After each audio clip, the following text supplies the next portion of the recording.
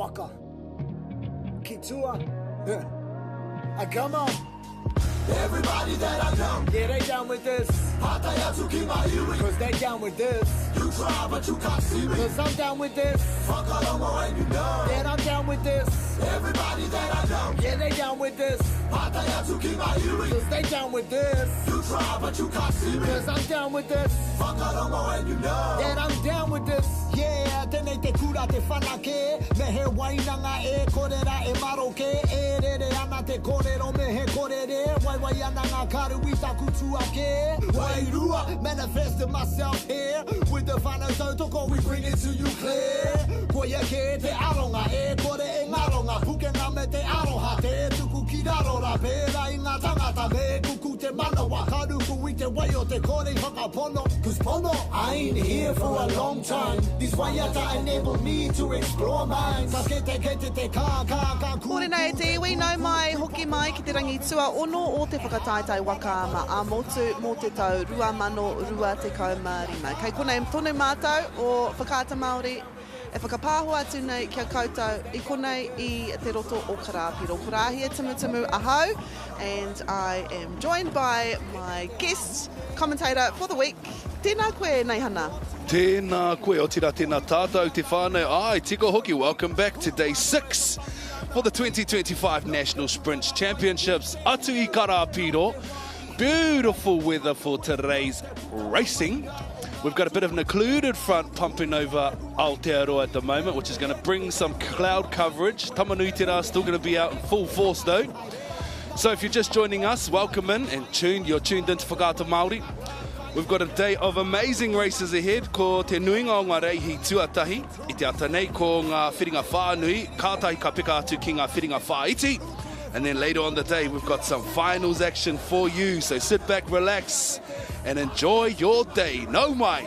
Yep, today is all about strength, endurance and unity as we focus on the 1,000 races and also a few W12 events. We'll also have a few corporate events too. That's an opportunity for businesses. Paki, huri noa te motu nei, ki te whakataitai. You'll be able to get a taste of what it's like to be a paddler here at the Nationals. We acknowledge all the paddlers, the whānau and supporters who have come across the country to be part of this incredible event as we prepare for our first race of the day. You are the heart and soul of the sport, and your passion and dedication inspire all of us. The 1,000-metre races will showcase resilience and determination, while the W12 events highlight teamwork and the power of coming together as one. May today bring peace, joy and a celebration of the spirit on the water and of the sport. We are very excited. Day 6, that means we have one more day to go following this day.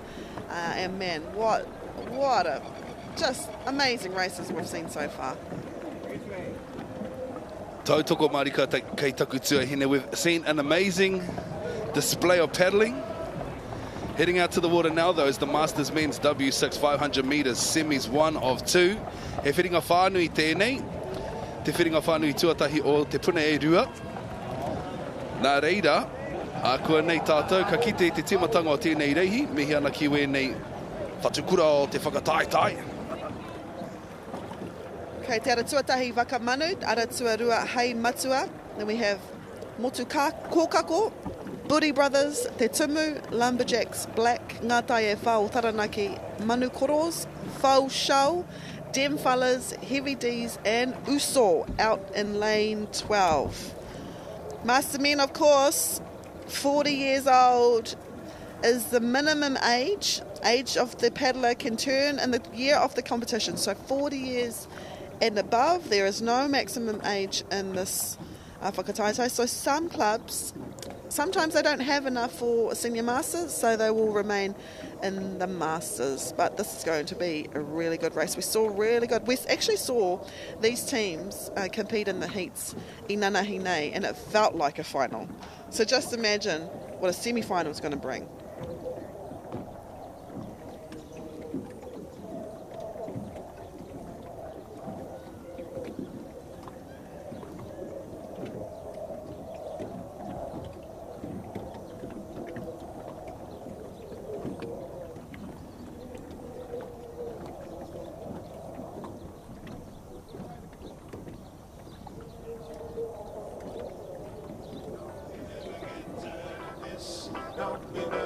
get tired.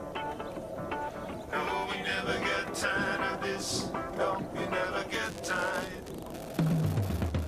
Sun up to sundown, got to keep working it. Sun up to sundown, got to keep working it. No, we never get tired of this. No, we never get tired. No, we never get tired of this. No, So we're just waiting for our teams to make it their way to the lanes, but we've got a team from Waka Manu. So Manuku Outrigger Canoe Club, they have lane 1 and 8. We've got 2 Heimatau teams in lane 2 and 4. That is Heimatua and the Buri Brothers. And then we've got 1 each from Ngāreikura, Tūranga Waiwai Waka Sports, Waitakere, Taranaki, Mitimitanga, Cook Islands, which means we'll be able to hear those drums. Korewe te haki mā mo te ata. Flying that white flag on the support boat there. Red flag goes up. They're basically on the line already, eh? They're keen. I was going to say, usually you see teams kind of stay at the first buoy for the white flag, but all of them are on the line. 2, 3, and I'm going to say 8. They need to back up. Otherwise, if we start this race with the green flag, with still the black flag flying, we could see a disqualification. It doesn't look like they're going to... Oh yeah, they're making their way slowly but surely.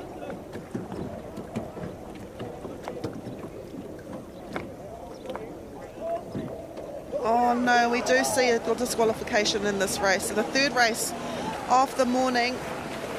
The strong start here in lane 1, 4 and 7. That's Waka Manu, the Buri Brothers and Ngātai e Whā o Taranaki. Bear in mind, this is a 500 metre race. And they are Waka Manu, Mark Malaki Williams and Brad Anderson in 1 and 4. They are steered, of course, by Rudy Williams, a team that has dominated in the Premier grade. Can they dominate in the Masters grade? The Buri Brothers, your whanaunga. It'll be interesting to see the outcome of this race. Actually, yeah, ai ko te nuinga o te rapoti I Rotorua. The uncles from club, all the way back from home in Rotorua.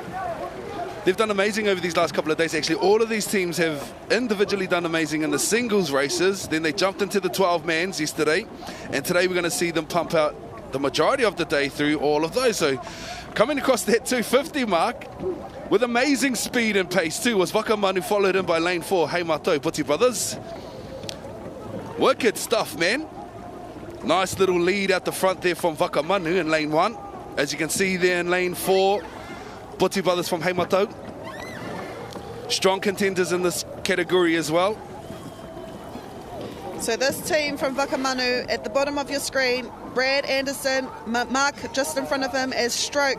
You've also got Matthew Pym, Rudy Williams in steering, Sam Misiepo and also Daniel Tolua.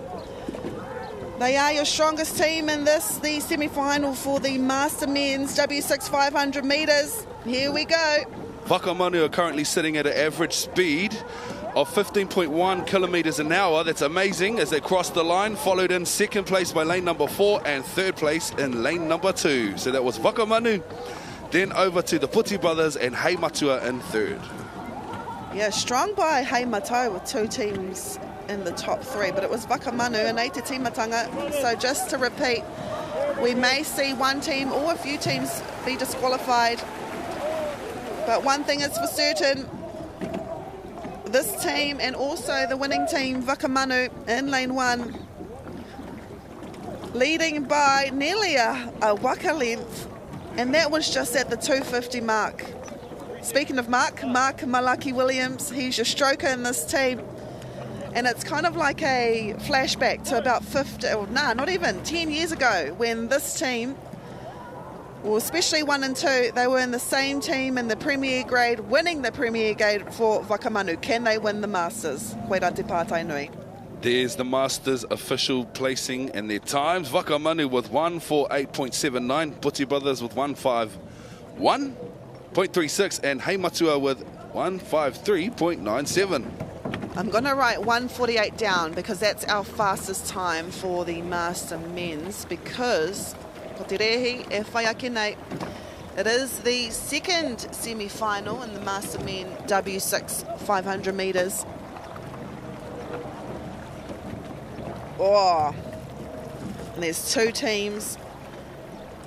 One team from Horota Waka actually placed second in this category last year. I only remember because their name was Turanga FM Paikea Masters.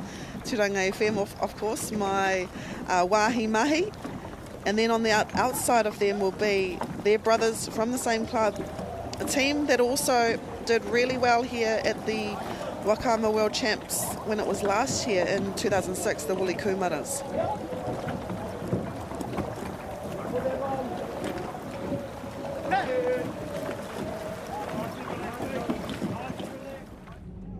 I like to apple and bananas. I'm from the rest. In a crash, your car is your last line of defense. What if it's not as safe as you think?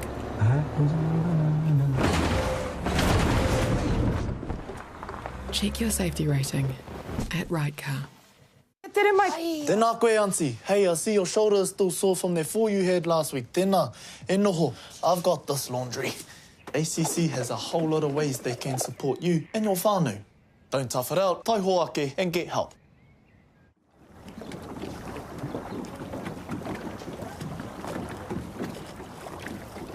And we are preparing for the second semi-final in the Master Men, which feature Taniwha Penula, of course. There's Jeff Gai. He was monumental in his team's success in the heat yesterday. He's a steersman in the 1,000 metres. Can they do well in the 500 metres? In lane 1, Paikea Masters, Aotearoa Woolly Kumara Masters. See you Sundays in 3, Tuitonga in red, and 4, Peneula green, and 5, 6 is Peneula orange. Mango Taniwha in 7, PCT Masters men, and 8, Hayata at ankles at 9, Kawhi at ankles in 10, and Motutu Araro Motakuhe in 11, Lumberjacks red in 12. Also, hei whakamohio atu ki a koutou, tēnā whaki atu, kōrero atu ki o koutou whānau. If you are asked on Facebook to sign up to something to watch our coverage via Whakaata Māori, please encourage, especially our pakeke, that you don't have to pay anything. I know that a few pakeke have been scammed, having to give over credit card details. This coverage, courtesy of Whakaata Māori, is going free to air on Māori Plus, Whakaata Māori website. So please, if you know or if you see anything like that online, report it. I te mea kei te he ngā kōrero. I feel sorry for our kaumātua having to get scammed like that just to watch, their whānau, their mokopuna, and also maybe their tamariki. Also, if you wanted to keep up to date with the live progressions throughout the day, head over to www.wakaama.nz/live results. There you'll be able to keep up with the times, official times and placings of all our progressionary races, preliminary races throughout the day. Keeping your finger on the pulse, as you can see on screen now, Tuitonga. Tuitonga from Tuitonga Canoe Club. Another stacked race for the 5th race of the morning. This is the Masters Men's on the water W6 500 metres. He whiringa whānui tēnei, te whiringa whānui tuarua tēnei o ngā mea e rua. So this is the final of the semis for the morning for this particular heat for the Masters Men's. This is a team from Horota, right? The seat number 3 right there, lane 1, Kev Pewhairangi. He was asked last Thursday to paddle. I asked him yesterday, I didn't even know you were paddling. He said, nah, neither. I got asked on Thursday. Cheer. Must be nice. Setting up at the starting line now, at the default start line. White flag, red flag. as the tohu these Waka team now progress to the official start line, and if they're all in a line, then they'll get a green flag just like that. Nice start. Nice rolling start. I'm sure they'll all be happy. Quick to pump out the gate though in lane number 2. Willie Kumara Masters from Haruta Wakahoe Club. Yep, so in this team is Paul Anderson. He's there number 4. You've also got Bruce Campbell there. He has been an original OG member of the Willie Kumara, as well as, I'm pretty sure that was Glenn. You've also got Jason Reti in there as well. Anei te ara tuatoru. Man, this is going to be another fast race. That's See You Sundays. Engari, ko tēnei kapa, Willie Kumaras. Te ara tuarua. Ia tātou e koki ana ki te halfway to halfway, 250 metres, because this is a 500-metre race. Pump through that 250 mark now. Our Willie Kumara brothers on the outside of them. Peneula green by the Ahuane, by the looks of it. Done an amazing job to get up and off that line now, and now they're going to try their best to gun down the front runners in this race, which sits in lane number 2. Currently pumping out with an average time of 14.4 kilometres an hour. That's fast. At the moment, so we can see Willie Kumara are first, but look out there, lane 4, Tui Tonga Red from Tui Tonga Canoe Club. And I'm going to say, and I'm not being biased, but it might be Paikea Masters here, closest to us, lane 1. Anei, ko Peneula Green from, of course, Peneula. In this team, you've got Kisione Whanua, you've got, I'm pretty sure I saw Pari Rimini in there, and I saw Māori tere. Ngari, koe nei te toa o te whiringa whaiti tuarua. Lane 2, Willie Kumara, followed by Peneula Green, and now, of course, Paikea Masters with 3rd. Jason Reti there in the powerhouse with Paul Anderson. Of course, Bruce Campbell steering that team, and of course he would be steering that team. That I'm pretty sure he came up with the name, or he's been the OG member of Willie Kumara, who actually had a good start, strong start there, bolting out of the blocks. Closely followed by this team, Peneula Green.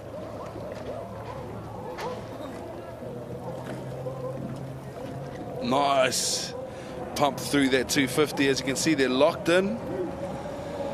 They're in sync. The timing is incredible. Beautiful positioning in that Waka as well. Amazing work. That's what makes champions. Was all those pieces fall into place. As you can see them come across the line now to complete race 329 for the competition. Senior Masters Men's. No, Masters Men W6 500. So Wakamanu got a time of 1:48. Willie Kumara Masters with a time of 1:50. Peneula Green 1:53. And Paikea Masters with 1:57.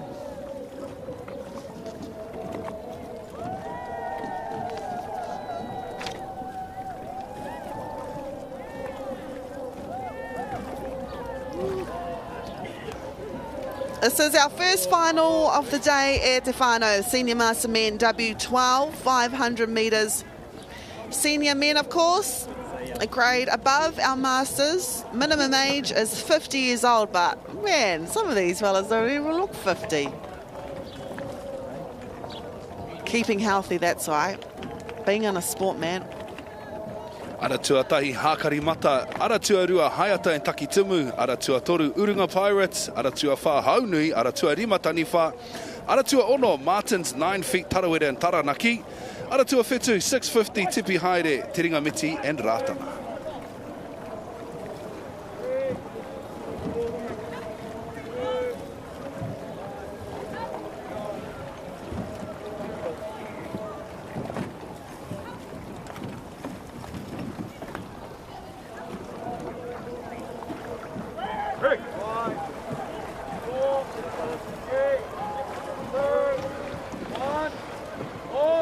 Waiting for this green flag, and it's a clean start for all teams in the W12 first final of the day. Anei Aturanga Waiwai, Hakari Mata, Ara Tuarua, he Kapa Hanumi between Hayate and Takitimu. Ururangi Pirates from Parihaka Wakama Club in 3. And they are Honui, Ngāti Voyaging Trust in 4. Taniwha Outrigger Canoe Club in 5. And this is what we're seeing at the moment as we near the 250 mark. All of these teams have progressed beautifully off that start line. In the lane 1 though, from Tūranga Waiwai, with an average speed of 15.5 kilometres per hour as they pump through that 250 mark. On the inside of them though, in lane number 2, Te Urunga Maitera, Hayata and Takitimu, their rate is going now at 15.5. Lane 1's bumped up to 16.9, which shows the speed and the pace that these men are able to create within these Waka. That's fast. That's fast on land, so that's incredibly fast on water. Now, as you can see, they've just pumped through that 150 mark. Very, very shortly, you're going to see them push that nos because they know it's a whiringa toa. They want to do everything they can to potentially secure the first podium finish for the afternoon here at day 6 for the whakataitai. Pumping down the course, Tūranga Waiwai and Tūranga Aotearoa in lane number 2. Paikea on the outside of them in lane number 3. Top 3 contenders, the top 3 fastest lanes for this whiringa toa. Who will it be? Definite winners and taking the first gold for Te Rei in lane 1, Tūranga Waiwai, Hakari Mata. The winners of your Senior Masters Men's W12 500 final, Te whiringa toa tuatahi mo te rā. Yeah, it's not even 9 a.m. yet, and we've already seen a team get a gold. And what a way to start your morning. They'll be able to have breakfast now. Nice. I was just about to say that. What a early final. Nicely done, gentlemen. I'll be going up to the stores to go and get me a burger or something. And hey, te timatanga, this is the start.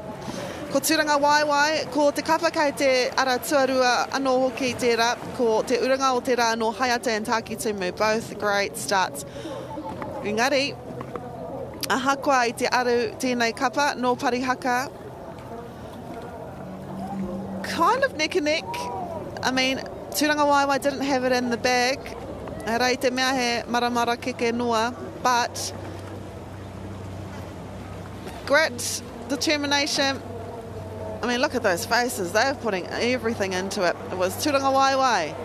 Ko Tūranga Waiwai tērā, ko kapuaki te mea te rakaura, tuatahi o te rangi. Anei te arapautama mo te reihi first, and your gold recipients, Hakari Mata, with a time of 152.84. Your silver recipients from Ururangi Pirates, 153.76. And your bronze medal recipients for the Senior Masters Men's W12, Hayata and Takitimu with 153.97.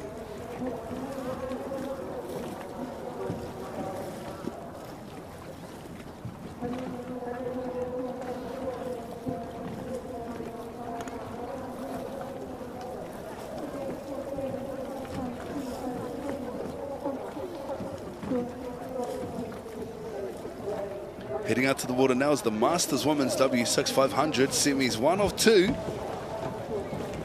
Ko ngā aunties e nei.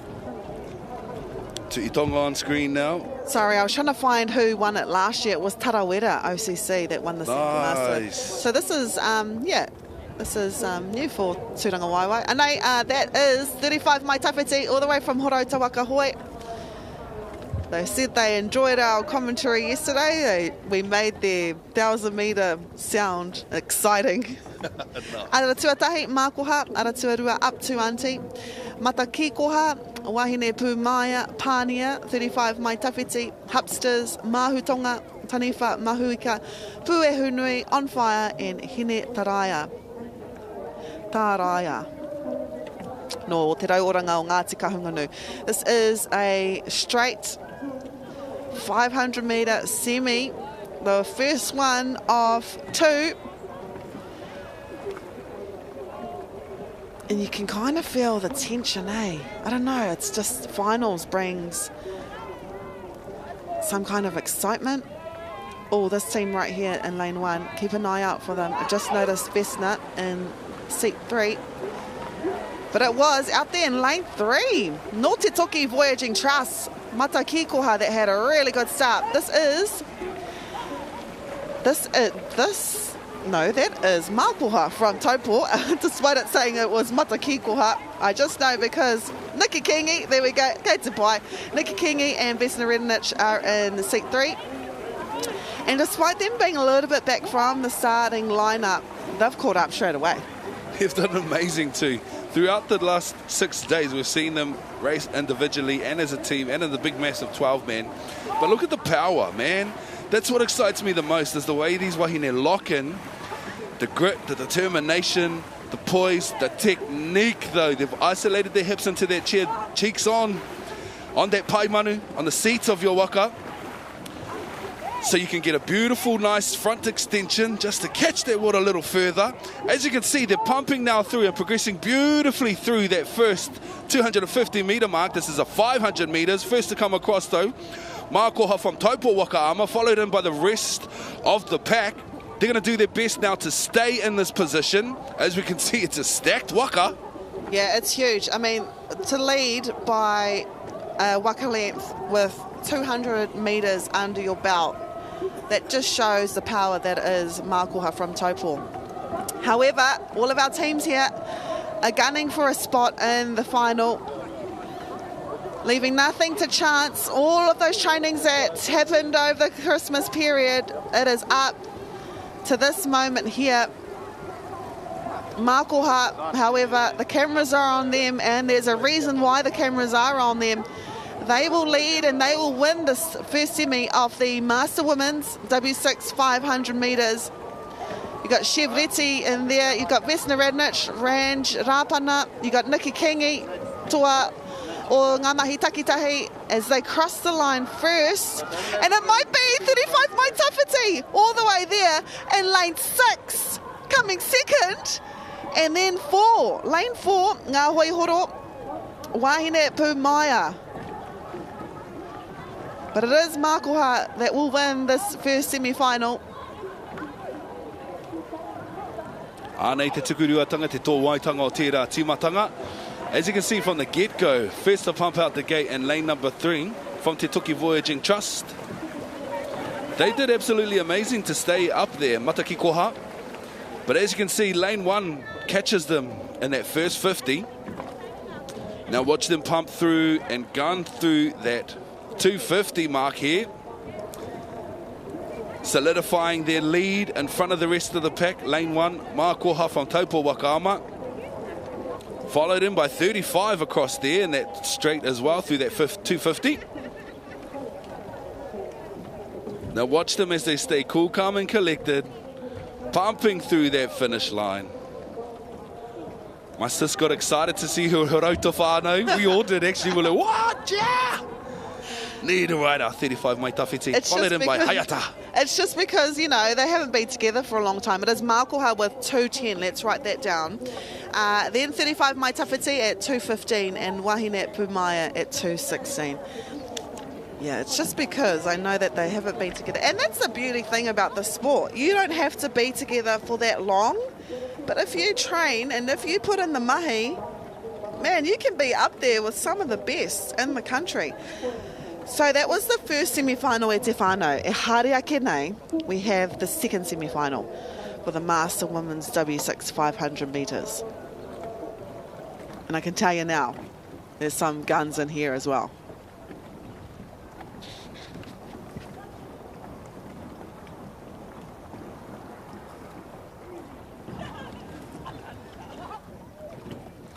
Ara tuatahi taniwharoto wahines, ara tuarua kānoa, tua toru fireworks, ara tua wha amohia, ara tua rima heilala, ara tua ono manawa nui, ara tua whetu straight out of Portage, the fires in 8, tuna tahi metes in line, Vitigi taua in 10, Hine Maya in 11, te awa I Takapū Fire in 12.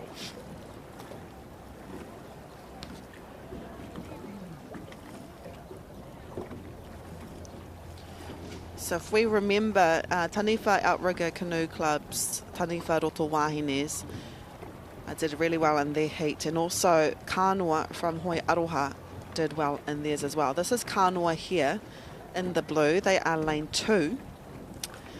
And it'll be good to see, I mean, all of these teams go at it, but it'll be good to see lane 1 and lane 2. Anei Te Aotearoa, steered by Piata Melbourne. There at the back there. Ka pai koe Pē. As they head out to their start.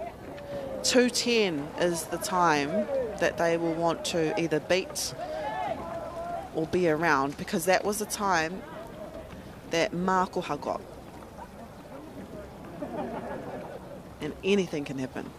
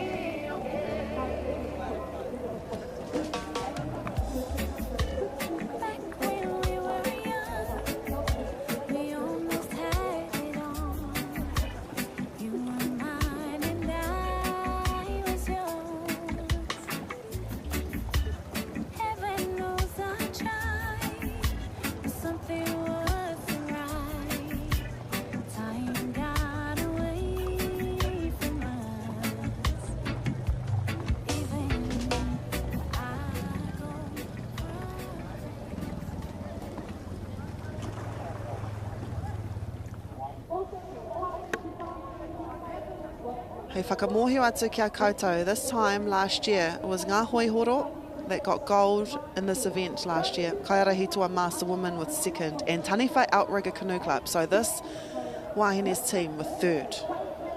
They are in lane 1.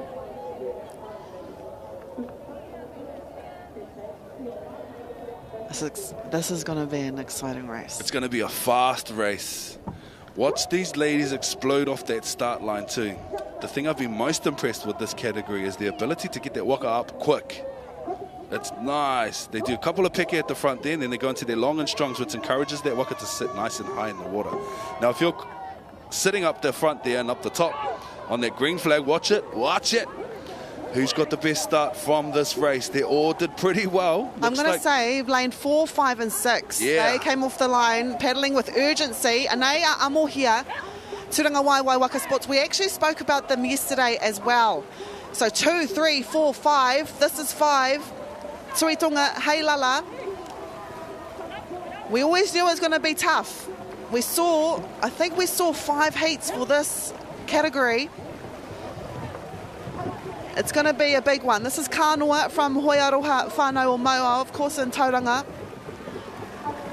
But it's out there, lane 6 at the moment. Lane 6, Manawa Nui. This team right here, Manawa Nui, showing Manawa Nui, in fact, from Waikato Dragon Boat and Race. As we near the halfway point. Stunning work. I think number 2, lane 2, has just pushed their waka a little bit forward of the pack. That's our Hoiaroha Whānau o Maua, Kānoa. Yep. First to come across then, coming across in 6. Second to cross that line, Manawa Nui. Doing amazing. Nice. They're all definitely locked in. Nice change over there too. Nice and clean. Look at that front arm there. It's nice, locked. Pulling, enjoying, pushing with that top arm. Nice, stunning work from this waka here. Working together beautifully. Waikato Dragon Boat and Wakaama Manawa Nui. This is 6, Manawa Nui. And when we see the shot, we know that we are nearing the end of the race. The top teams of this race, of course, go to the final, which will be held tomorrow.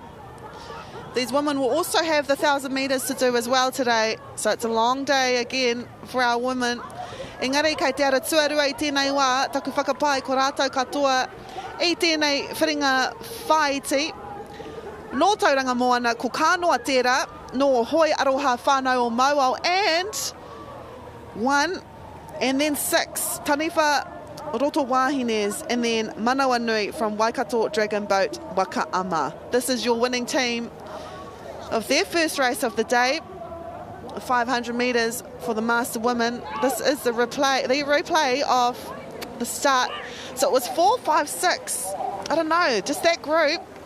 Aggressive launch there. But 2 and 1, slowly creeping back. This team from Manawanui should be proud of their efforts. One of the best starts in this race. At halfway though, it was Kānua, eventual winners, that kept going. Stunning work too. They held and maintained average speed of 9.7 kilometers per hour. That's beautiful. That's fast and consistent too. That was consistent across the duration of that race. That was the average speed.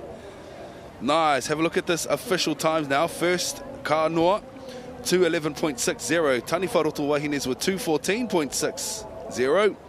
And third, Manawanui with 2:14.65. So Mākoha, the winner of the first semi, got a time of 2:10. So what a final that's going to be. It's going to be a close final, man. Exciting. From there, we now head on to our double hole. It's another final. He whiringa toa e kaina mun mai nei e ono ngā kapa kei tēnei wāhanga for the J19 Tāne W12 500 metres.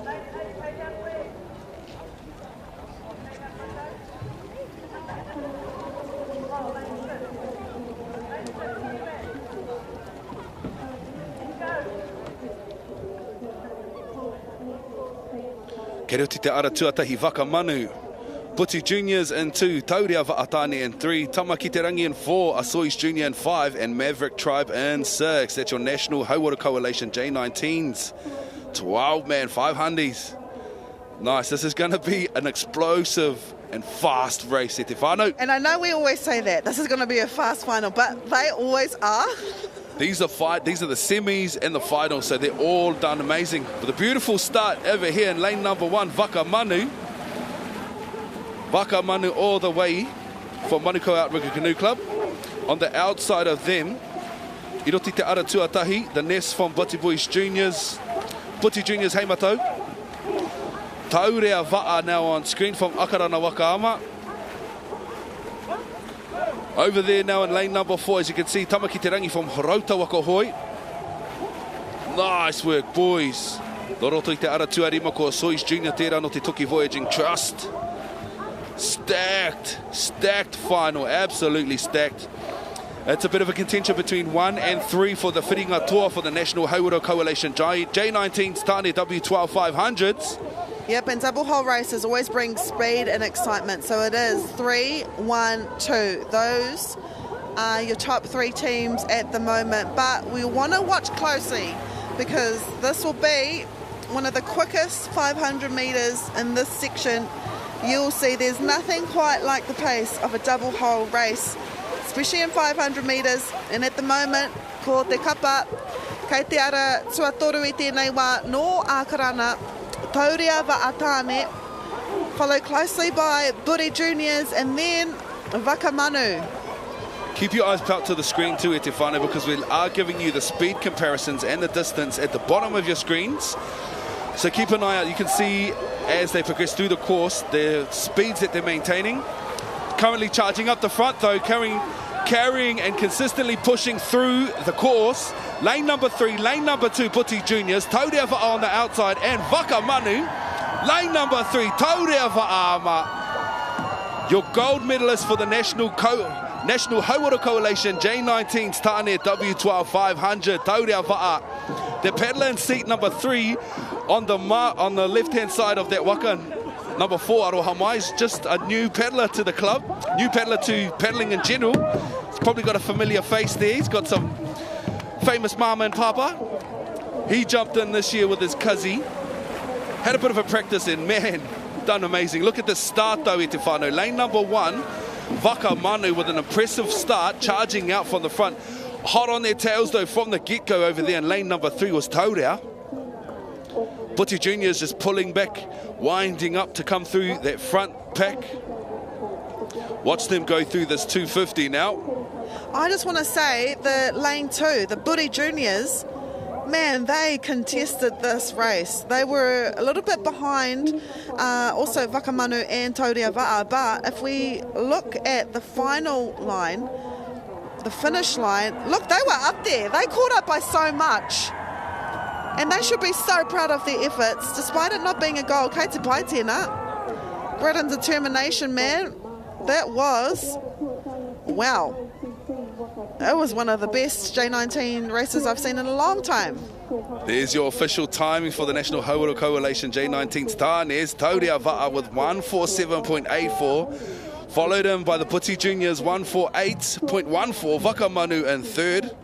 Whaho, those were the three fastest, and your three podium places: gold, silver, and bronze.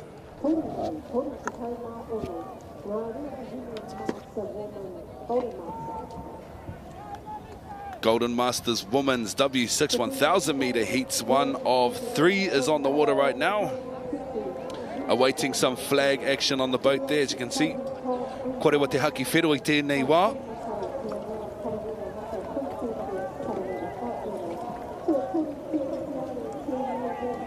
Haki kakariki. Nice consistent start there. On the water is the Golden Masters Women's W6 1,000 metres. These are some of the more experienced paddlers on the water. Some of our eldest to the competition as well. Mihana kiwene kuia. Again, they're going to complete a series of 3 turns. Hashtag horo on screen now. In lane 4, Ngā Hoi Horo, Outrigger Canoe Club. They are current leaders for the Golden Masters Women's W6 1,000 metres. Ko kaha ki te arātau I roto I ngā whiringa whaiti anō hoki. Ngā whānuis, mo taku he. Manu whai on screen now for Manukau Outrigger. Rāwe tō rātau mahi. But charging and leading the pack at the front there, and te ara tua whā ko Ngā Hoi Horo, Outrigger Canoe Club, hashtag horo. On their tails there though. Rerenga Tahi Tai Kōtuku in 5. Hayata Ocean in 7. Karawhiti Kuia. Ahakoa te Kuia te Tīnana. Ko te Waiaro he rangatahi toni. Amazing. Pumping around that first turn for them. Absolutely stunning. Grace, poise. Focus in lane number 4. Lane number 3's in now too. Lane number 2's also in. That's Rātana Pā in lane number 2. Manu Whaia from Manukau in lane number 3. As they now head back down that 250 straight to complete their second series of turns. On the water in lane 4, beautifully strong. In time, 3, 4. Some familiar faces in that boat there. Nice comfortable lead, pumping up the course. Te ara tua whā Ngā Hoi Horo Outrigger Canoe Club, hashtag horo. Ai, ko etahi o ngā kanohi. E mōhio tiana ko ngā Rhonda Williams, ko ngā Nairi Kings, ko ngā Moana Eruera, ko ngā Kei Rātana, Henrietta, me Gayleen, katoa kei roto, kei te rā waka o te ara tua whā, hashtag horo. Kei roto mai I a rātau, ko te kapa e tai tuarua mai ana. Ki tāku e ki tēnei a kene ko Manu Whaia, no Manukau o te ara tuatoru. Te tuarua o ngā hurihanga, ko te kai urungi kei te arahi. Ka tīmata ki te arahi tō rātau waka, ki roto ki tēnei hurihanga ka mahi hoki, tērā kei te tūru tuatahi me te tūru tuarua I tāna mahi urungi mai mua. Kia rite, e ai ki tā te kai urungi ki te ai, ka tahi ia ka ki ai, ki era o te tūru tuatahi me te tūru tuarua kia tīrau. Draw. Pērā nā no hoki, e te awhina tia te tūru tuatahi me te tuarua e te tuatoru. I tēnei hurihanga. O rātana pā tērā, te whare mārama o te ara tuarua. Engari kua puta nei, hashtag horo. E ahua tuana ki te hurihanga whakamutunga. I nā koa he kotahi mano mita te roa o tēnei rehi.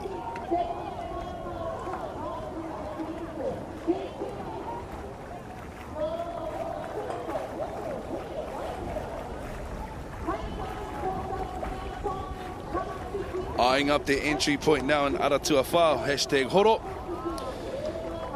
They're contenders though. From Manuko outrigger in 3, Manu Fire, hot on their tails. Doing an amazing job too. Watch how they align their waka and pick their entry path. They're not contesting today with Tawhiri Mātea. There's a little bit of a wind happening, pushing through the top end of their course, as you can see with the flags. Lining up now to pump in. The third and final turn for them in lane 4. Hashtag horo. Nicely done as well. Beautiful turn.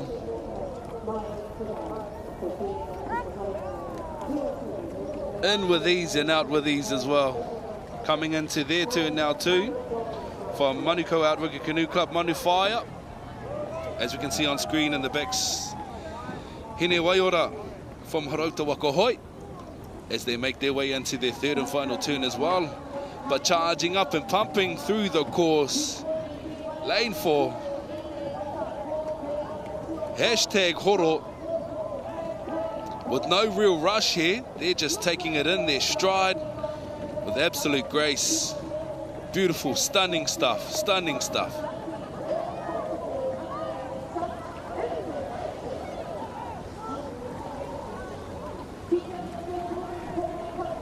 Nei, e umai nei, ki uta, ka tai papatu atu ki ngā whiringa whāiti. Ko ai, ko hashtag horo. Nei, te harai te mea, e nui te mā harahara. I nā kua, takiwa, o te whetu waru waka, te whānanga, o tēnei waka tēnā i era e taituarua mai ana. Ai, tīmata hohoro, me ko te uira e papāna, me ko te whatitire e papāna, ko te uira e kanapu ana. E ki te ana koe, i tētahi kanohi, aro tau, mōhio, ki tāna e pīrangi nei, hiakai anō hoki, hiakai ki te mētara kōura, tīrau mai ana ko te ihu ki te wā kāinga, koe tēnei ko te ruarau 50 tōtika.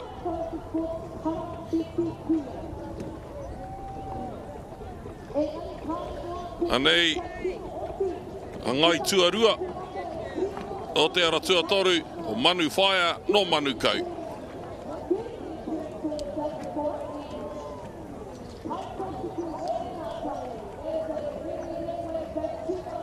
Have a look at those official times for the Golden Masters Women's W61000. Tai tuatahi mai, hashtag horo. 558.81. They had a consistent speed of 11.4. Lane 2, off second to come across the line, Manu Fire with 624.93. And third, Hine Waiora with a 645.48. Beautiful.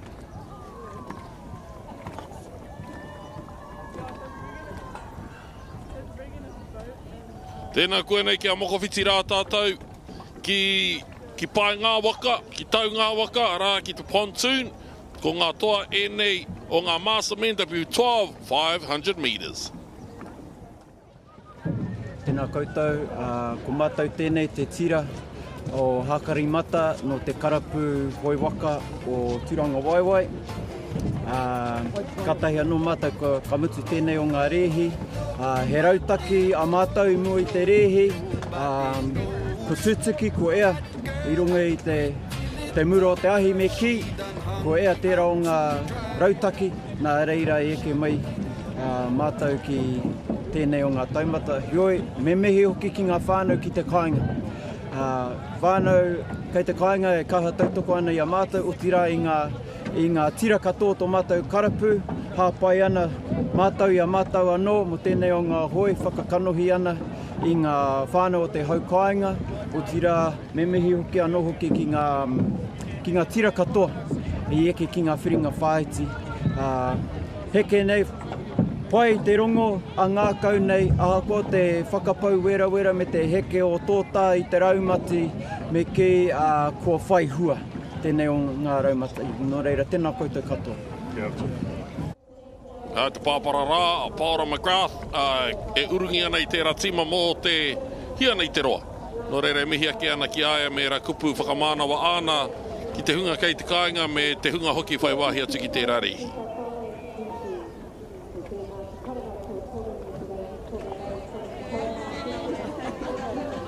Golden Masters Woman, ko ki te aketia, ko te Golden Masters Woman anō tēnei. Hiti, whiringa whā, nui, tuarua o ngā mea e toru ko wai tērā, ko wai takere, engari, kei kone kei te ara tuatahi, ko ngā kai tiro toho rā, no hauraki, i wahotu i a rātou TNT, 6 Shades of Grey, wahotu i a rātou taniwha pūpuke wāhine, tai toke rau, Waka on Fire me wai punārangi.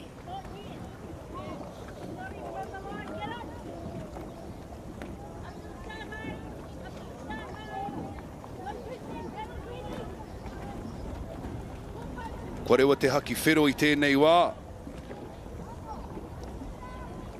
Mo te rei hi, toru rau, toru te kau mā whā. Golden Masters Women te haere ake nei. Green flag for them. Nice starts. They all charged up with a blanket start across the course. The top 3 competitors in this heat. The fastest times with those first 3 lanes, 2, 3 and 4. 3 and 4 pumping away now, stealing that lead. Atu i te ara tu toru, ko taniwha pupuke wahines on the outside of them. Kai hoi o Ngāti Rehia, tai tokerau, GM Dub. Rau e nei whā, e nei kuia. Lane number 1, stealing the lead from them though in lane number 4. Hauraki Waka ama ngā kai tiro toho rā. Doing amazing work as they've gunned down now that first 100 meters of the course. Tai Tokero GM Dubs Kaihoi o Ngāti Rehia on screen now. As you can see, some familiar faces in that waka too.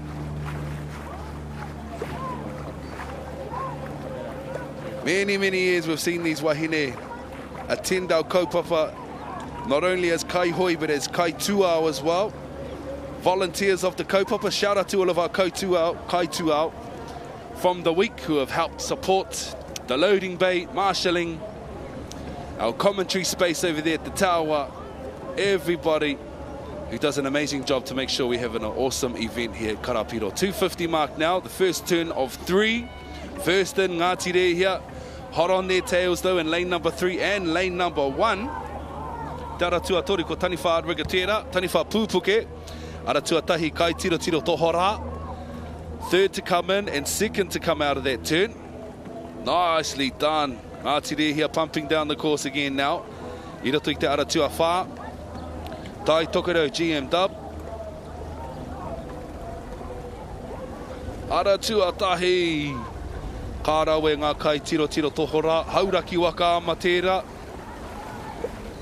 They're just about to eat up 3/4 of the course now. No, my apologies, half. This is a 1,000-meter turns race. So they've still got 2 turns to complete before they can make that 250 dash down back to the finish line. Anei, e ahu mai nei ki te hurihanga tuarua. E ki te mai nei koutou kei te ara tuatahi ko ngā kai tiro toho rā. E waho atu i a rātou o te ara tuatori taniwha pūpuke wāhine. No te taha raki o Tāmaki Makaurau, te roto pūpuke.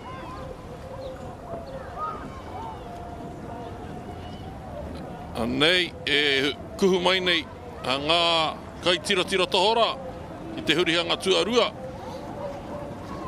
Mahi ana te kai urungi i tāna mahi.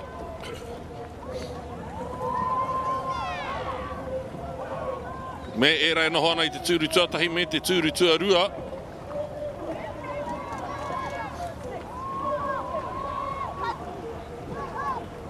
Ai, kua puta nei. Ngā uauatanga o tērā hurihanga.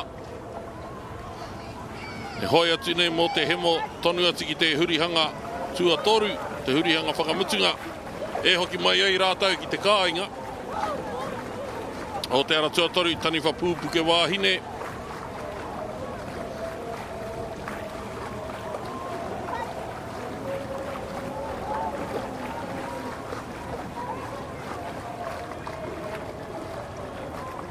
Ai, kei mua e haere ana.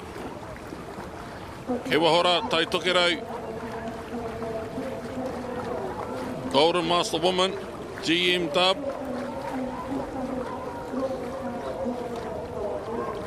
Te hurihanga tuatoru.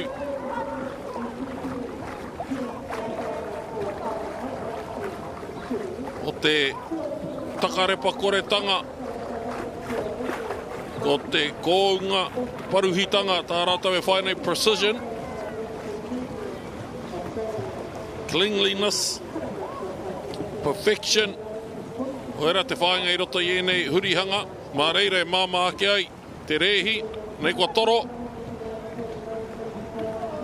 Tēnei o te tūru tuarima. Ahua tō muri pēr rā te tohu I te kāhui. Kia pēnei kia pēra. Nei, ki te mai nei koutou, kua kātata ake te ihu o tani whapūpuke wāhine ki ere o ngā kai tiro toho rā.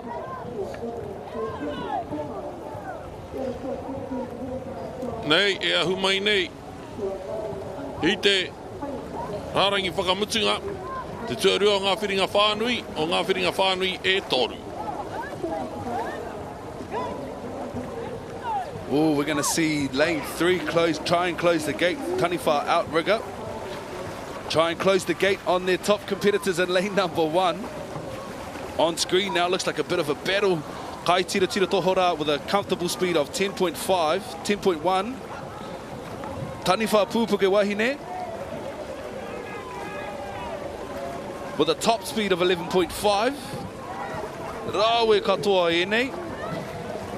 A koe nei tātou ka kite I a rātou e tūwhera nei taua keti anō. Ka whakapau te penehene I roto I a rātou to secure their place ki ngā whiringa whaiti later on this afternoon and potentially progress on ki ngā whiringa toa. Ara tuatoru, ara tuatahi. Ko wai kahua, ko wai ka tohu. Who can empty out the tanks now to secure their next slot of progression races? Ara tuatoru. No roto mai o Taniwha Outrigger Canoe Club, Taniwha Pupuke, followed in by ngā kai tiro o Hauraki. Mihi ana kia koutou e nei kuia, e nei mārei kura o te whakataitai.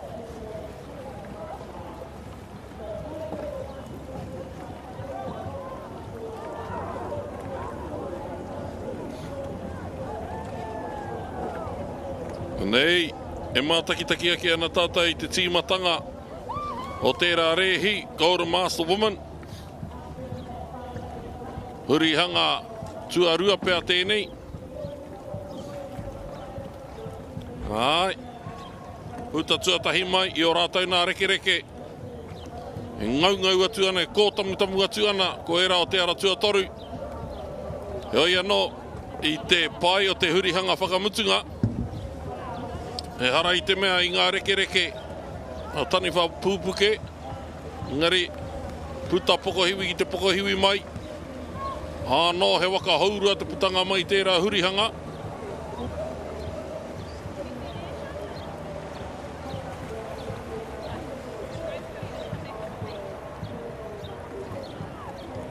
Nā e pērā tonu ana, a unoa. Taniwha Pupuke wāhine, hara I te mea I a rātai te tīmatanga pai, engari, e ko tahi mano mita te roa tērā rehi, Taniwha Pupuke wāhine, ko te wāki a rātai ono mene ti rua, te kaumā rua, tahi he kona I muri mai, ngā kai tiro, ono mene ti tori te kai he kona ko tai toke rau, Golden Master Woman.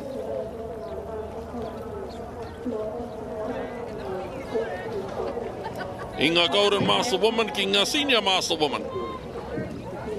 Ko ia tēnei, ko te rehi W12, Waka haurua, 5 mita.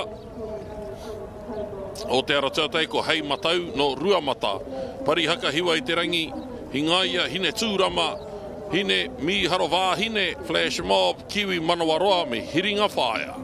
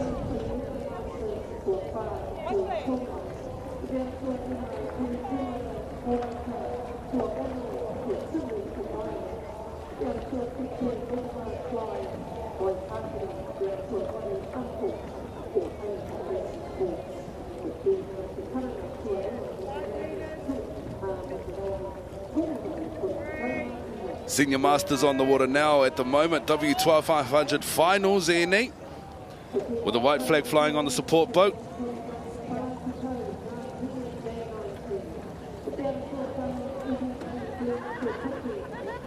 Oh, these fire are ready for this finals. They've worked hard over the last 2 days to progress to these finals this afternoon. Got to catch up with most of these teams just tipi haere ana throughout the event over the last couple of days. They're all ecstatic, just pleased to be here and excited to be representing in this finals today. Red flag flying on the boats.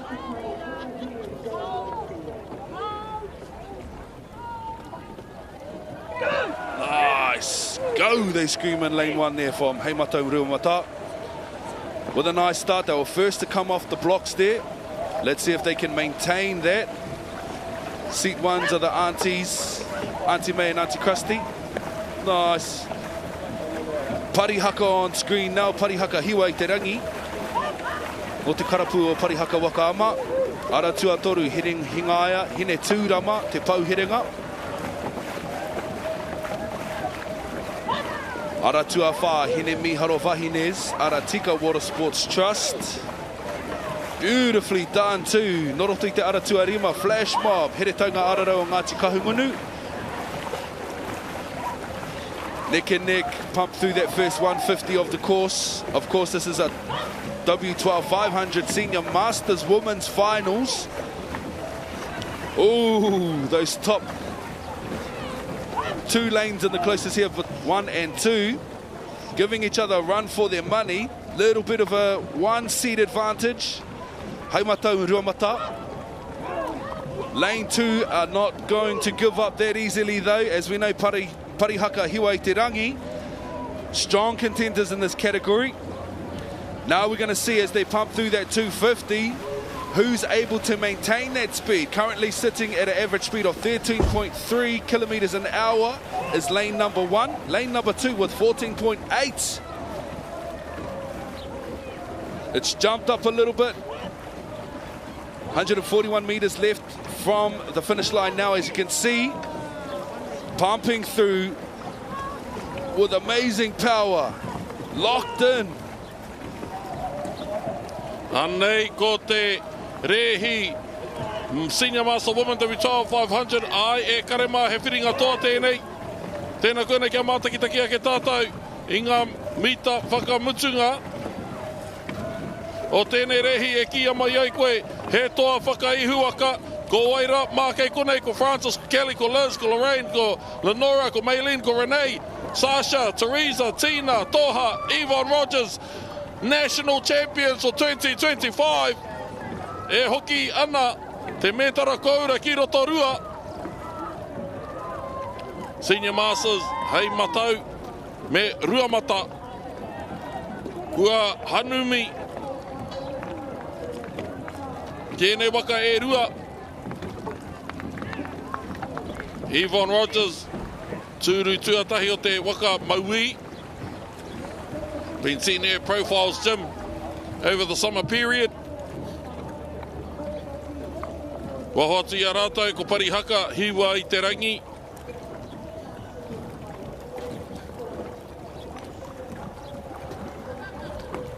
E hara hoki tēnei ia pari haka o te uru o Aotearoa, no te taitoke rauke. Hei matau in yellow. Ruamata in blue. Nice, the Auntie's be wrapped with that. Congratulations, Auntie. First, Hei Mātou Ruamata, 216.09. Parihaka Hiwei Te Rangi, 218.65. Hingaya and Hine Tūrama from Te Pau heading at Te Pairangi with 2.2357. Oh, Daya.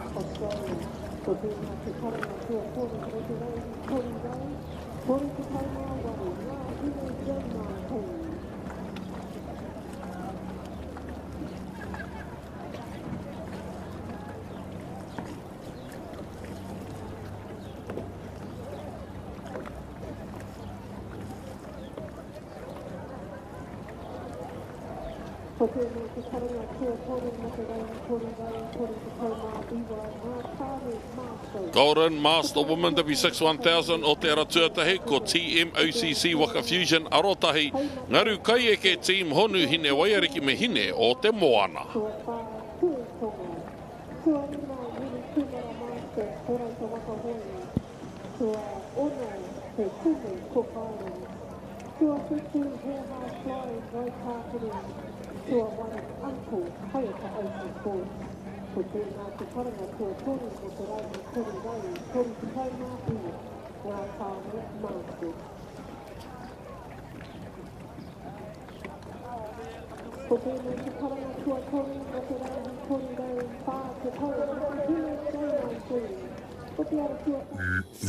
I love you, insurance. That's what you think when you need to use it. But no one ever thinks that before they have to use it. So we're making it simpler to get, simple to change, simply helpful, and simple to claim. More yips, less snars, and not freaky to pay for. So how do you feel about insurance now? We'll take it. State.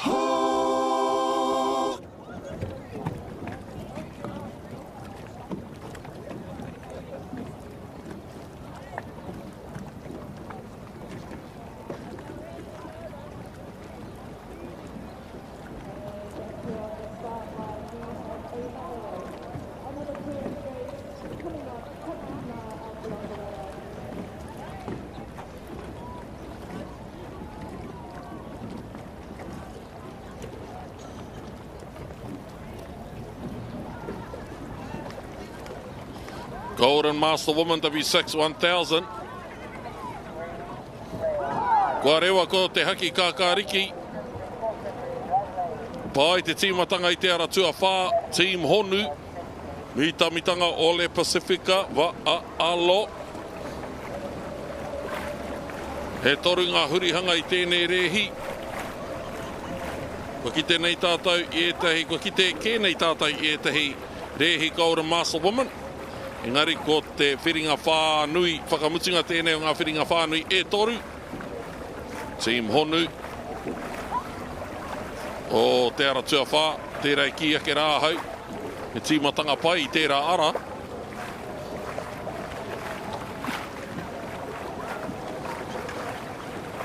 Ai.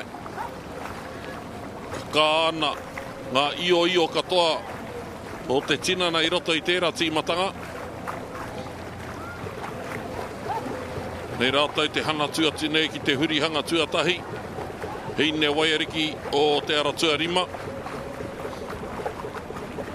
Hoki atu ko taua kōrero tonu rā, aha kua pēhea nei te pai o ngā ruarau rima te kau tōtika kei te ahuatanga o ngā hurihanga. E ahu atu nei mitamitanga. Kuhu tuatahi atu ko era o te ara tua whā, tua rua mai ko era o te ara tua rima. Ngari te kaha pai o te ara hurihanga i te ara tua rima. Kua tata ake te āputa, te whārua. I wainganui era o te ara tua whā me era o te ara tua rima. Ka noho ko i rā tētahi o ngā tohenga āhine ngaro.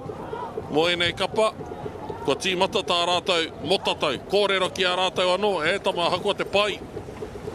O te ruarai rima te kau. Ia hua raru. Tērā hurihanga. Tata ake ai. Tata mai ai. Ko era o te ara o hine waiariki ki a rātou.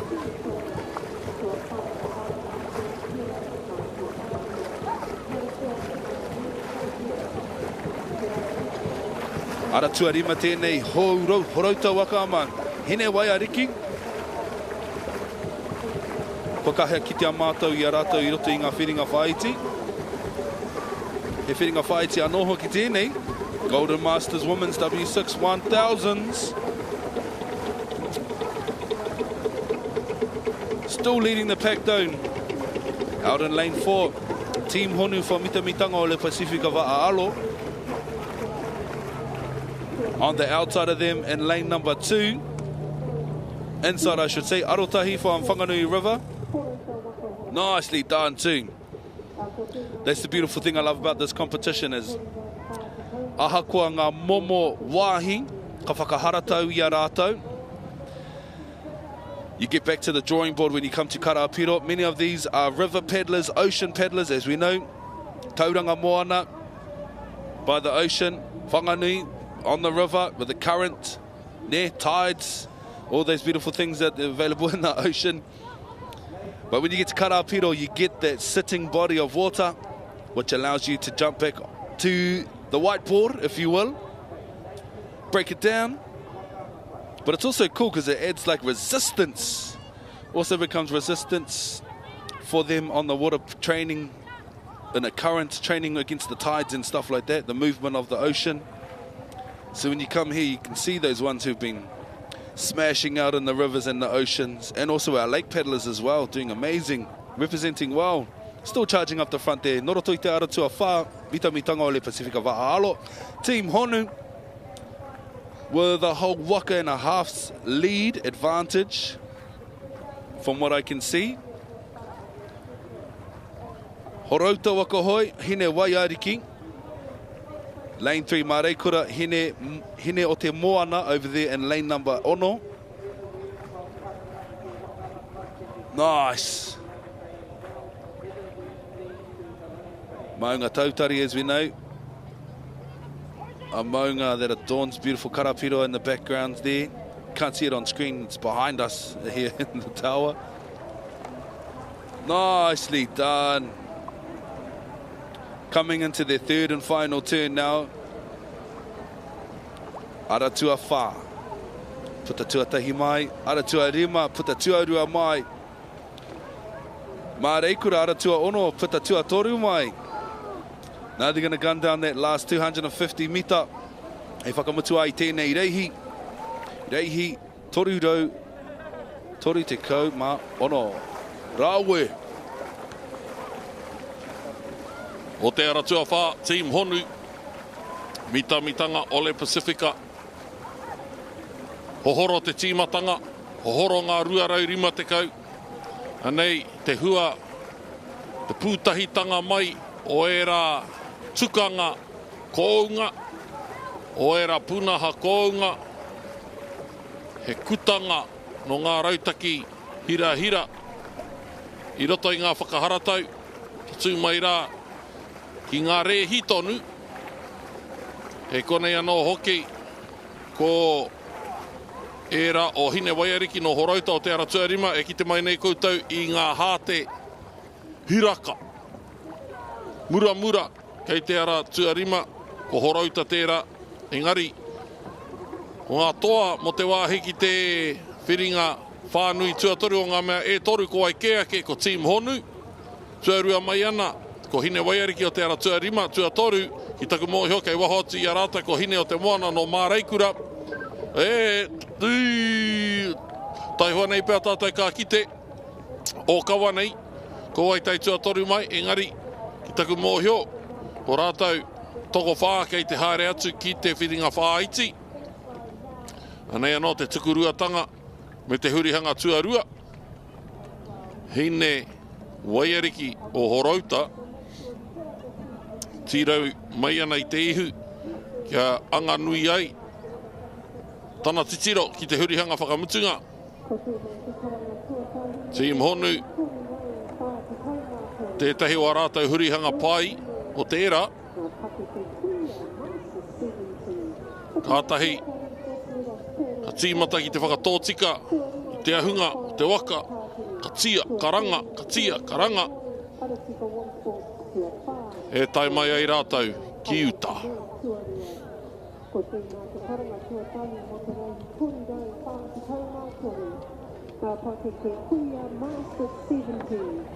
Mitamitanga ko ngā toa mo te whiringa whāiti whānui e haere atu ana ki te whiringa whāiti ko Team Honu hine waiere ki tuarua tuatori ko hine o te moana.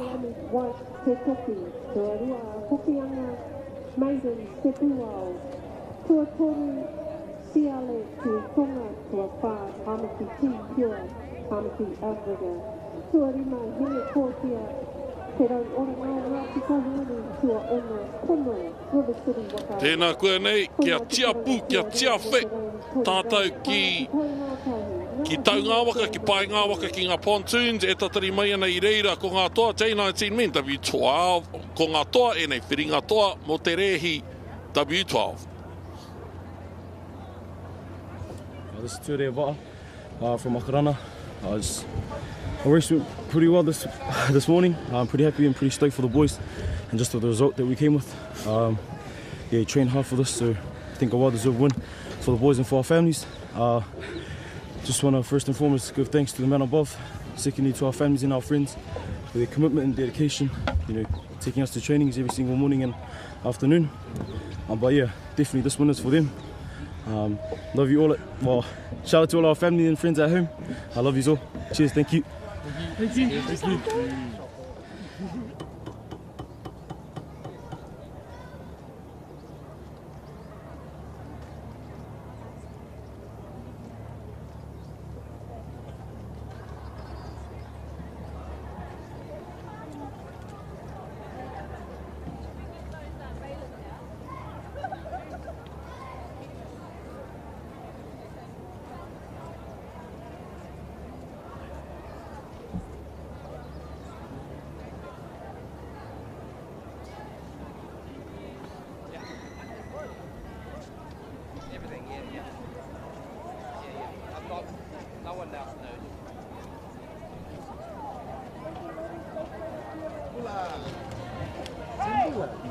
J19 women's getting ready to head out to the water. There's our whānau from Kaiwiti Va'a, Fiji.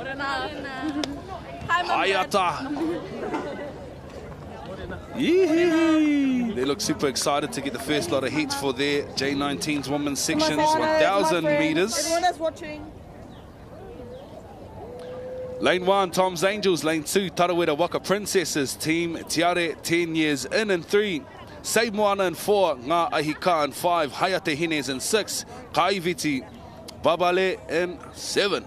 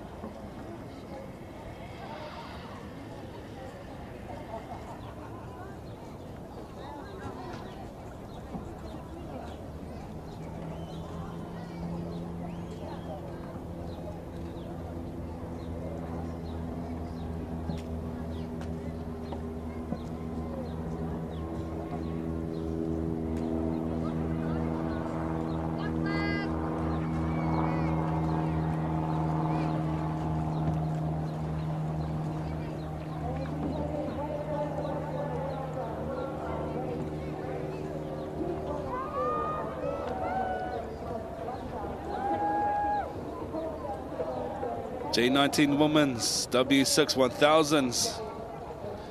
This is heat 1 of 4 for this category.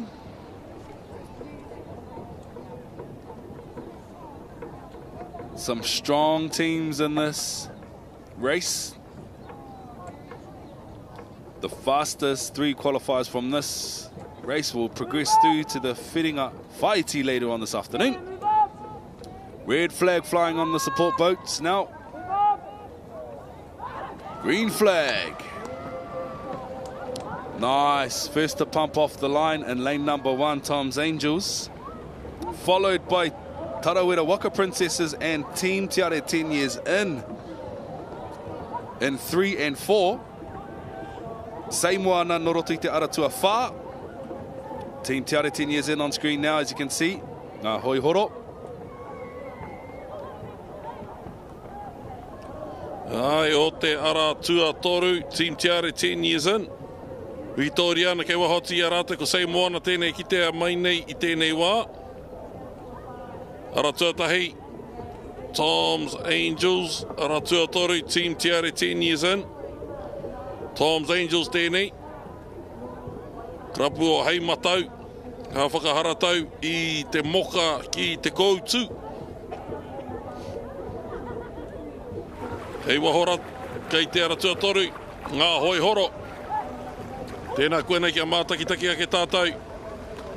Te ngāokitanga atu ki rota ki te hurihanga tuatahi.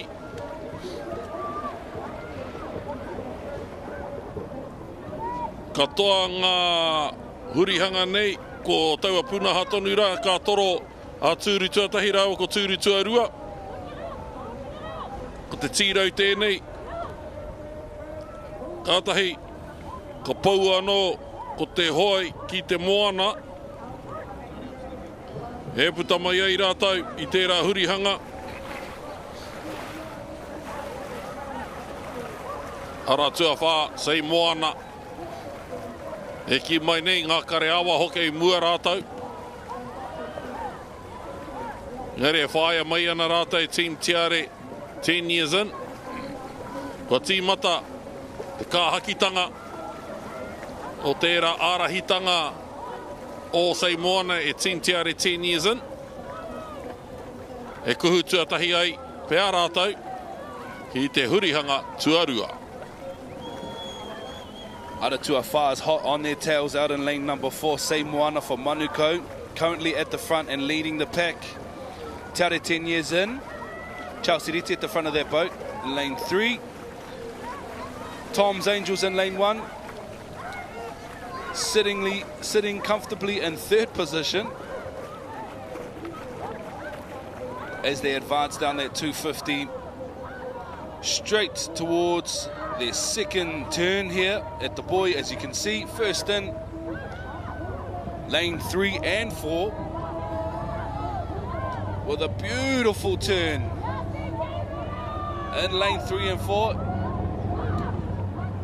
They came in 2nd and 4 into that turn and came out first. Beautiful work there for Manukau. Seimoana followed out by Team Te Are. Another 250 straight back down to the back end of the course to complete their 3rd and final turn for this heat 1 of 4, the J19 Women's W6 1000 meters. Stolen the lead now after that impressive 3rd and final turn. 2nd turn Motakuhe. Mā hoi horo, Team Te Are 10 years in. Manukau still pumping out the front. Seimoana, Team Te Are, Tom's Angels in 3. Approach now their 3rd and final turn. Hurihanga whakamutunga. I reira I tērā takiwā rānei, Team Te Are 10 years in, I tērā hurihanga. Hoi anō kia puta, kātahi nei pia, kātahi rātau kā kite, I muri paku nei, Engari I rātau kā kuhu nei ki te hurihanga whakamutunga, kia mahara ki anō tātou, he whiringa whānui kau noa tēnei. Nō reira a ai, tuatahi me kounga ngā hurihanga me tere anō hoki, Engari, ki te kaharawa, te ngangahu Te focus, te arotahi. I ona wā, ka nui ake ngā hapa. Engari, e ai ki tērā hurihanga. Kaore i kitea tētahi hapa. He tohu tērā no ngā whakaharatau, whakangungu, pai, kounga, pai rautaki. Kei te takiwā o te tūru tuatahi te ihu. O tērā kei te ara tuatoru ko Team Tiare 10 years in, no ngā hoihoro o te taitokerau. E toa mai nei tēnei wā, ko Sei Moana o te ara tuawha no Manukau. Sei Moana tēnei Manukau e tino mōhio tiana ngā kara o rātou hingareti. Ko o muri i era hingareti ko era anake pia te mea ka kitea e te nuinga o te motu, nā te mea kei mua rātou i te nuinga o ngā wā. He muri tata nei i era o Sei Moana ko Team Tiare 10 years in. Anei, kia mātakitaki ake tātou i ngā mita whakamutunga. Pumping up with a consistent speed of 13 kilometres an hour. Lane 4 tērā. Lane 3 is holding a consistent speed of 11 kilometres an hour. That's impressive as well. Coming across now in first position. Aratua Wha. Sei Moana followed in second by Team Tiare 10 years in for ngā hoihoro. There's your winners for the J19's W6 1000 metres heat 1 of 4. Tiare 10 years in. Have a look at this instant replay at the top end of the course. Looked like Heimatou was winding up and charging. But then so did everyone else, especially Manukau and ngā hoihoro. First turn. Nice and deep. Focused, locked in. Pump out of that turn amazingly. Hurihanga hurihanga whakamutunga. Pai. Ko tērā kātatatanga i tōna tikanga. E hara i te mea i tōna tikanga, engari ka kitea nui tia rā i ngā whiringa toa. Engari, tō tātai wai marie, ka mātakitaki ai i etahi rehi, pērā rawa. Te hira i roto i ngā whiringa whānui. Ara tua whā Sei Moana.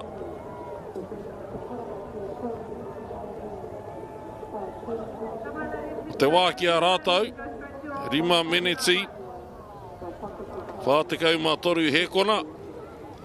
Ai, tēnā koe nei ki a whakamāhanga tia, kia whakatauritea rānei e tātou tērā wā ki te whiringa whānui tuarua.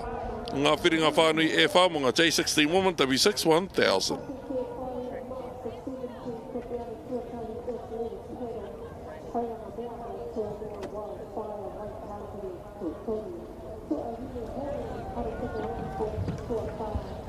O pine ula tēnei. O te ara tuawha, Hawaiki. E meke o tērā ki taku mōhio kei te tūri tuatoru. Oi rā tētahi o ngā mei whakawhiwhia ki te mētara koura. Ko rāua ko Terina Tāia ki taku mōhio, tai tuatoru mai roto i ngā rehi takitahi. He ono, a he pūkahu o te ara tuatahi tawa nui, ara tuara hine i pipiri, ara tuatoru Hawaiki manawa hine, Mahinarangi, me Bayside Legacy Juniors. Kei waho, kei tawhiti Pāma Māora Exhibition Team. No reira, kaore whakawhiwhia ki te mētara he manuhiri. E te pirangi ki e nei wheako.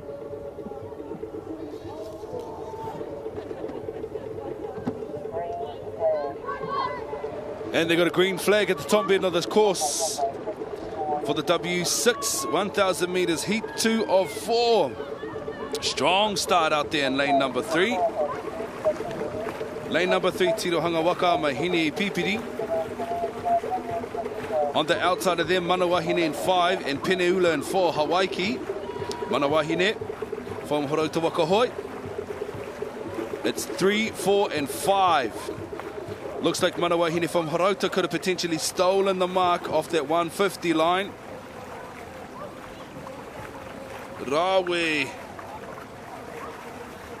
They're doing amazing too through that first wind up. Gun down 150. Last 50 metres of the course to hit their first lot of turns.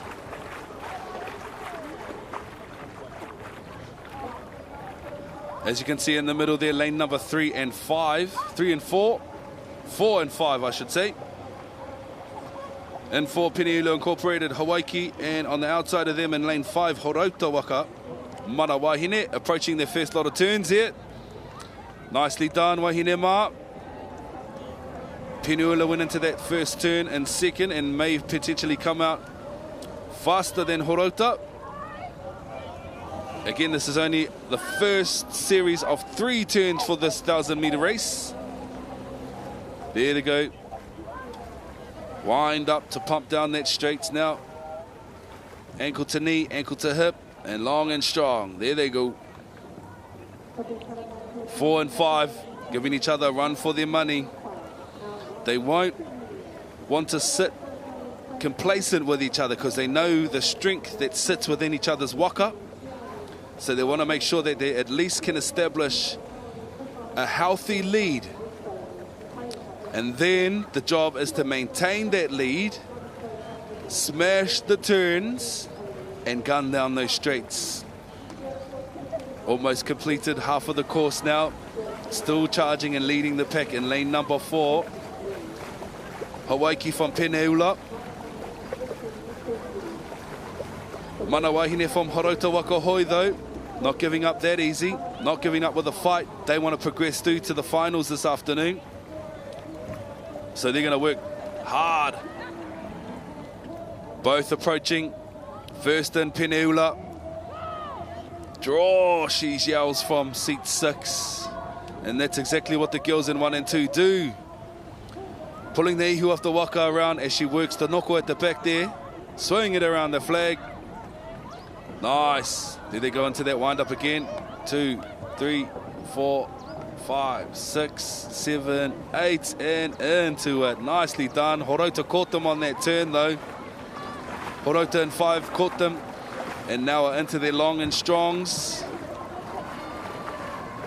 Here's where they want to establish that lead. Just to get a little bit in front of the competitors on the outside, lane number 3. Horauta sitting in 4. Motaku here. Peniula sitting in 4. Horauta sitting in 5. There they go. They've got their last 150 now before they complete their last turn and head back to the finish line.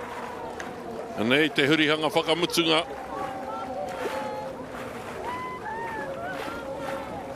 Kei wahora kei te aratua wha ko Hawaii.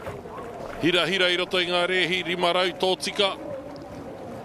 Hira hira anō hoki I roto I ngā rehi waka haurua.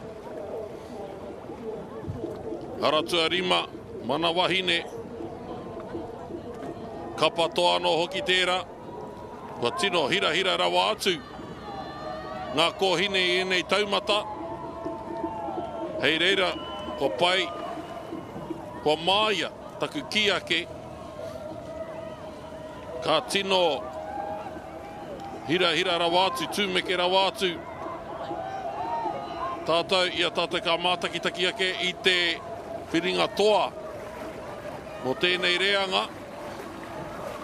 Me mea pēnei rawa te pai I roto I ngā whiringa whānui. Ka pai ake I ngā whiringa whāiti, ka pai rawa atu. I roto I ngā whiringa toa. Ara tua rima ki taku mohe Victoria nei tēnei wā. Mana wahine. O roto mai a rātou ko Hawaii ara tua whā. Mana wahine te krapu o Horauta. Mana wahine I nāne ara tua whā ko Hawaii no Peniula. O tīmata te whakahohoro ake, te karawhiunga, ngā hoi. I te manawa taki, te rhythm. O te rea ake. I konei kei te ara tua whā. Puta nei ngā ihu. O Hawaii tuarua mai o te ara tua rima ko mana wahine.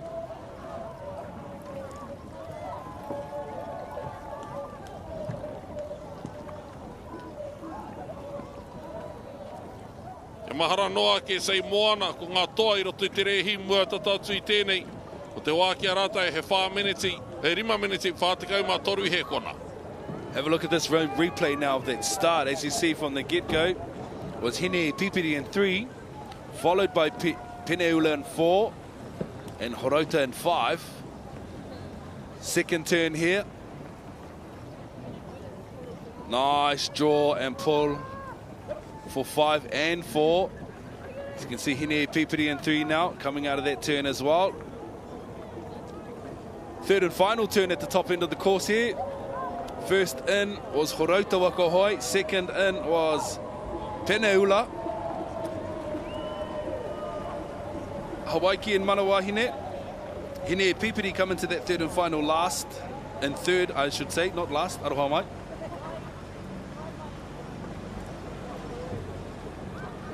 Here's that last 30 meters of the course where Peneula, the girls, just opened up. Hawaiki followed in second.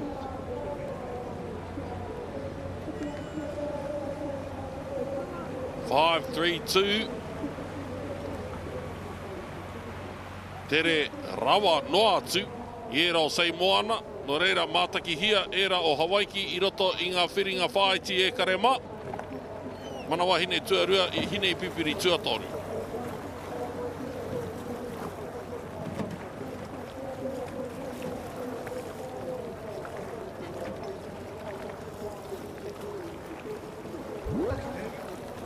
For John. Okay, that's us. Let's go. Read us now. Let's go. Nei, ko te rea ngā master men, ko te rehi 339. E whiringa toa tēnei, W12, Waka haurua. Nei te mahia te tangata, ko tau mai nei, kaua ki te hao me tara kaunua, engari ki te mātakitaki. I o rātau pāpā, Masters men tēnei o te aratuatahi, Waka manu aratuarua, hei, matau aratuatoru Peneula Masters, tu I tonga wuli kumara, te tumu hōhās flying, me ngā oncles, ai e karema kia tō aitia noa tia te rā kōrero, he whiringa toa tēnei.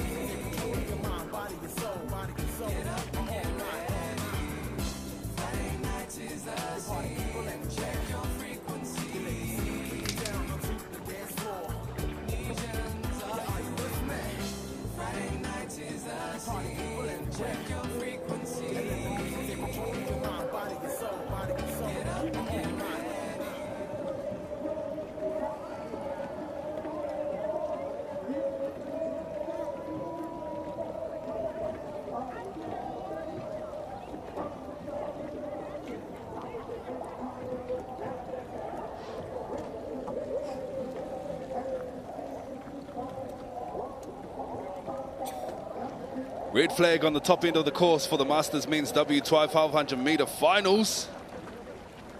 This is going to be another quick race. Black flag's been raised.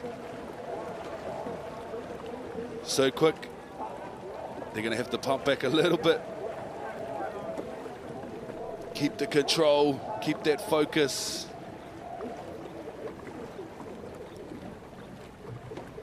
Kei te tīma o Wakamanu ko Andrew, Bradley Anderson, Craig Wallace, Daniel Toloa, Jason Burgess, Mark Malaki, Matthew, Michael Sala, Mi Mama, Ngā Tipua, Rudy Williams, Sam Misiepo.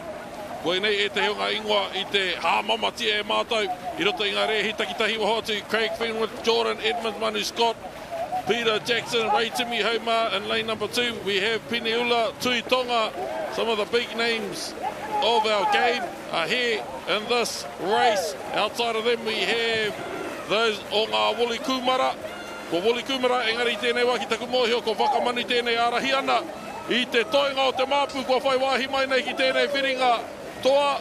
Kia whakawhiti tuatahi mai rā koe te rārangi whakamutunga tāhi nei koe kā kia he toa whakaihuaka. These men have been working tirelessly over these last couple of months, even the entire year, to come and represent as they charge through that 250 mark. Still leading the pack, Waka Manu from Manukau Outriggers. Hot on their tails out there in lane number 5 is Willie Kumara. Hei Matau Matua Paddlers, Masters I should say, in lane number 2. They're going to charge up now and potentially empty the tank because they know this is a whiringa toa. This is the finals for the Masters men's W12, 500 metres. They don't want to sleep on each other because they know everyone in this race is capable of taking that podium finish. Bradley Anderson, ka kia koe he greedy, ka kia koe he matapiko. Toha hia ngā mētara kaura kei te hoa. Ka ore e toha I ngā mētara kaura. Kei te whakahokia e ia e 2 mētara kaura ki te kāinga. Nā te mea kei kone kei te ara tuatai whakamanu. Anei, rātou, ka kia he toha whakaihua kei roto I te takiwā te toru he kona. Tāhi, rua, toru, ngā toa whakaihua ka matau rua mana rua te kai mai ruma ko Whakamanu tua rua mai Aotearoa tua rima. Woli Kumara tua toru ki te kumohio ko hei matau.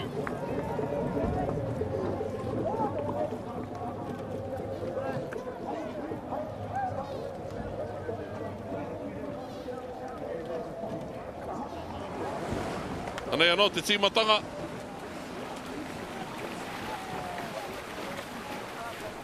Whakamanu. Mōhio tiana mō te pai. O ngā tīmatanga. Aha kua tonu tērei pai anō hoki. Ngā ruarau rima te kau tōtika me te whakamutunga. Ruarau rima te kau tēnei. I reira a Woli Kumara. O te mōhio te mahitahi o Mark Malaki rāua. Ko Brad, ka kite ake koe. Brad was looking to his left to make sure he was on time with his brother, Mark Malaki. Paddling in unison and sync. Unbeatable. Whakamanu with a time of 1:51. Rua heko nei muri mai Woli Kumara. I tērā takiwa, 9 milliseconds. I muri mai, hei matau Masters.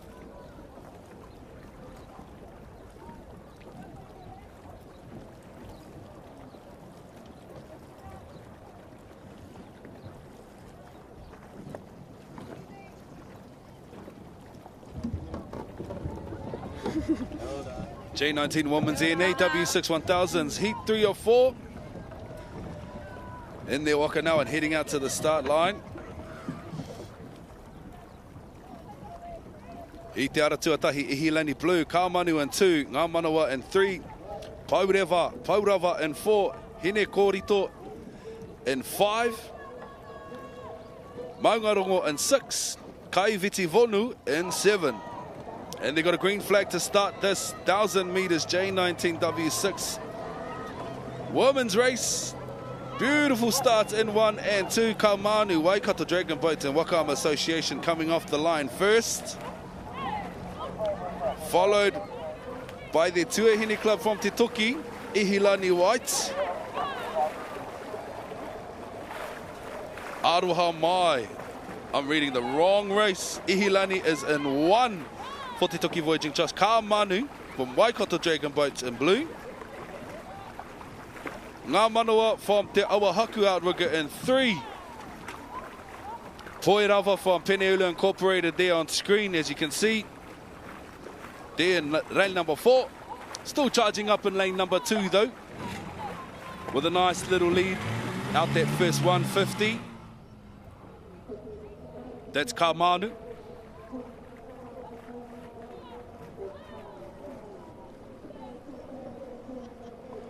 Winding up to catch them in that first lot of turns. Ihilani Blue from Te Toki in lane 1. First into the turn, lane 2, Kamanu.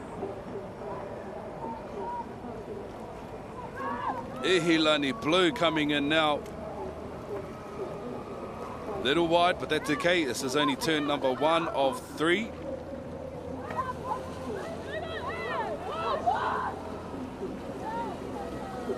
That's where you can make or break these races, is in those turns. You want to make sure that you're sharp and ready. Lane number 4 now winding up to get out to that straight. Peneula, Poirava. Holding that lead though from Waikato Dragon Boats, Kaamanu. They've established a comfortable lead in front of the pack.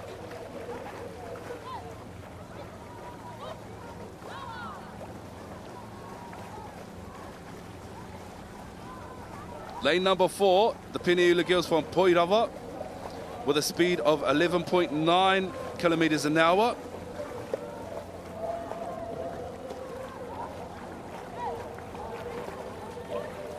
Doing amazing too at that. Nicely done.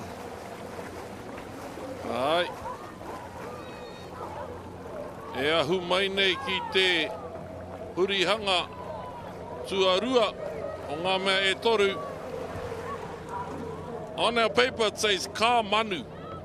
We need someone from Waikato Dragon Boat Association to come down to tell us whether it's Ka Manu or Ka Manu. I feel it should be Ka Manu to float. Ka Manu. Cars to be ignited, a light. Might be speaking about a phoenix or a dragon. So please, someone do come down to the booth. We don't want to butcher that. Especially if it was gifted by somebody of significance. Ihilani Blue, Te Toki, a very heavily whakapapa hybrid of Hawaii and Māori. And then you go over to Māreikura, might have some Tahitian and Māori flavoured names or words there for their patriarch and matriarch, Mātahi Whakataka Brightwell and Reipoia Brightwell. Anei kei te ara tuarua, ka manu rānei. Ahu mai nei ki te hurihanga tuarua, tuatoru.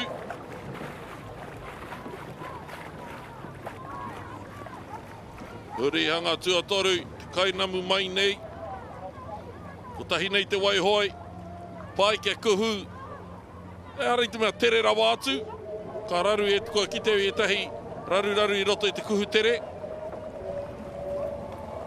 Ana, ka pai, tāku I ki ai, I roto I ngā rā o te whakataitai nei. That's doable. Tērā kei te tūru tuarua, e whakaitia ana tana whakamahi I te hoi, ki te pei, atu I te pauhaki ki waho atu, I te ama, nā te mea ki te rutu a te pauhaki e te kiato, ka pā ai te haki ki te wai, ko au kai, he roimata, he hupe. Nā te mea, tā noho koe ki reira, kome whakakuene ai, nā te mea kaore I tika te hurihanga, e ki amai ai koe he toa e whanake ai rānei koe ki te whiringa whaiti ki te whiringa toa. Engari I tēnei wā, ka manu o te ara tuarua. They've done an amazing job to keep that consistency throughout the duration of this race as well, as we can see on screen right now. Ka Manu from Waikato Dragon Boats, just sitting in their stride.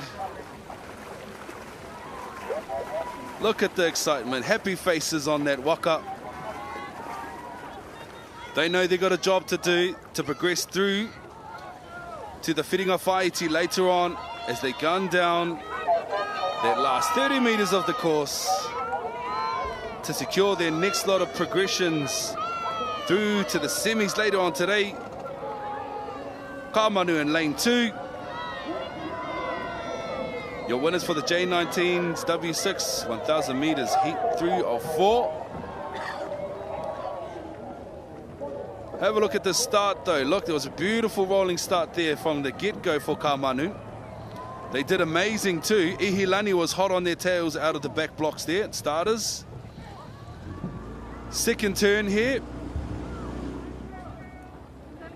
Beautiful form of communication too.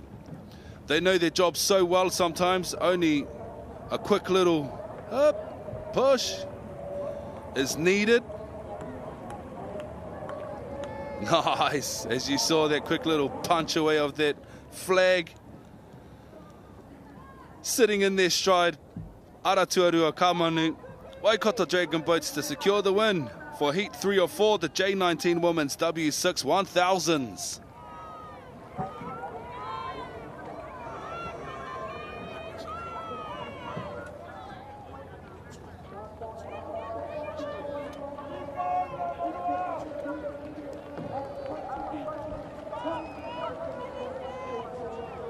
Kamanu with a time of 5:43. Ihilani second. Tuatore ko Poerapa.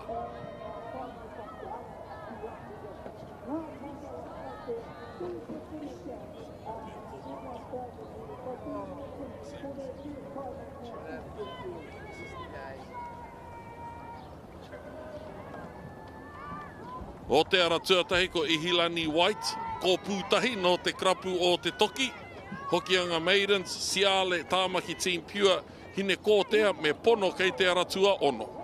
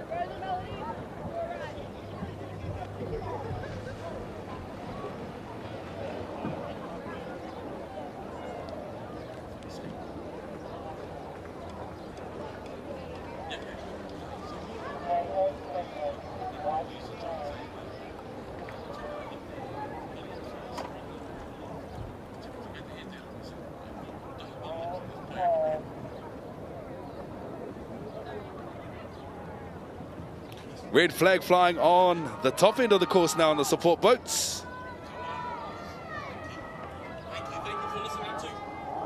J9 Women's on the water now, W6 1000s. They got a green flag to start the race. First to charge out. Over there in lane number 6, River City, Pono. And lane number 1, Ihilani White from Te Toki Voyaging Trust. Pono on screen now, as you can see from River City. Nice little pump out from our Te Toki girls over there in lane number 1. Tuitonga, Siale Ano. And 3, and Tamaki Team Pure. Tamaki Team Pure, I should say, Tamaki Outrigger Canoe Club. And 4.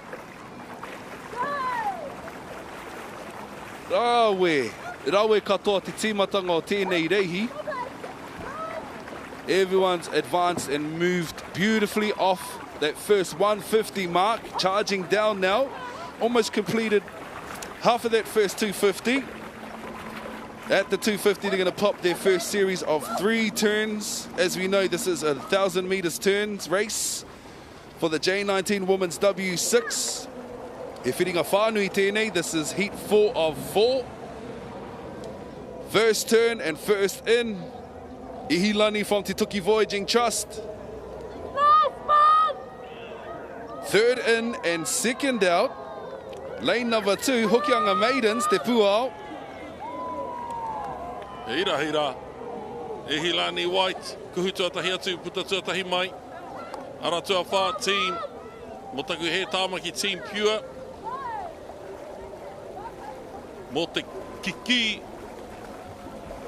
There have been some close races. I roto I ngā whiringa whānui, tōna tikanga, o era Ka tatatanga mō ngā whiringa toa ke. Kei te kitea kia hau i ngā mātua o etahi oe nei kai hoi. Hei ngā tahataha o tō tātai roto moana, hāma mātua ana, tīwaha atu ana. Nei, e ahu mai nei ki te hurihanga tua rua.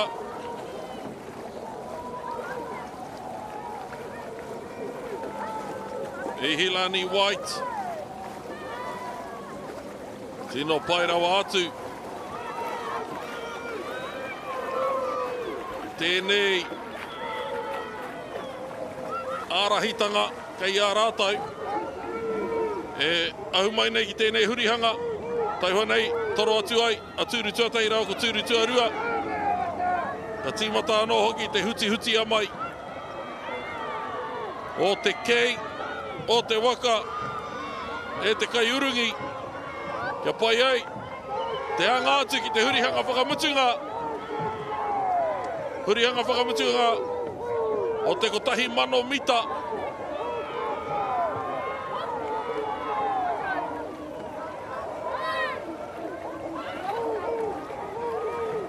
Nei, ko Ihi Lani White. These girls could potentially be paddling up against the fastest qualifiers from the first 3 heats that we're seeing earlier today in the broadcast. Team Tiare, Hawaiki from Peneula. Akua nei ka kite tātou, ko wai ka hua, ko wai ka tohu, as they approach that third and final turn. Ka Manu, we got some comms in from a whanaunga from Te Puaha. Ka Manu is the name of that last winners from the heat before this one. Still with an impressive lead and advantage, Ihilani in lane 1.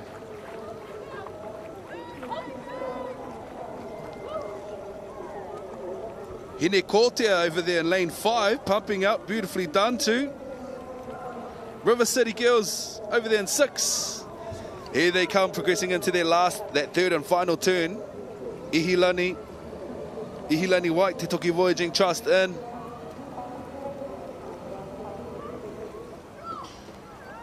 They've managed to maintain that lead. Opened up a little bit more on that 250 straight back to the final turns here. Te Puao Hokianga's into their turn now, third and final. Tui Tonga's into their third and final now.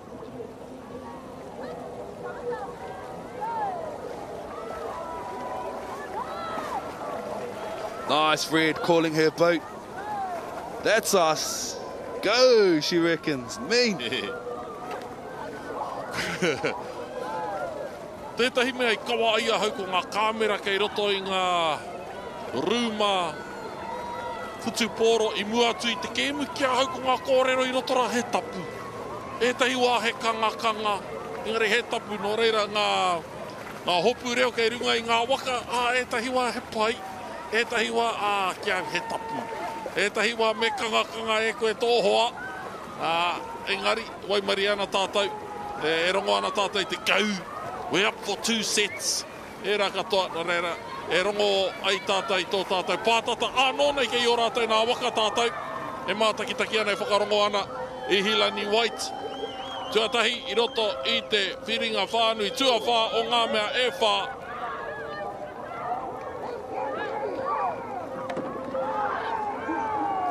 Ka whai I a rātou ki ngā whiringa whāiti ko wai. Kei kore te piki pakanga. Aratua whā, tāmaki team pure. Aratua rua hokianga maidens. Aratua toru siale. Ka tai atu ki te whiringa whāiti. E whai wahi ai rātou ki te whiringa toa.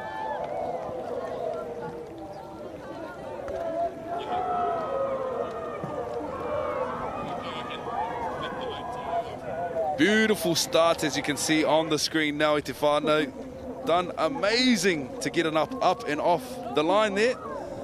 Te Toki heading into their second turn in front of the little flags here. Nice Nice working together there, nice work. Third and final turn, as we can see on screen now.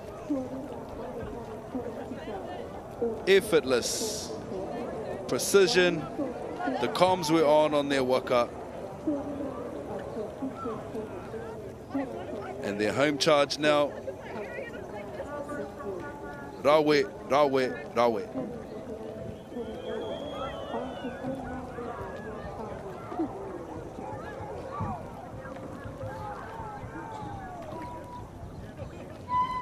Tēnā te woman, W61000, te whakamutunga o ngā whiringa whānui I Hilani White with a time of 6:20. I knew it was about 20 seconds later.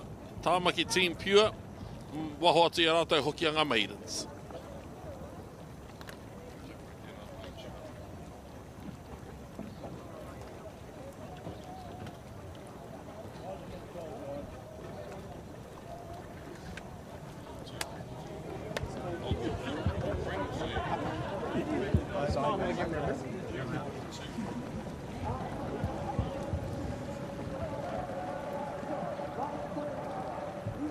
Masters 70 men at W6500 with a turn. Kia tere o te ara tuatahi. Commercial Cuzzies, te ara tuarua fluffy slippers. I always knew there was a ngā hoi horo nei. Me ko wau tō pāpā. Must be no te tai rāwhiti. Ta awaus.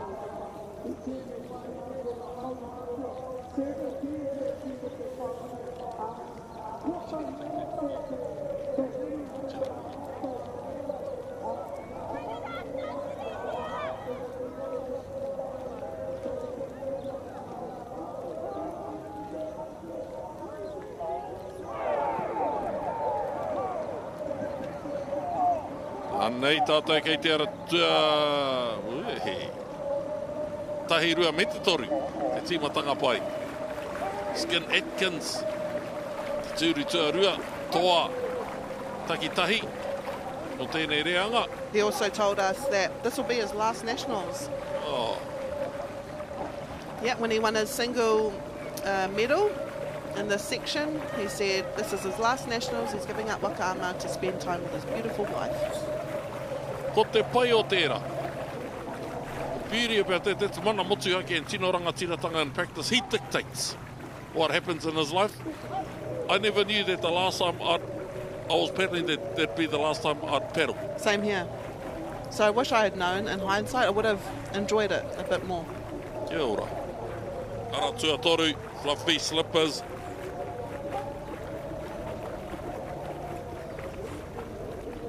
This is one turn in this race. It is the 500 metres, but with a turn.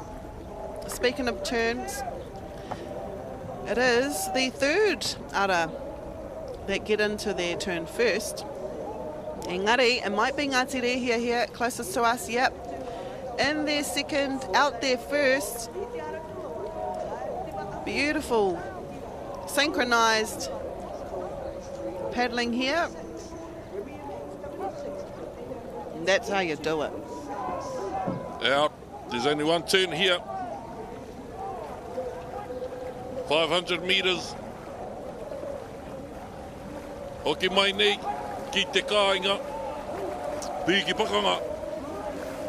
Ara tuatahi me te ara tuatoru, ara tuatahi ko kia tere. Ara tuatoru fluffy slippers.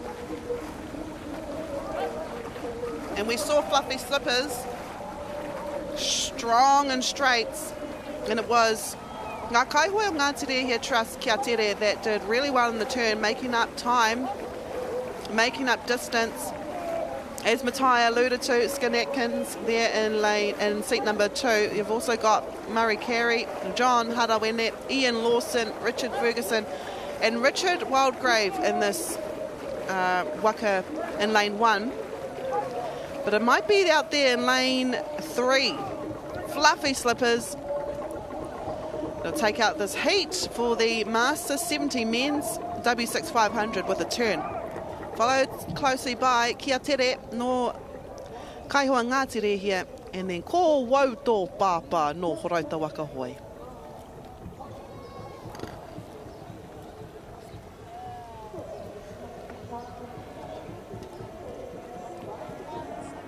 Anei anō te tīmatanga. Ara tua toru. Ko te hoki ngā whakamuritanga noa tēnei nā te mea kei te mōhio tātai kua i Wikitoria. He pai te mōhio. He ha ngā rautaki i toa mai ai rātai. Ko te tīmatanga rānei, ko te hurihanga rānei, ko ngā tōtika rānei. E ra katoa ka whai wāhi mai ki ngā pāngarau, e kia mai ai koe he toa. Kuhu tuatahi atu, e rao te ara tuatahi me e rao te ara tuatoru. Tīrautanga mai o te ihu ki te wākāinga. Puta tuatahi mai ko te ihu o Fluffy Slippers. Nā wai. Ka tawhiti ake te āputa. Ka tai tuatahi mai ai ko Fluffy Slippers. Tuarua mai ko kia tere. Ko te wākia rātai he 2 miniti, whātikau mātoru hekonei, ko tahi hekonei muri mai a rātai, ko kia tere.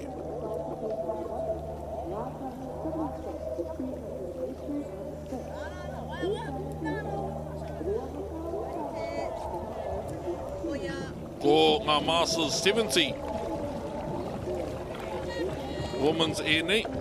Ko taua rehi tonu rā. He rimarau mita, engari he hurihanga ko tahi. Kei te takiwa o te ruarau rima te kaumita.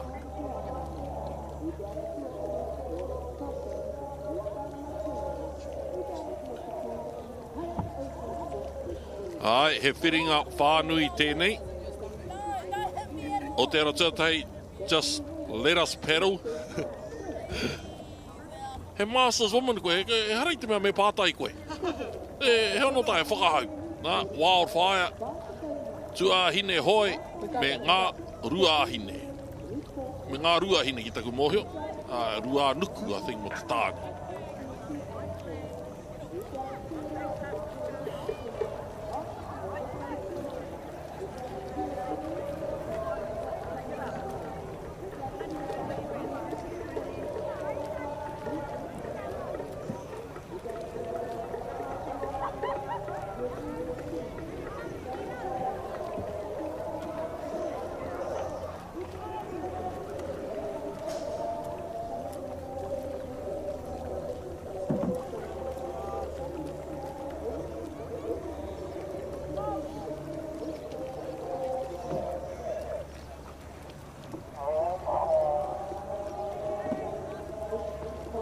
Red flag here. We'll see our teams make their way from the first buoy to the second buoy. The second buoy, of course, is our starting line. Master 70, well, it says it in the name, minimum age of 70 years old. So all of our whaia, our kuia here on Karapiro are 70 years of age. Just let us paddle, no tauranga moana outrigger in our ara tuatahi. Tēnei kapa. Had a really good start. Vicky Flavel there in seat number 5. No te taira whiti ia. Wildfire. We remember that name. I think this team has had that name for a lot of time. Because there you go, Katcha in seat 3. We've also got Liz Webster in that team for Wildfire. And I love how teams always keep their names. Ara tuatoru. Ko Tuahine Hoi, no Aratika Water Sports.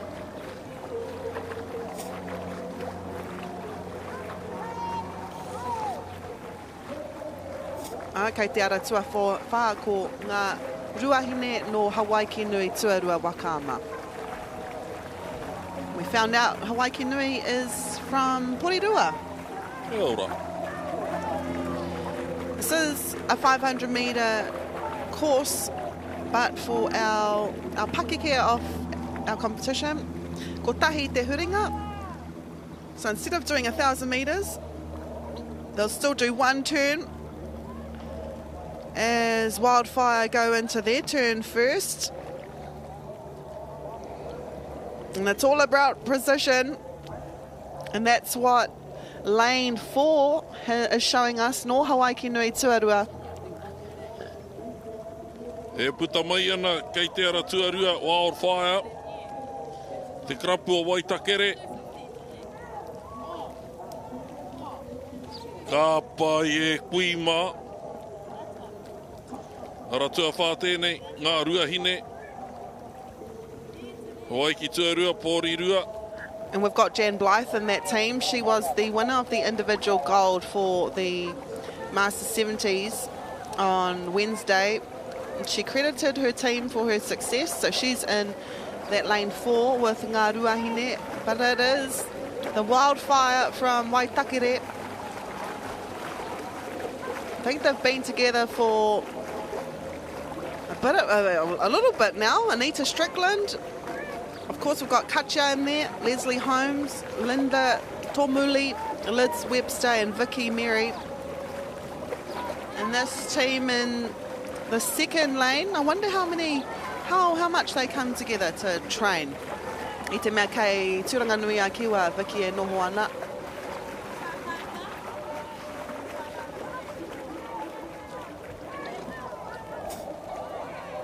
Anei, e ahu mai nei ki te rārangi whakamutunga Aotearoa Wildfire.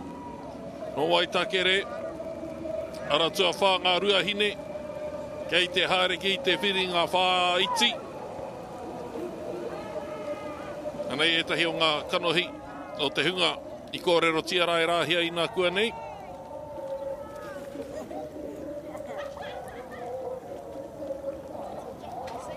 They'll be getting ready for their 21st birthday soon. There's a replay of their start. Beautiful start here. All out of the blocks at the same time. Nothing between them. Engari, this is the team that went into their first and only turn first. A lot of experience in this team. Me pēhia e kore ai. And despite the team out in lane 4 turning really well, it was this team right here.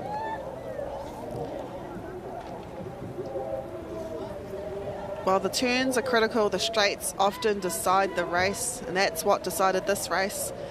In this Master 70 Women's 500 metres with a turn.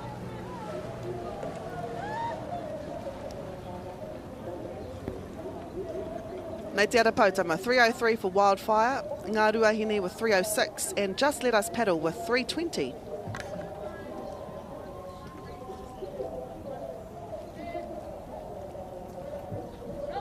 Tēnā koe nei e karemā kia tiapu tātou, ki tau ngā waka, ki ngā pontoons, e tatari mai ana i reira ko ngā toa, Masterman W12 500. Kia ora everyone, we are Team Wakamanu from Manukau Aruga Canoe Club up in Tamaki Makoto. We've just won the W12 500 metre final in the Masters. This is the 4th year in a row that we've had this title. So big thank you to the boys here. It was a big effort. Big thank you to our families and all their wives and their kids who allow them to come to train. And this is hopefully a repayment of that support. So cheers everybody. See you at the next race. Cheers.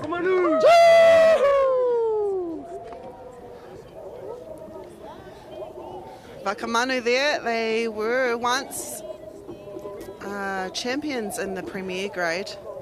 Speaking of Premier Grade, Anei, Premier Women W12 500 metre final. This is going to be a very exciting race, but also a sad one, because for the first time since I can remember, we will not see the legendary Kiwi Campbell on the water with her W12 crew.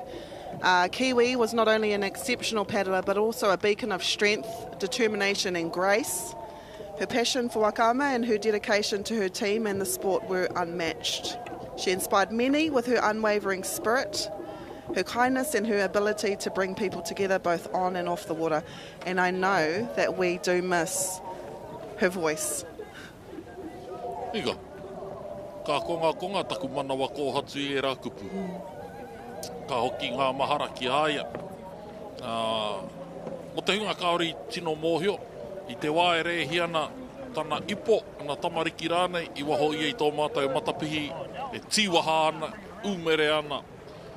E rā āhuatanga katoa, e kore anō mātou e kite i āia, e whakapōrea ana i a mātou. E tahi o ngā maharatanga ki tērā māreikura. I taua wāra ka re koe mōhio koe rā pēr te wā whakamutunga ki te ai koe i aia. Nō reira, ko te tohu ki a tātou, ko te whakahau ki a tātou, mai moa tia te kitenga o te tangata, mai moa tia te wā i ki ai ngā tūpuna ko te wā tēnei e ki te ai koe i aia, mai moa tia ngā kōrero, mana ki tia te hau o tērā tangata, te mauri o tērā tangata i a koe ka ki te i aia, nā te mea, ka re koe i te mōhio, mo āhea toro mai ai te ringa, o hine ki te pō ki tērā o tātou. Hei te tuahine kiwi e rohara. E tika nā ngā kōrero. What Matai said was, love the ones you're with because you are never promised tomorrow. Her absence, however, has been felt deeply at this year's Waka Nationals, but we know her legacy will forever remain, especially in Kaiarahitoa. When you think of Kaiarahitoa, you think of Kiwi, and when you think of Kiwi, you think of her. That is her team making their way out. They are in lane 1, and as we will watch this W12 race today, no doubt they will paddle in her memory, with her in mind, honouring the unity and all of the hard mahi that she beautifully embodied. To Kiwis, whānau and friends, we extend our deepest aroha and strength during this time. It'll be hard. I saw Bruce just a moment ago, and, you know, to be here without your other half pretty much takes a lot, but our whakaaro are with her. So this team, Kaiarahitoa, got the fastest time in this, the W12 Premier Women's Race. And man, it's just, yeah, it still doesn't feel real. Let's just put it that way. Getting emotional. And I'm not one to get emotional. Acacia Williams is in that team. Gabriel Wainohu, Hine Brooking. Here we have, from this race, Kaiarahitoa in lane 1, lane 2, Matiti o Tiare Māori leftovers we saw there earlier. Sei Moana, SOB, Aulele, Kaimārie, Team Malohi. And I'm sure Kiwi would want for the best of the best to win. No empathy, no sympathy. And she wouldn't want all those others, Matiti o Tiare Māori, to take it easy just because she's not about, she's not present. She would want for the best team to win. So regardless of her wairua and memory still hovering over us today, ko te tūmana ko wāhine mea ka hoatu e koutou tō koutou katoa mōna te take as we prepare to watch the magnificence of the Premier Women W12 500.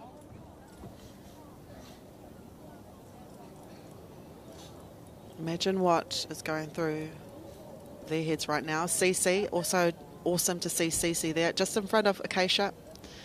Cece has been monumental in picking up what Kiwi has left behind, teaching our babies. Gabriel Wainohu in the steerer's seat on the other waka, opposite waka. She also has a lot to do with the babies of Horota. Florrie Brooking as well, one of Kiwi's best friends.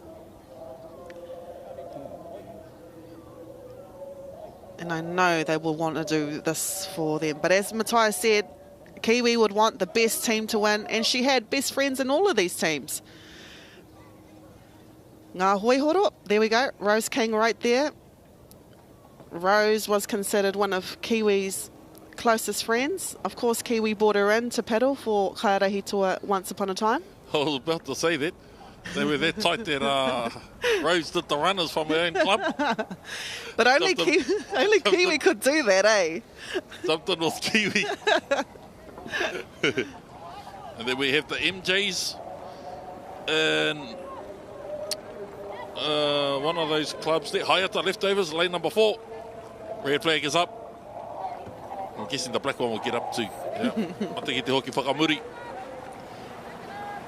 Oh, I can feel it.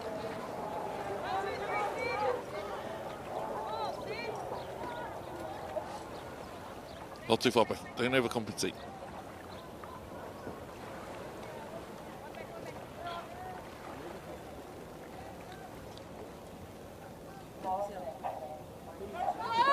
Rewa te haki kākāriki. 3, what's the space in lane number 1? They've already picked up the pace in lane number 2. Matiti Aotearoa, I think, with the better start. So we have our girls here, most of them, kua hoki mai ki te Hakina Wakama. This is Matiti Aotearoa. Putting in a good push here. Pure speed is on display here by Tiare Māori as well. Aratua whā, leftovers, Haiata Ocean Sports. He hanumitanga o era kei roto I te tīma o MJs e noho mai nei, hei tīma makau I tēnei tau, but it seems to be kei te aratuarua ko Matiti Aotearoa. Yeah, Matiti Aotearoa. We've got Chelsea Reti here, under 19s paddler. You've also got Rose King, Rihanna King, her older sister. You've got Atarete Pau. All of these paddlers will want to get this gold, and as we cross over the 250 metres, it is Matiti Aotearoa, this team right here, that is leading by about, I would say, half a stroke, because this team from Horauta Wakahoe, Kairahi Toa, who have won this specific title many, many years, they want to do it not only for themselves, but in memory of Kiwi Campbell. Anei rātou ko tīmata ki te āki, ki te whakahohoroa ke I te karawhiunga o ngā hoi. Anei te take e kia mai nei rātou, ko tētei o ngā toa hira, tētei o ngā kapa hira katoa. Kaua kauno Aotearoa, engari o te ao. Anei, e haere mai nei, ko wai ko kai arahi toa tiro hia te hohoro o te waka e tere ana I runga I ngā wai maare parepa o Karapiro. Ko ngā toa pēa mo kāo, taihua nei pēa te pēa, nā te mea kei mua. Marika ko kai arahi toa, e arahi nāna. Rātou e Kiwi Campbell, ki te rārangi whakamutunga e kia mai ai rātou he toa I tēnei tau, rua te kaumārima, ko wai, ko kai arahi toa. Aslan Tahiwi, Acacia Williams, Bess Halley, Shaden Moitara, Gabriel Wainohu, Hine Brooking, Kairahi Brooking Hapu, Kerry Ngātoro, Mani Toloa, Rangi Rihanna Williams, Sierra Tureia and Talon Morete. You can see on their faces how much this means to them. We all knew how much they wanted this, and man, they will be so proud of their efforts. E taingi CC. E taingi.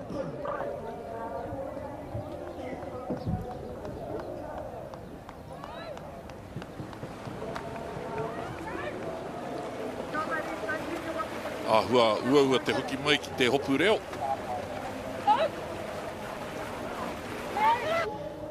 Matiti Aotearoa, perfect start, perfect race actually. You can see the determination on their faces, leading at halfway. Man, what a race. The epitome of high-speed competition, the fastest races you will see, and man, what a race that was. Ua ki te Māori te wete. I tana ngākau pauri. I te whakaaro ki te hunga Karapiro. Nō reira ka ki te koe. He roimata harikoa, roimata pauri anō hoki era. Kai arahi toa with a time of 2:01, 2:02. Kei te takiwā hoki o tērā hekona ko Matiti Aotearoa me era o Tiare Māori. You know, that was something truly special to see, just how they celebrated their win. There were no hands up in the air. There were no cheers. They were just within themselves. And that was truly something special. I think that's, you know, and I always go on about Wakama, but that's the beauty of Wakama, is that with triumph, you get special moments like that. Premier Men, W6 1500. Te whiringa whā nui tuatahi o ngā mea e ono kua rewa te haki kākāriki. A soy blue. Ara tuatahi, pai tērā tīmatanga. Good start there. I wahoti a rātou ko Team Kina. Waka Iti Southern, Tūranga, Parkley Kū. Team Kina here. Nā ai Kāne White.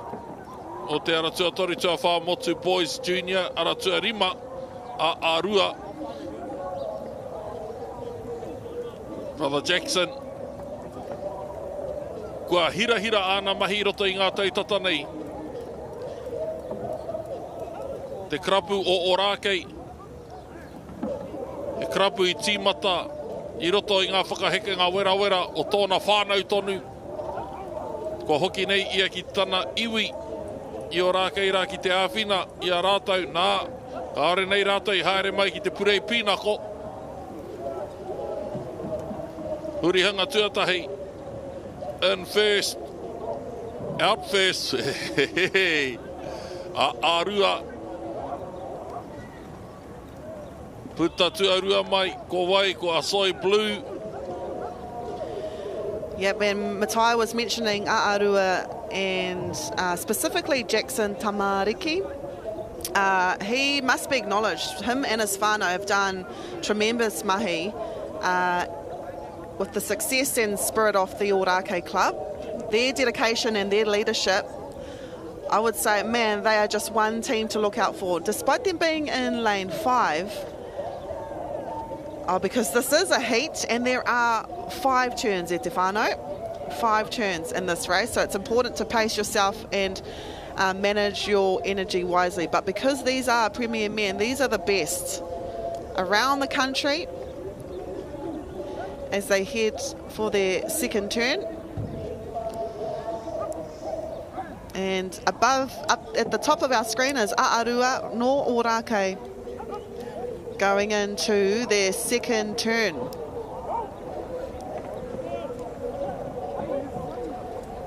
And teams that stay synchronized like this, there's Jackson right there steering his team,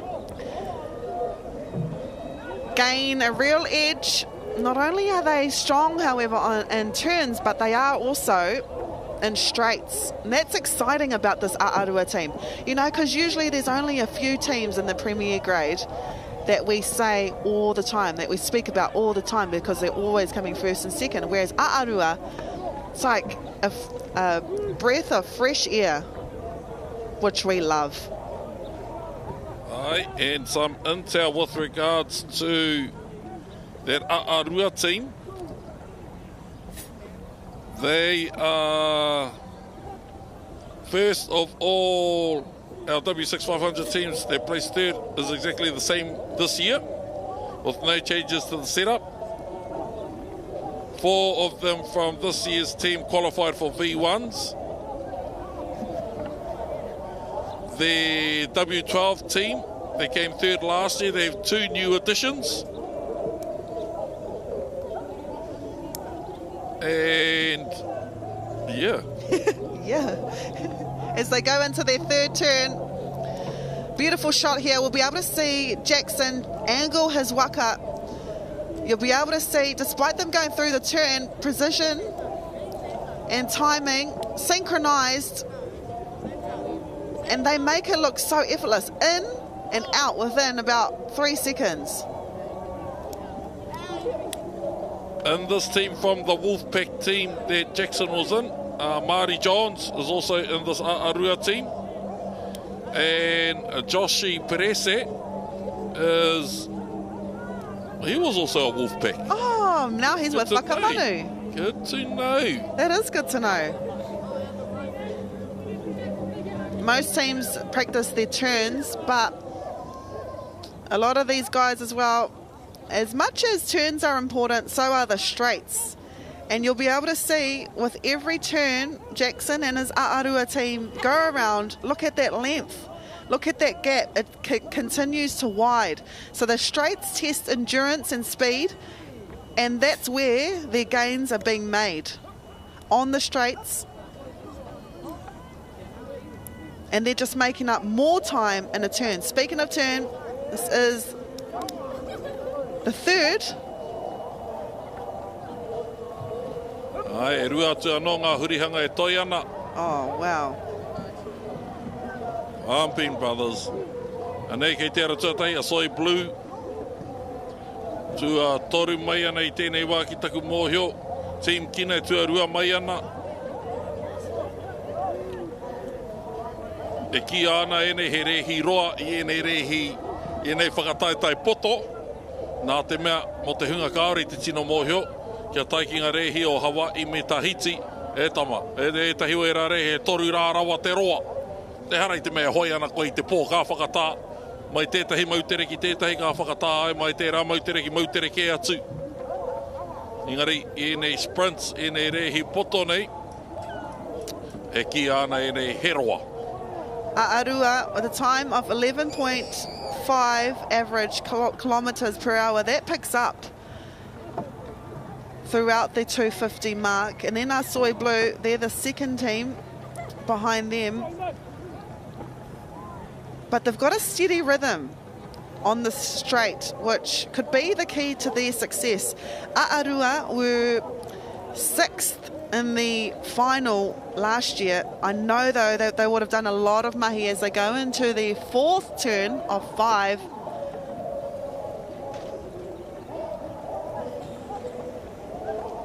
Yeah, that was another good turn too.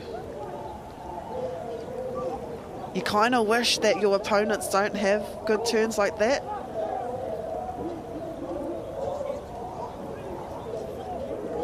Ai, hoki mai ana rātou ki te kāinga. Piki mahi tērā. Te hoi mo te kotahi mano rimarau mita. Kei te kite ake. Kaore i te aki rawa. Kaore i te māharahara rawa. Māroto rāpea. Māroto rā hoki i te māharahara. Ka kuhu mai. Ko etahi whanonga kino. Ka ki te rā hoki koe i etahi hapa. Ka whaiwahi mai ngā hapa ki te rautaki. Whaiwahi mai ngā korapatanga ki te rautaki. Nō reira, e pāi nei nāna rātou i roto i te mauri tautanga. I roto i te āiotanga. I roto hoki i te whakaaro. Kia puritia e rātou. Etahi ngoi, etahi riaka mō te whiringa whāiti. That is Aotearoa crossing the line first, then behind them, lane 2, Mitimitanga, and then Asoi Blue from Te Toki in lane 1. Engari, koe nei ngā toa, Jackson will be happy with his team's efforts, the amount of mahi he does with his team. Be proud of the efforts, the countless hours that they have spent, the beautiful basin of Orake. With, I think the finals for this race is Apopo, but what a way to start the first heat of 6 in the Premier Men's. 7:43 is Aotearoa's time. Team Kena with 7:52 and Asoi Blue with 7:55.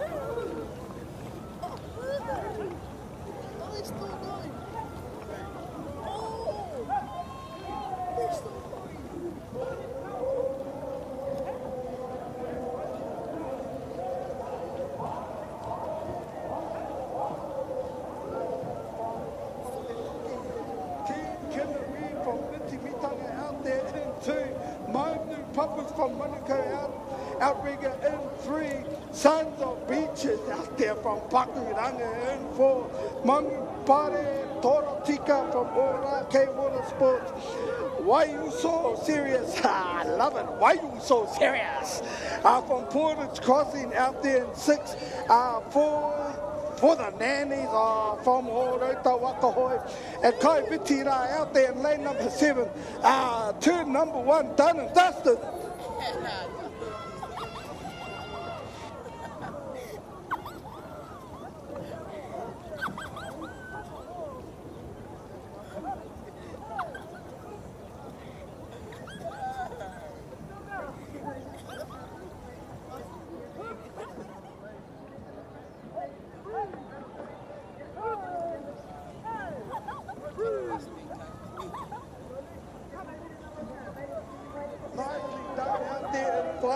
Number 2 of 6, Orake Water Sports, Mango Panga, Mango Pare, Torotika.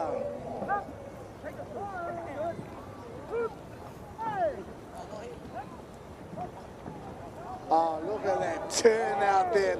Lane number 5 from Orake Water Sports. Wow. There you go, whānau.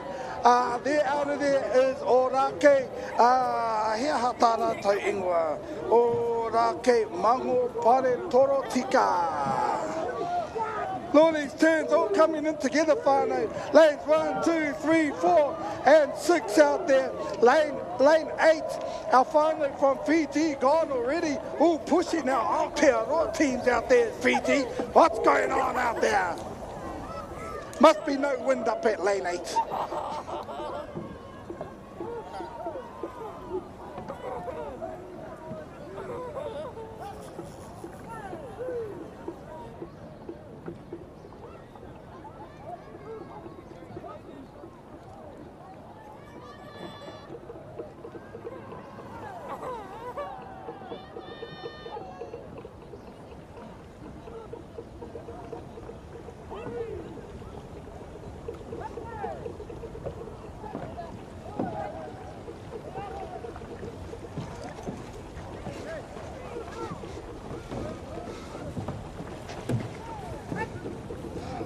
We get a great view over here. Lane number 5, Mango Pare Torotika. Look at that turn as they do a couple of draws, and just literally a couple of draws, and they're out of there heading down for their fourth turn. Waka Manu over here doing it nicely just inside. Our other team from Mitanga making their turn as well. Actually, most of them are making their turn up there, their third turn. But it's over here, lane 5, looking nice and comfortable, nice big long straight on the straights as they head down for their next turn.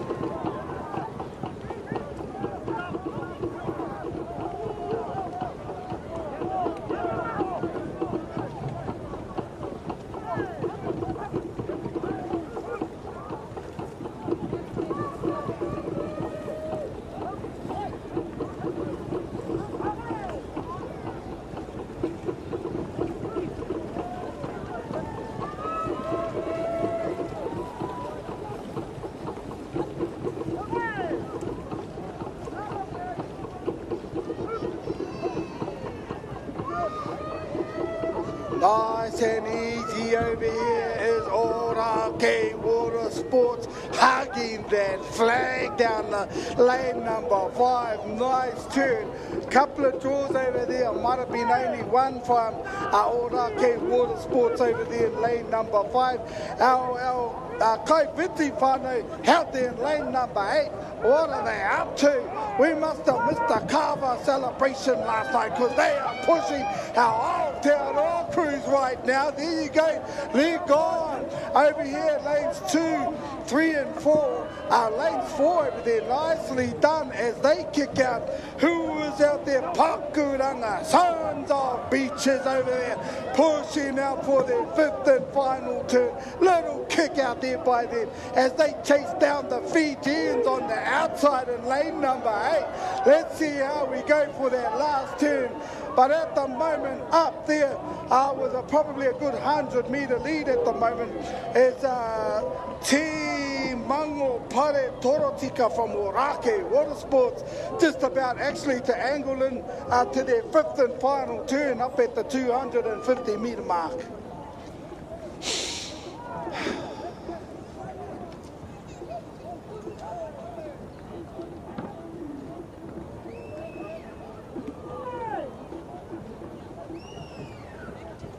They don't need to take any risks out there in lane number 5, Orake. They just want to make sure they get around that flag because they're probably going to be the only ones plus some fastest qualifiers to come through to the semi-final with 6 heats.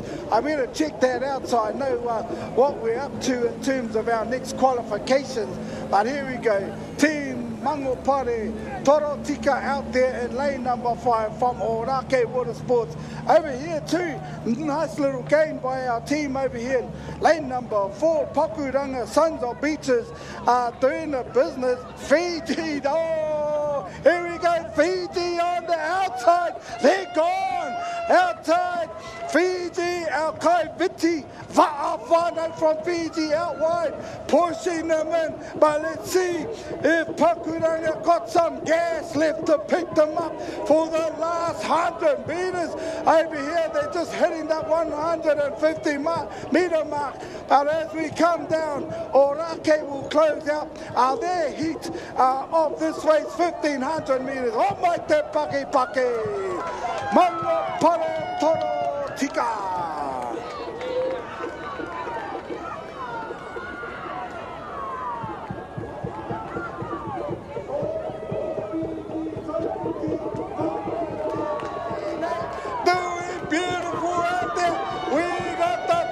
From the farther down here on the grandstand, we can hear them. They got Waka links of Pakuranga out there. Hey, oh my God, nicely done, Kai Viti Va'a.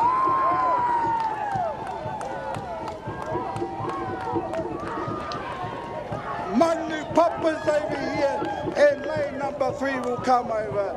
Team Mitimitanga, Team Kinnery will come in as we finish up heater number 2 of 6.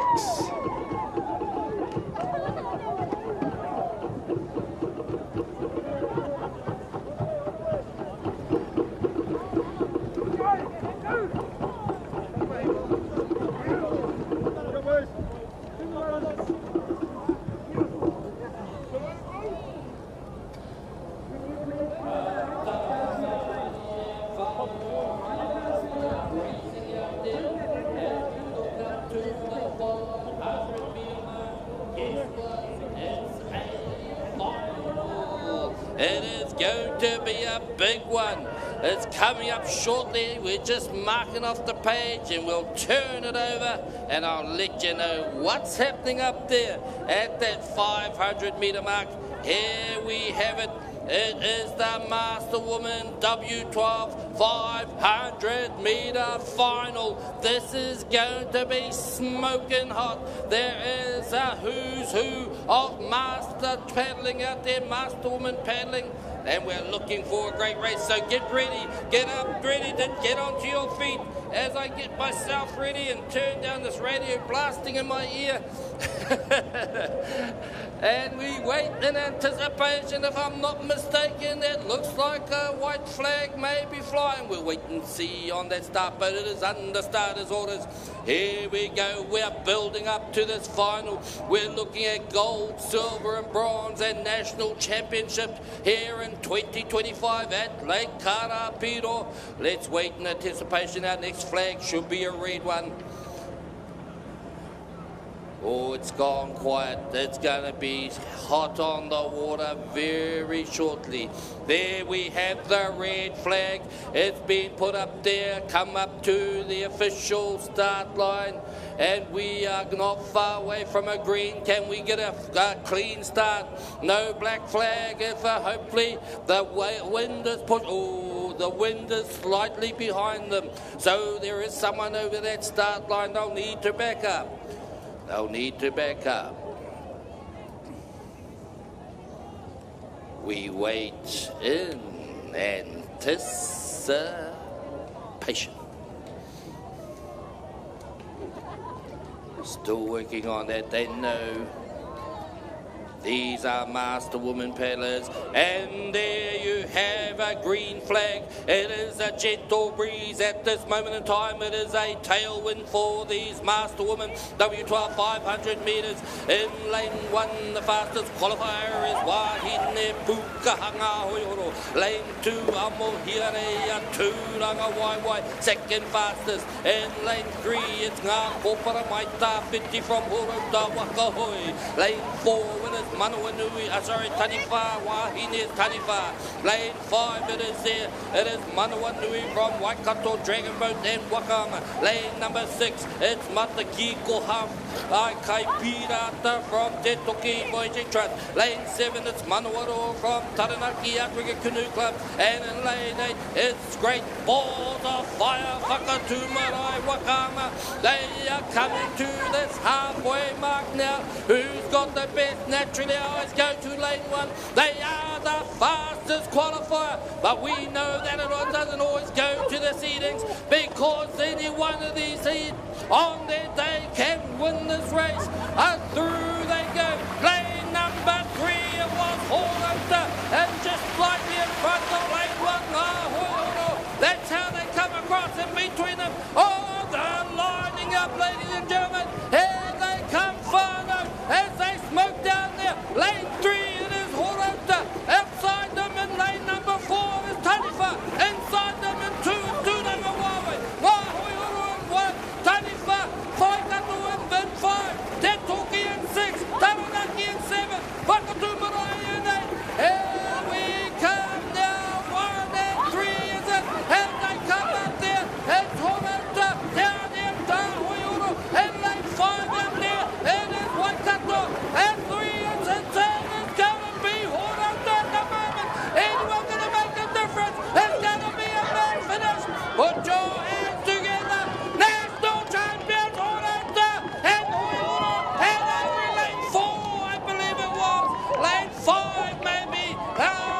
4, 5, what's the difference? A whole lot of difference. Waikato Dragon Boat would have come up unofficially for that bronze medal. Great support out there, great paddling. Let's look forward to our next race. More calls to come.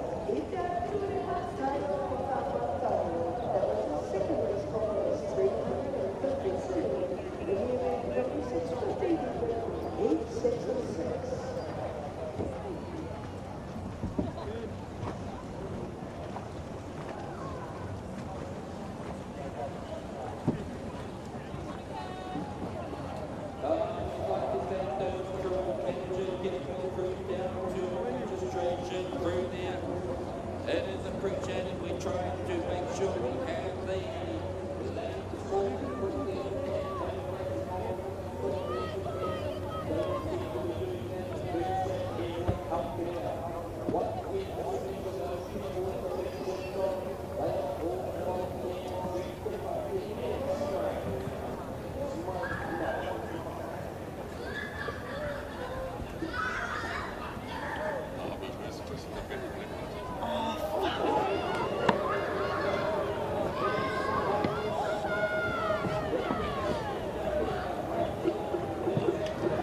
Anei, kei te ara tuatahi, ko mean OCC.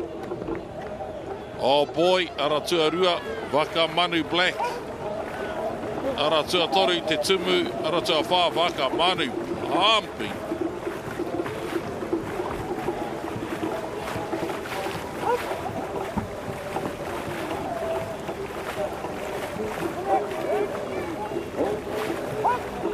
Well, it's just the start, and we can already see who will be in the front of the pack. This is the third heat. This is Big Ted's. No Hayata Sports, but it is Whakamanu Black. Kei te ara tuatoru. Kei mua I tēnei wā. This team of Whakamanu Black has Jake Suitauloa, also has Casey Ngātaki, Joshua Perese. Josh, he was usually seen at the back steering, but he's in Powerhouse 3 at the moment. Marlon Toloa, we've got Pharrell and Sam Lees. This is a gunny team. First in the turn, first out of the turn, and look at that lead already. The first turn, we have 5 turns at the whānau. This is considered the endurance race. This is a race all about maintaining the lead, holding strong in the front.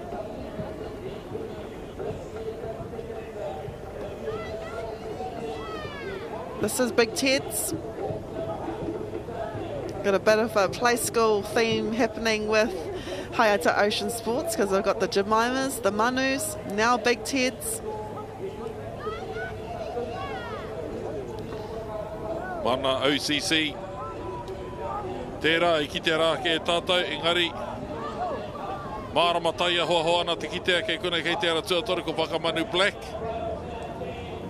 E arahi nei. I tēnei wā. Koera kei kune Jake Suitauloa, Josh Perese, Casey Ngātaki, Marlon Toloa, Pharrell Krapik. Taku moi hoki ia te kai urungi. Sam Lees anō hoki, champion 23s. Koe nei, ko te reanga, koe nei ko te kāhui ahua tai tamariki iho tēnā I ngā Whakamanu e waia nei o tātou kanohi. Julius Petersons, Kimi Talioli, kua peia ki tētahi ati tīma. Engari I roto I te whakaro nui ki te mana o te krapu. Kua noho ko ngā mea āhua rangatahi ake. Hei kapa tuatahi mō rātou. It is Whakamanu Black, considered the top team of Whakamanu. Koe nei te tirahau. As they head for their third turn.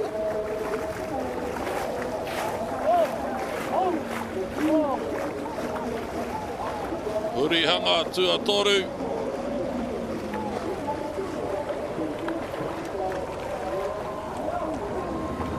Pai kia hau tērā taira tiro.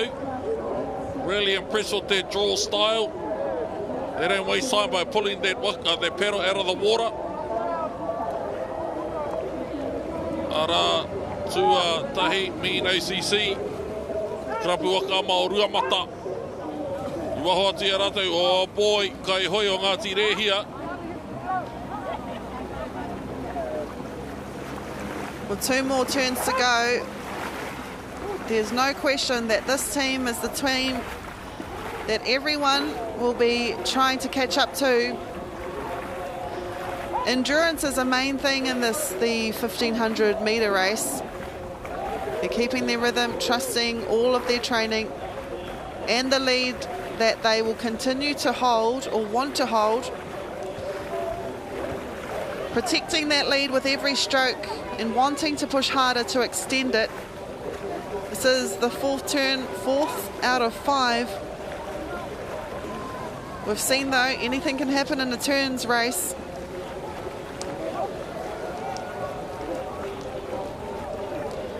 Tahi mano mita kua apua kua kainga. E rātau.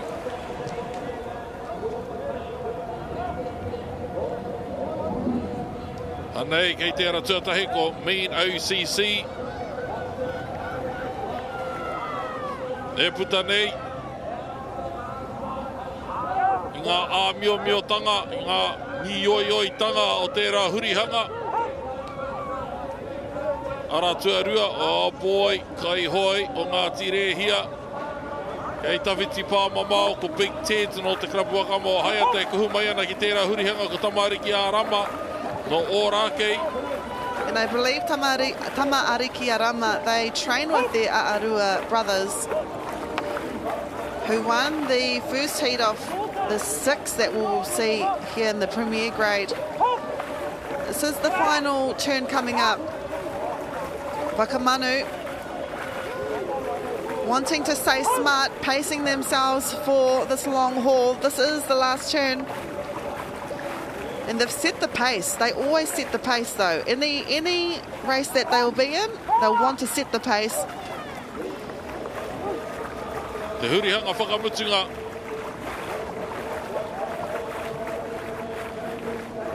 Mana, go, Waka Manu Black. Man, look at that 1 and 2. A strong 1 and 2. Ai. Te tahi me te rua hira katoa pea o tēnei whakataitai. Kei konei kei tērā tuatahi ko mana OCC. Tuarua mai ana I tēnei wā. E hea nei he kona I muri mai I era o Waka Manu. This is Oh Boy in lane 2 from Ngāti here. Out there lane 7, Big Teds from Hayata Sports. And they are Hayata Ocean Sports in their last turn. And we'll be able to look at the speed in which our paddlers are going at now. With about 40 metres to go. And with teams coming around their last turn, we have this team right here about to finish their race with a speed of 13 to 14 meters per hour. It is Wakamanu Black that take this third heat. They don't even look tired.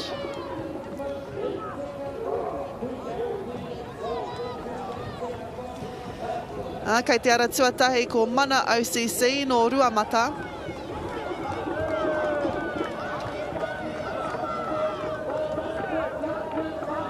We'll have a look who will place third.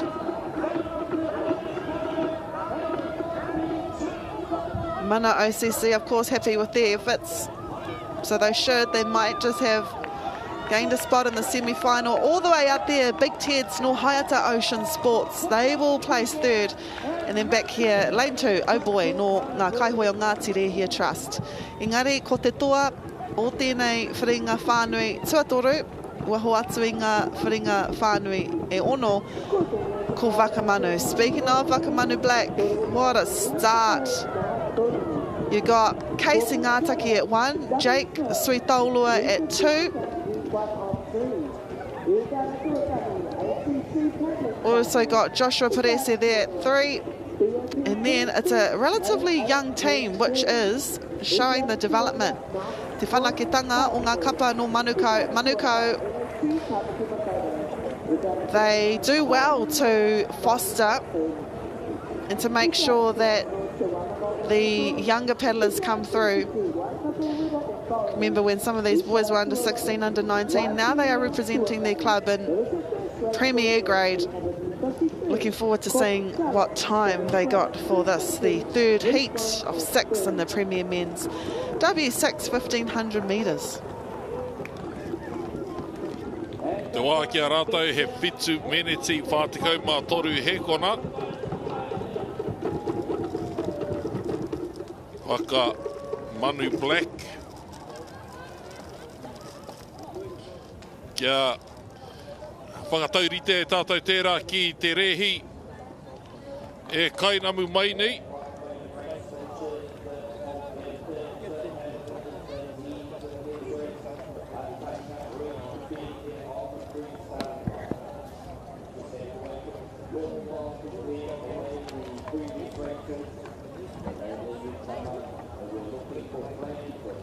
Bouquet.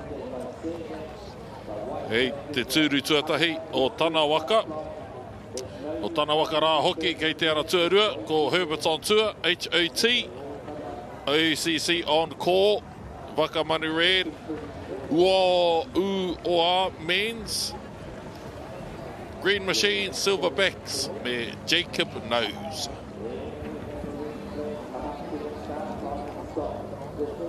Waka Manu Red. Some of the Waka Manu stalwarts, pioneers. And I was going to say, I think that Ua Waka Ama is the University of Auckland. Oh, ka pai. They've got their own karapu. Awesome. Says OCC on court. Another team that have been together, or majority of them have been together for a very long time. Kei te ara tuatahi. Ara tuarua. You know who is in this team. Tipu King there stroking his team. HOT, Herbert's on tour. The young steerer at the back. Waka Manu Red here. Julius Perese in Powerhouse. Peterson. Oh, Joshua Perese. Sorry, Julius Peterson. Aroha mai. And this is a University of Auckland men's team. Wow, that's pretty cool. Going to uni, also coming to nationals. Aye. And who has contributed heavily to the knowledge system of Wakama at the university level are people like Tipu King. I think he did his master's degree in and around Wakama. So contributing heavily to the discourse of knowledge in and around Wakama from a scientific perspective is seat number 1 in HOT, Herbert's on tour. We have Hemi Wahapango here stroking OCC on court. At the moment, I think Herbert's on tour have a 2-seat lead. And I think in seat number 2 in that Waka was Sean Herbert. Yep, speaking of Herbert's on tour, they have 4 of the 6 in this team that are Herberts. Aaron Herbert, Chase Herbert, Sean Herbert, and Zenon Herbert. And you also have Kaitawhiti Kiriopa and Tipu King at 1.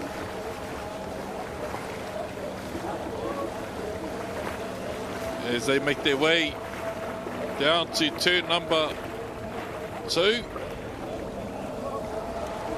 And nei, ia mātaki-taki a ke tātou. Tēnei hurihanga. Ngā taira rereke o te urungi a te tūrunama tahi. Te toro rānei a te tūrunama tahi. Ko puta wawe mai. Ko ēnei o OCC. I kuhu tuatahi atu Herbert's on tour. Engari puta tuatahi mai a OCC. Ka mutu e tuarua mai ana ki taku moihio ko Waka Manu Red. With an unfortunate start there. I don't want to be the bearer of bad news. Engari ki taku moihio. Ka hāmene hia rātou. Whakawhiti rātou te rārangi. Tīmatanga. Heo no tāku he pāpāho. E harai te mea koe te tiati. I roto i ene rehi. Yeah, in that turn we saw just a change of leadership. As we know, the seer is the backbone of the Waka. And one mistake could cost the lead. Ngari kei te pai, because you can always catch up. There's 3 more turns to go. Ai, ko te pai me te kino tētahi rehi kei te kai urungi. Ki te Victoria, ka mihia te katoa, ki te hinga e ko kanga hia te kaiurungi. Yep, if the steerer makes a mistake or if the team loses, it's up to the steerer. And usually, you know, you feel that as a steerer. But if the team wins, of course, it's a team event. Team effort. Yeah, I wouldn't want to be a steerer just between us. Perfect turn there by OCC Encore in lane 1. Also, beautiful turn there. Herbert's on tour in 2. Bit wide there for Wakamanu Red and Ngāti Kei Te Pai because they are known for their strength on straights.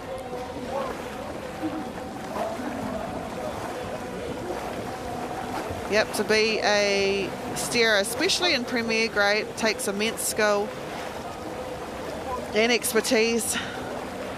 You kind of have to have, I don't know, you've got to have confidence too. Ai te rā hurihanga, ko puta anō mai te ihu o Herbert's on tour. They seem to have regained that lead after that turn down here, the last turn down here, Kāri tino pai. He oi anō. E rua atu anō hurihanga ki taku mōhio. Anei, e kuhu mai nei ki tēnei hurihanga. He rānaki mate te mahi I konei. Enter with a bit of a vengeance. There, Herbert's on tour. I kino te rātu hurihanga. Kua pai, engari. Kua pai anō hoki. Te hurihanga I konei OCC Encore. What a race too. Matai just mentioned that Herbert's on tour, their last time they came around this buoy wasn't as good, and he did approach it way differently, and it was an amazing turn. But of course this team right here, OCC Encore, man, they are doing so well. Mark Roosendahl there in seat 2 behind Hiwi Wahapango. This is the last turn. This could make him break the race pretty much. Everyone wants to win the race to get a better lane. Man, this Herbert's on tour team though, they are strong on straights. Strong as well in the long distance Molokai. Herbert's on tour, I think, started off originally as a team full of Herberts, and they started to take those skills offshore, and they merged with maybe Team Mirage or one of those Hawaiian teams. Nā wai ka whanake ko te dynasty o Herbert's on tour e mōhio tia nei tēnei wā. Last turn, hurihanga whakamutunga. Wow. Painga hurihanga a OCC, engari painga tōtika a Herbert's on tour. Tēnā koena kia mātakitaki ake tātou. Ka pēhea tēnei ruaraurima te kau whakamutunga. Pure OCC Encore aroha mai, strong on turns. Herbert's on top. We saw them at 17 kilometres per hour at one point on their straights. 18 now. It's just a sign of how fast they can get. And despite both teams in 1 and 2 being together straight out of the turn, it is Herbert's on tour that push forward, propel forward. Kia toa I a rātou te wharinga whai whānui tua whai wahu atu I ngā mea e ono.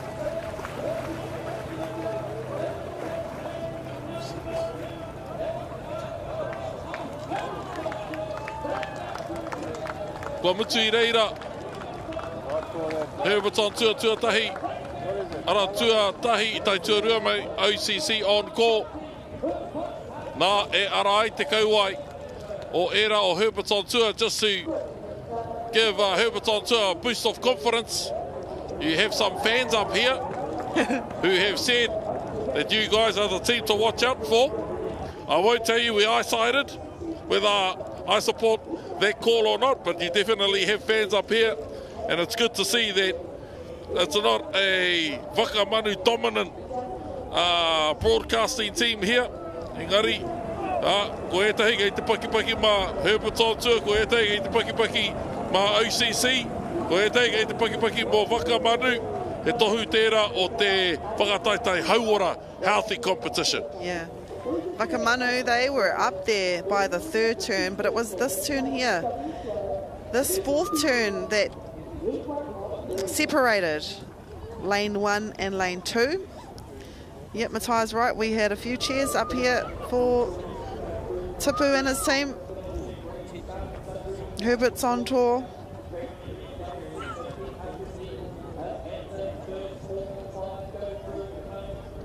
They should be proud of their steerer too.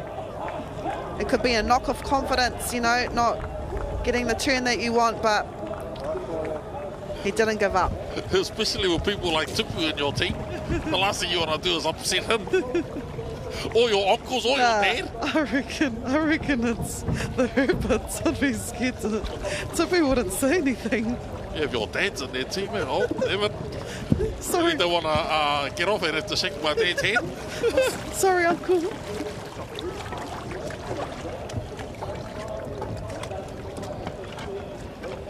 Kia mahara ki tātai, bearing in mind Waka Manu got a 7:43 in the heat beforehand.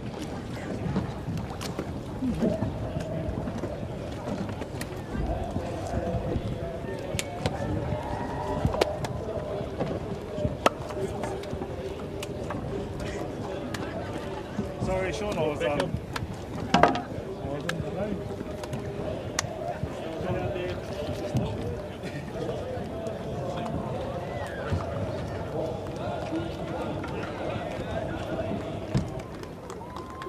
With a time of nothing yet.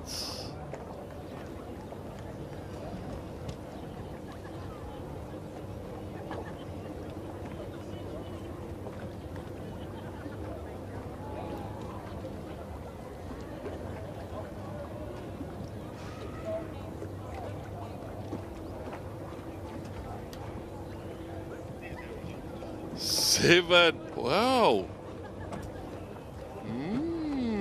7:36. 7:43 Waka Manu. This is going to be an interesting semi. Tino paira watu e kare mā e. Masters Woman 75 a muri atu I tēnei.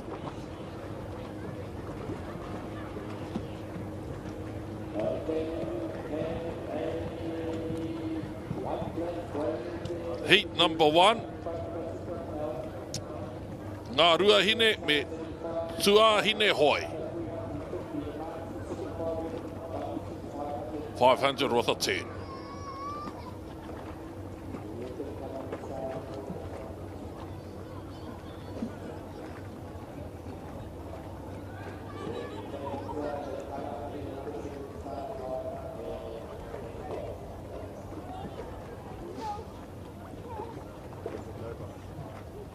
Kua rewa te haki whero. Me te haki kākāriki. Kua puta nei a ngā rua hine me ngā tua hine hoi. Kia tō ai tia noa tia.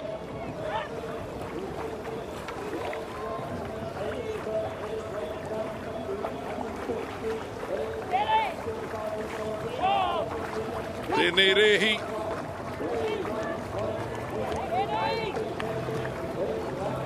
Ngā rua hine. Ka pai e kui mā. Ngā tua hine hoi. Hei te ara tua rua.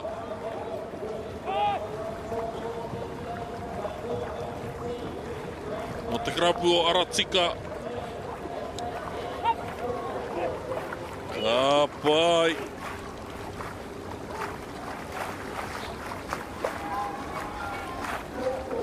E ahu mai nei ki te hurihanga.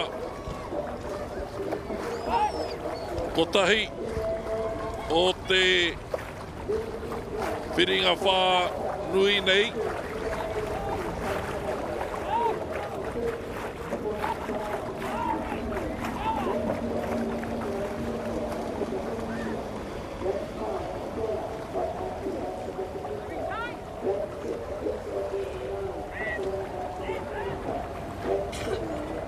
Waka hui nei. Ka pai. Ka pai e kui mā.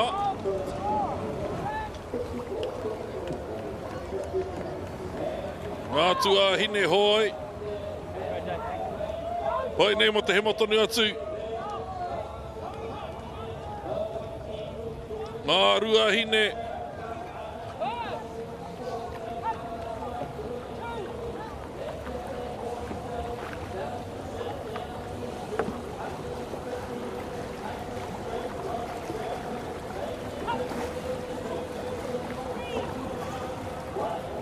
Ngā tua hine hoi o te ara tua rua. E hoki mai nei ki te kāinga.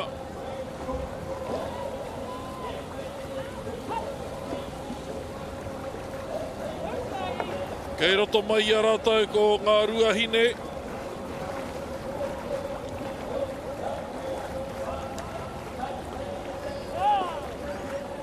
Master 75 woman. Master 75 woman finals. Ka kitea pea a popo a tahira rānei.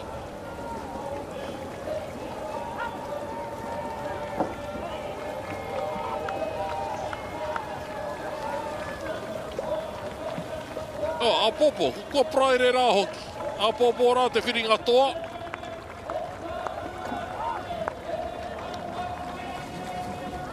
Anei, ko ngā ruahine tuatahi, a popo te whiringa toa.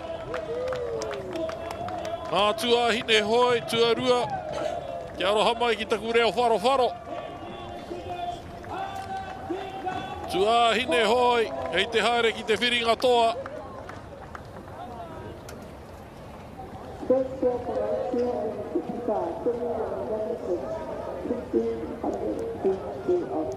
Nei rua ngā kapa, 2 teams in this race, in this heat.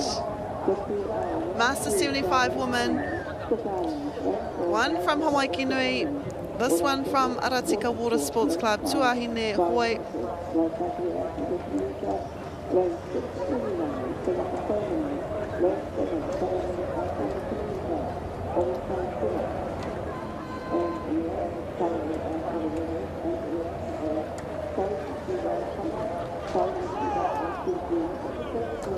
$3.18 for ngā ruahine and ngā tuahine hoi, $3.35.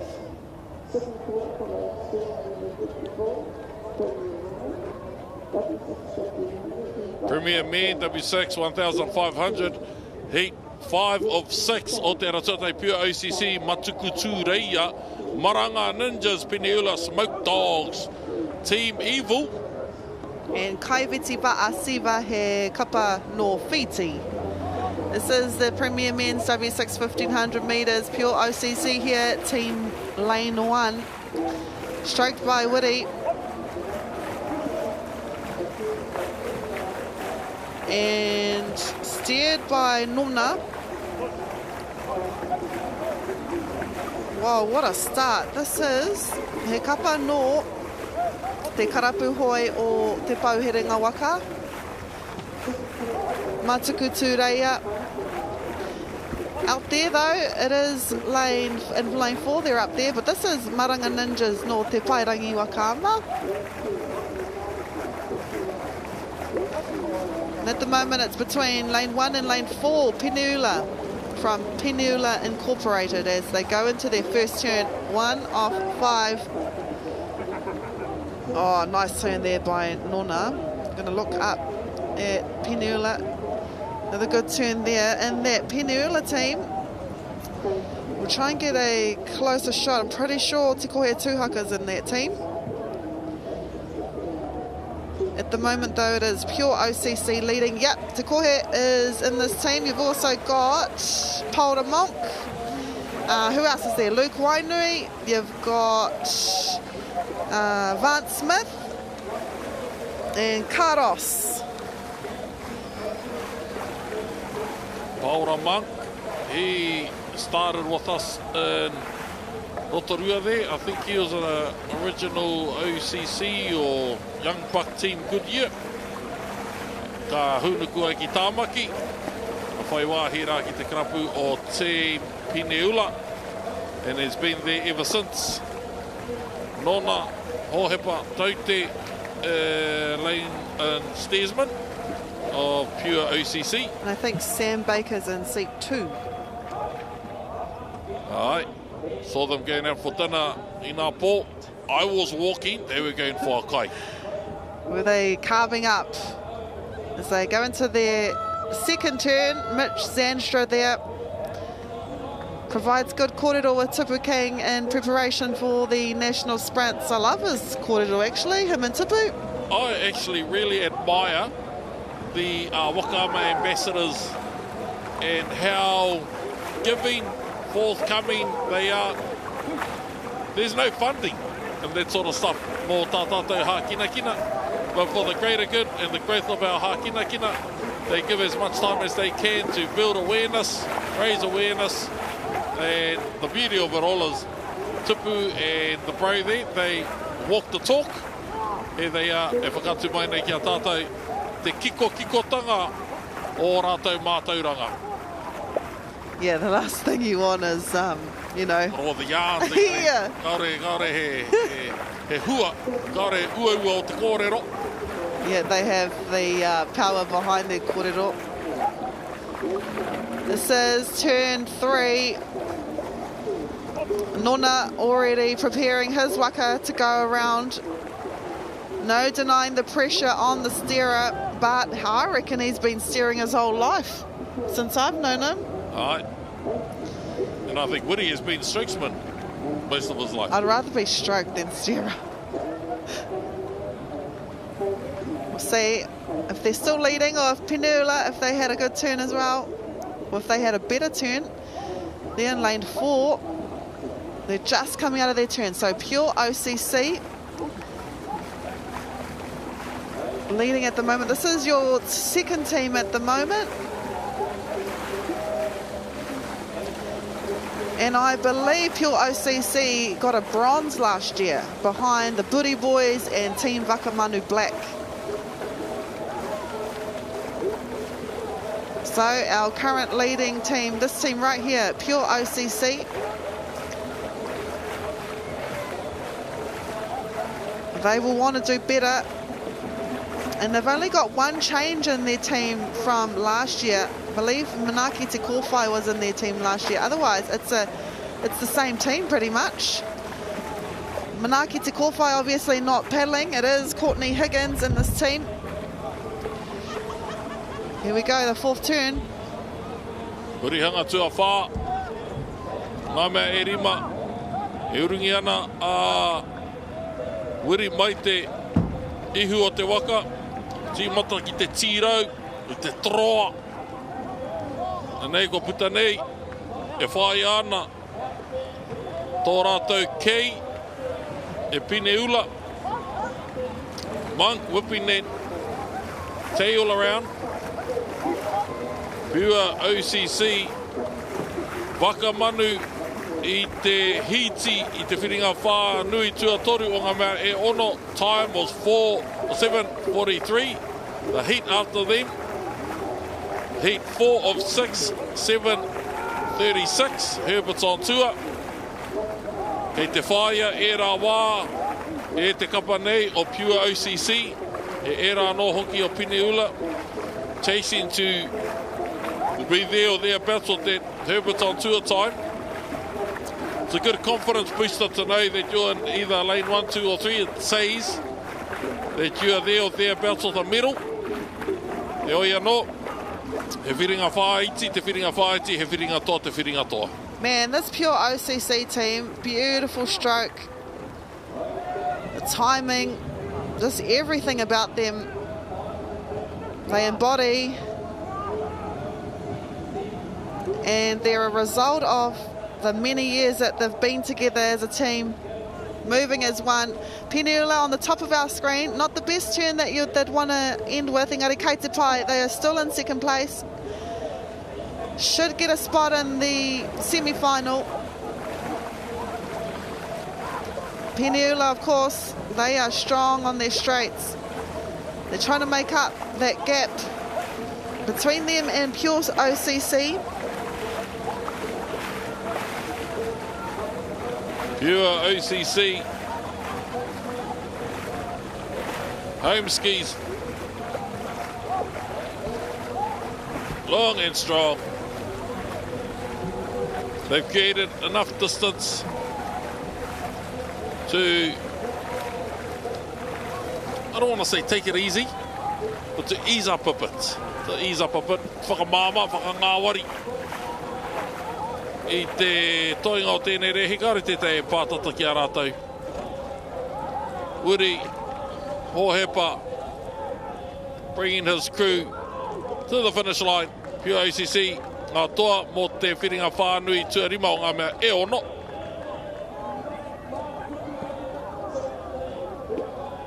That's how you want to really finish a race.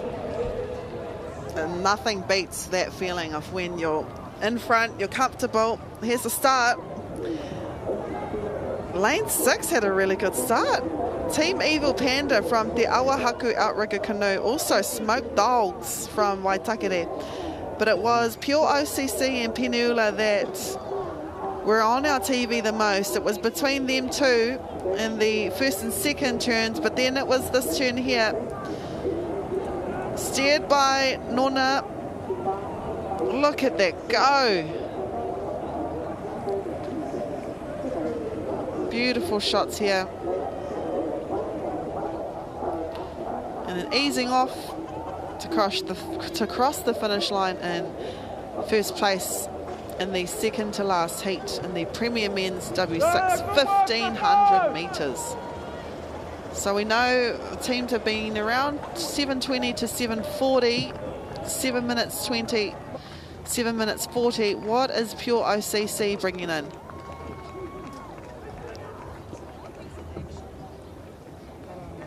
$7:36 Pure OCC. Bear in mind they did take it easy in the last 250 metres. Peniula with 7:41 and Smoked Dogs from Waitakere with 8:37.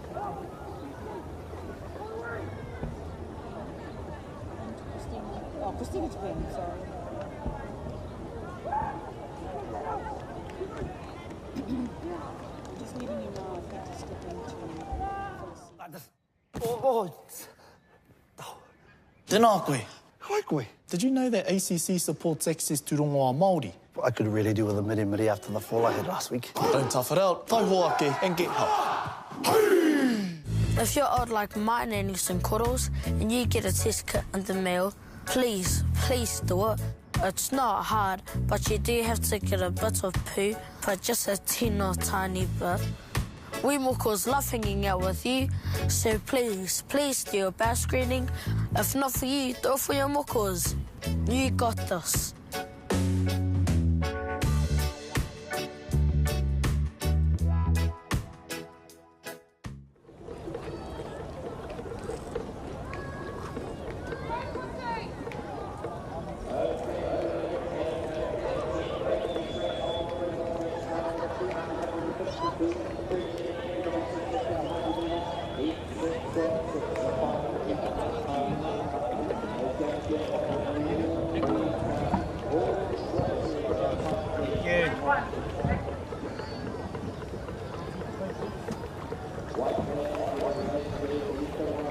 Kia ora te whānau. This is the sixth heat for our Premier Men's. Buri Boys 1, Nā Aikane Blue, Maniapoto Manga Nui, Peniula, Miliwai and Taio, a newish club all the way from Te Tairāwhiti in 5.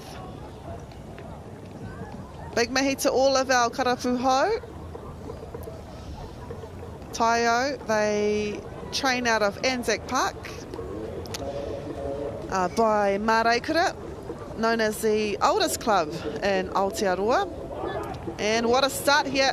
So in lane 1 we have the Buri Boys from Heimato, Paul Rusendahl, Ash Rusendahl there stroking. Ash, of course, he placed in the top 3 in the dash yesterday. Not bad for a top crossfitter as well. Top 3 in the country. Ionawa Na Aikane Blue. This is Ocean Blue Sports Club. In 2. And it's Team Pinula Mulivai up there at the moment. This is Kei Te Ara Tuatoru Maniapoto Manganui no Aratika Water Sports Club. Awesome to see these 1500 metre races on ways. As we know, they'll complete a series of 5 turns in this race. First into the first lot of turns though, at that 250 mark. Buti Boys. And Tayo in lane 5. That is so cool. I love their uniforms too. What cool colours. Sorry, I just had to come in and mention them. By all means. Definitely. This is Team Pinula Mulivai. I would say this is their top team. You've got Manutia Milon there, sporting some tape on his shoulder. After the singles races, we found out that Kei Te Mama e tōna Pakupokohiwi. You also have Mahaki Albert Tureia there as well. Nephew of Cici from Horota Waka Hoi. He did really well in his single races too. So this is a battle. This is Tayo. Yeah. A team that carry their club name. You got Darius up in Nuinepa there, used to pedal for Horota Waka Hoi. You've also got Shannon Demine Albert there. He is a pushing force of this club, and he also does a lot for the Tamariki. But in front of us right now, we have the Buti Boys. Buti Boys. I botched that name enough. I know, I always do. It's not Buti Boys. We're not Buti Boys. I know, I always... It's actually named after one of their boys, Buti. There's actually a memorial race over in Mount Maunganui in his memoriam. Yeah, I've received a few messages on how to pronounce it correctly. I like Buti big. Buti. Yeah. Buti. Yeah, the Buti Boys. Yep, so in the Buti Boys we have, of course, Ash Rusendahl in 1. So you've got Manawa Irwin, you've got Paul Rusendahl, you've got Callum O'Leary.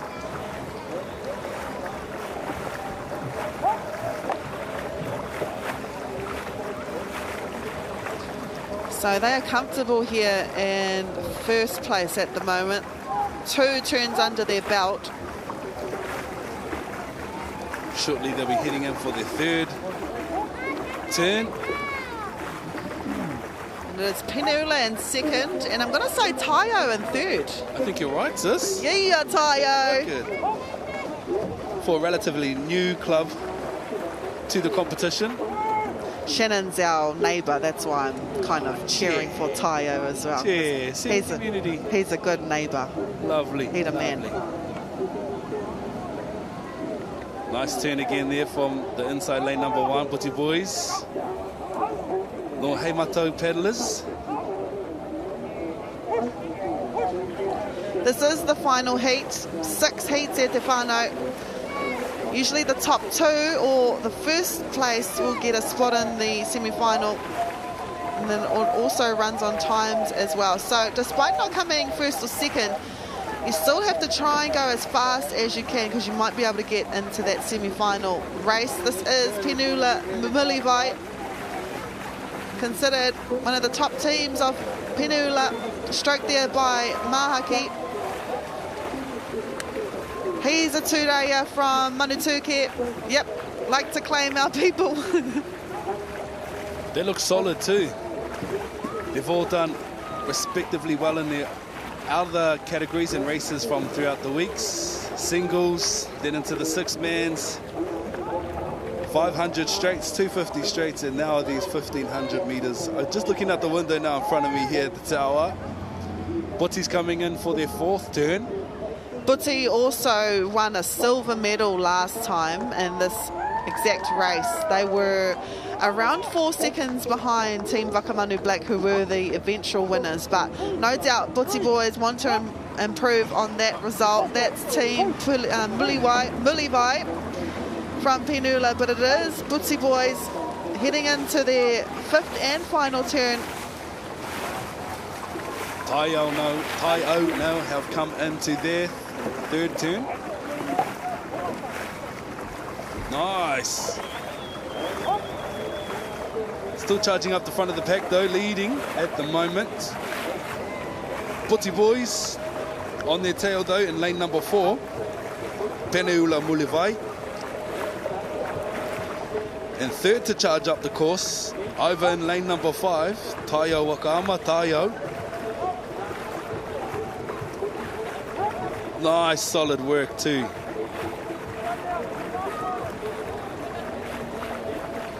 The control, man.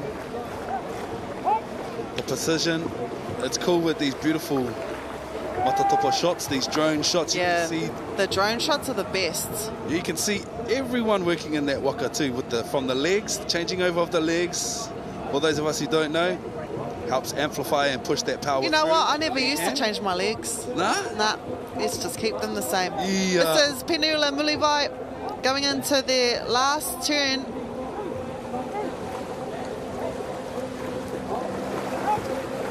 Nice. Nicely done.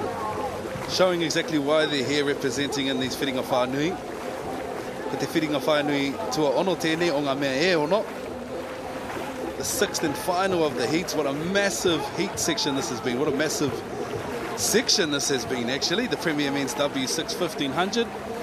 If you've just joined us here, we're here at day 6 at Karapiro for the 2025 National Sprints Championships.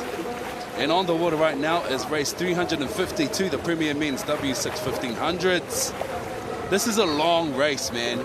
And the majority of these men pedal long distance LDNs throughout the year as well. In preparation for this specific race, this is like a warm-up in comparison to long distance nationals that we have. That's Bootsy Boys there, crossing over first. Nicely done. A reminder, they won silver last time. Can they win gold in 2025? We'll know Pawpaw. It is Team Penula Mulivai, lane 4, that will take the 2nd spot and a spot in the semi-finals. And hopefully, fingers crossed, I'm not trying to sound biased, just supporting our newer teams that are here. But Taio, from Taio Wakama all the way out there in 5. Yep, they're crossing the line. Hopefully they've done everything they can to score them a spot in the semi-final. But this is your winning team. Already at the docks. As you can see on screen now, and the closest lane to us here, in lane number 1, Bootsy Boys, off to a strong start. The contenders on the outside of them, and lane number 4 kept them on their toes the entire way throughout that race. Penula Mulivai. Nice, cranking the back of the waka around there. This is turn number 3, I believe. Rawe Rawatu, solid form. Locked in, isolated, their cores engaged. And now just coasting through to complete that race. Race number 352, the Premier Men's W6 1500. And that was heat 6 of 6. There you go, as you see them cross that finish line now. Aotearoa Pautama, mo tērā reihi. First position, Bootsy Boys, 725.47. Penula Mulivai with 744.49. And 3rd, Taio with a time of 8:04.38. Oh, I think Taio might make the semi-finals, but we must speak about Bootsy Boys. I think they've got one of the fastest times, so they are on track to not only defend their silver, but possibly win a gold. That's what they want to do. We've got 12 mans out here now. They are our corporate races. So all of the kai tautoko o ngā whakataitau wakama o te motu, he wāhi tēnei ki te hoki mai hei kai hoi. So most of these paddlers have probably been out in the water a few times, but majority of them will be new paddlers. Hopefully, we'll see them in teams. Ara tuatahi ACC paddling whānau, Ara Tuarua Bay of Plenty Police Team K8 and 10-3. Maufro Kaioko in lane 3, NHC Tāmaki Makaurau. Lane 5, Te Kāhui Ora Māori Health Team, Te Wānanga Raukawa Waikato River Authority and Waikiria Tuatahi at 8. These are mean corporate teams. Usually you see Te Wānanga Aotearoa, but it's awesome to see different corporate companies. Ngā kamupene hau, kua hau mai ki tēnei whakataita. I'm trying to see if we know any of these faces. Maufro Kaioko, I'm wondering if... Yeah, look, they've got Jake Sweetoloa. Look, right there. Who's that? Of course, he works at corrections, eh? Oh, does he? Oh, bro. I wonder if Jake takes them. Oh, wow. Imagine having the Premier Men's Singles Champion in your team. He probably... Oh, no. There he is there. So in the Waka to the left, fourth from the back, so he's in the powerhouse, wearing the socks, hat, trying to keep low-key. Nah, bro, we'll be able to spot you from a mile away. We know a champion when we see it. So, corrections, they are in... Which one are they in? Which lane? Oh, Waikiria, so lane 8. Oh, yep. Wow, we could possibly see a winning team in lane 8. But you know what? These teams might have trained a lot as well. Red flag. Rolling start there for lane 7. Yeah, and they're off. Nice little pump out for lane number 2. I roti te ara tuarua ko Bay of Plenty Team K and 10-3 for the Corporate Challenge W12 250 metre heat 1 of 3. That'll hear Range at the... Oh, of course, because she's a cop. Yes, she's a cop. That's right. Oh, man, they are fast. Okay, so guys, just to let you guys know, this is only a 250 metre race. Kei Muarawatu, ko Te Wānanga o Raukawa, no doubt they've been having trainings. Or no doubt they're paddlers in their own right.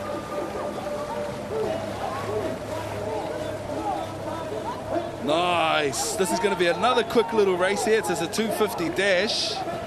W12 challenge. Look at the determination on those faces. Oh, so Jake's in this team.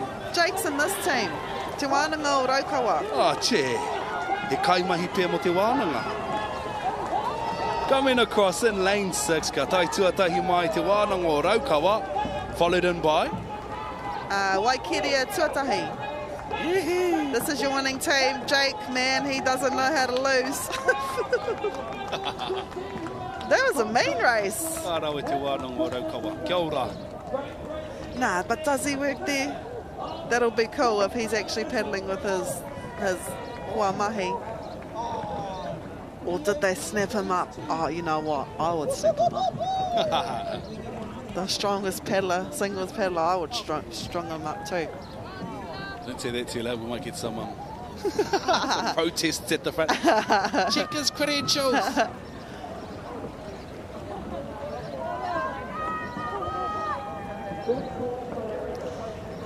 It's your time, 1 minute for Te Wānanga o Raukawa, 2 seconds later, Bay of Plenty Police Team K8 10-3, and 4 seconds after that, Waikiria Tuatahi.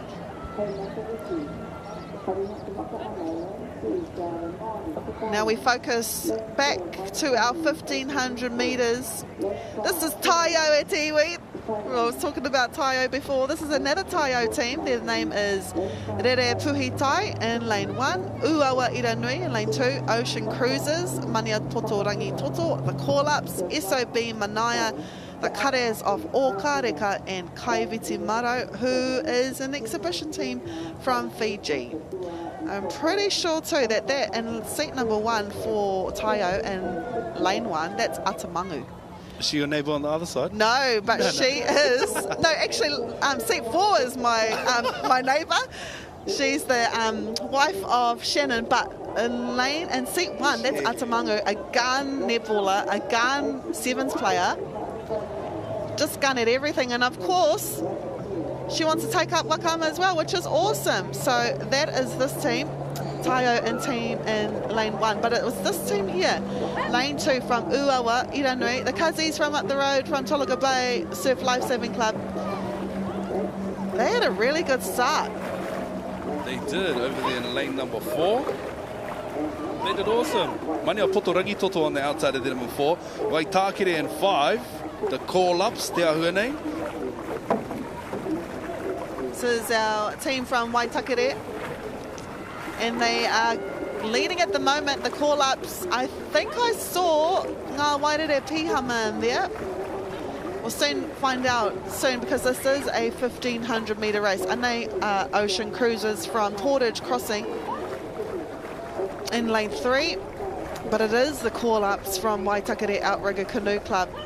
I think Te Ua is in there too. Te Ua Tū Moana. We'll be able to see better when we get into a turn. We'll be able to see that soon. So Waka 5, the call-ups, and the kares of Aotearoa, Te Aurere Waka Club, go into their turn first. And it is this team right here. Yep, it is. It is her. Ngā Wairere Pihama. She's stroking her call-ups team. Perfect turn there by Waitakere. And this is the other team we were speaking about. The kares of Aotearoa, Te Aurere Waka Club. Really good turn there as well. I think you're right too. That is Te Ua in that Waka as well. Her papa sitting over the cross at the other live papa over in our Kai 2 space. Che. Wonder if he's is cheering for his baby. No doubt. Undoubtedly. All of his babies. Yeah. So that is our first turn, and just from one turn we're able to see the distance between the leading teams and those that are behind. And here's the call-ups again in their second turn. As Sarah preparing to position their waka in a space.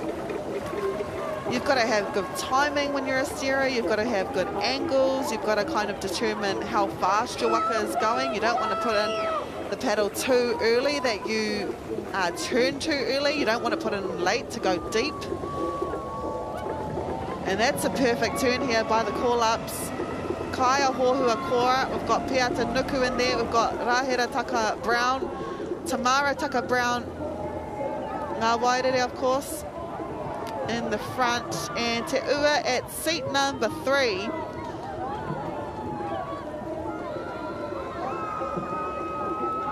Beautiful work as they complete that second or third turn? Third turn. 2 more left in this heat. In this race, I should say. Yep, it's the first heat of 7. So we thought there were a lot of men, open men in this year's competition, but 7 heats for the open women. So just a few more women's teams at this year's Nationals. Waitakere are looking really, really strong today. I hope they're not actual call-ups. If they are, I'll be very, very impressed. Joyce.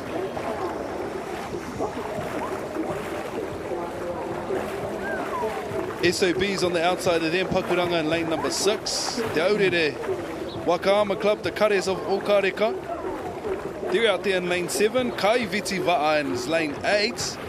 They're doing wicked and have been representing amazingly throughout the competition. For those of you who don't know, they are an exhibitionist team who have come to experience Waka Ama Nationals here at Karapiro. Not only is it a world-class stage, but manuhiri from all over the motu come to have a jam at Waka Ama here with the greats that we have on offer in Aotearoa. As you can see, the 4th turn going underway. Waitakere in first. The kares from Lake Karapiro coming in second. Pumping out first, though, from that 3rd and final turn. 4th turn, I should say, sorry, my bad. Is the Waitakere girls. The call-ups. The kares from Aotearoa out as well now, too, over there in lane number 7. Yeah, this Te Aurere Waka Club team done really well in the last, I would say, 400 metres. They've just made up that ground that the call-ups did have, And now they're up there. Also, another team that are up there are our exhibition team in lane 8. But this is your leading team at the moment. The call-ups from Waitakere. 5 turns in a 1,500 metre race. This is their 4th.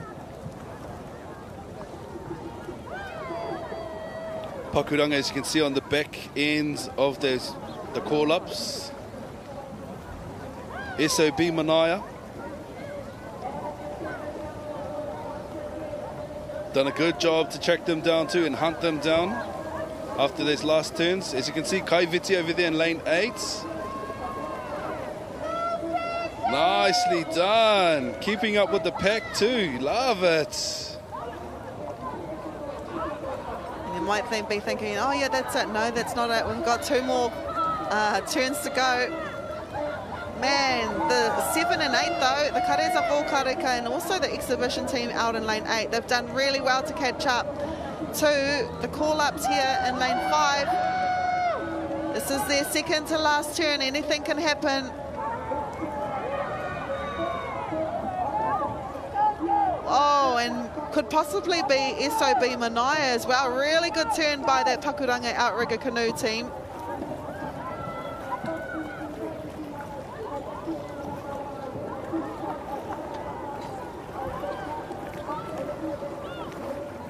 Wicked stuff, man.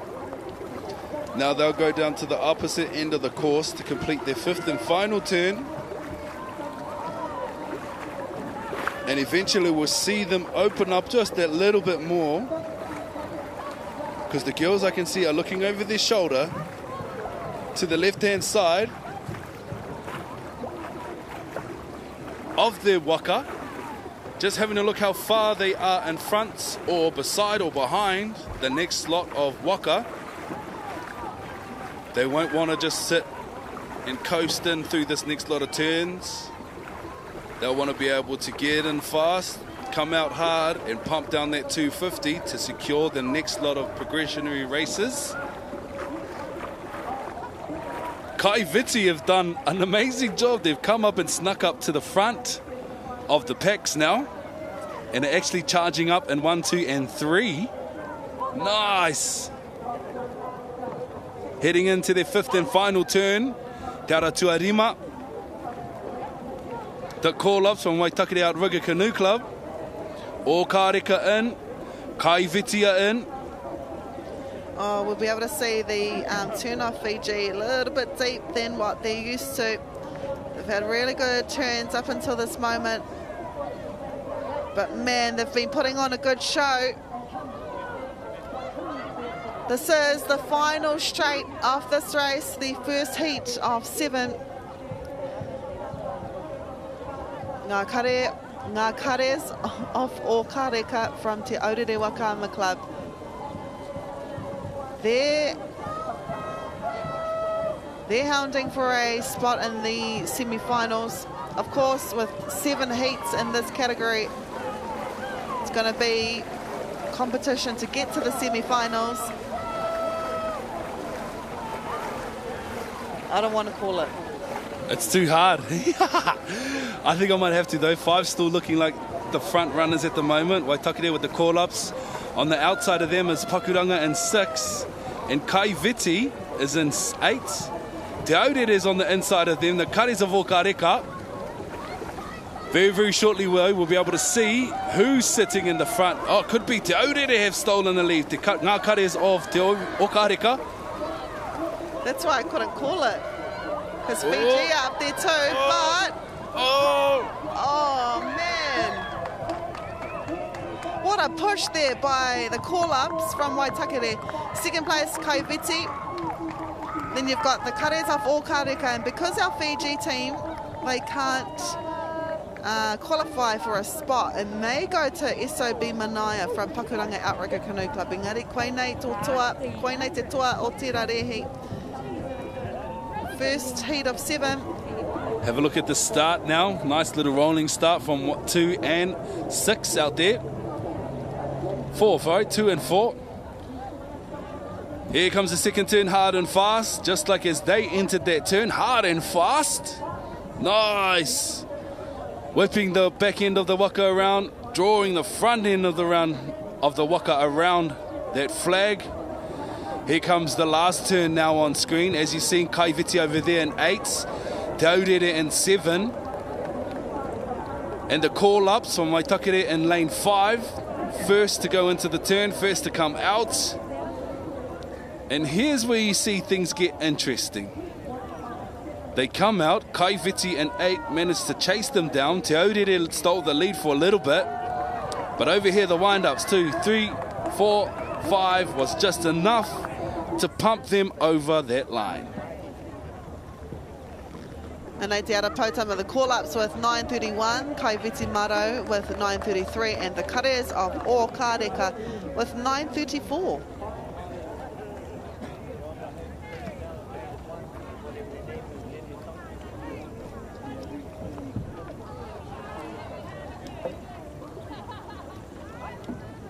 This is your second heat of 7 for the Premier Women's W6 1500 metres.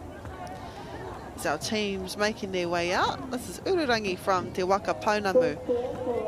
Kua haramai no Otautahi. Another Waitakere team too. Oh, that is Aroha. Aroha Clark. A stalwart of Te Waka Huia.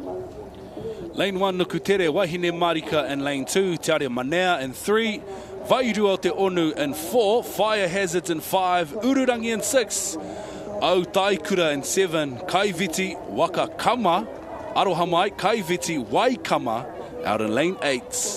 Some familiar faces you'll see in these heats.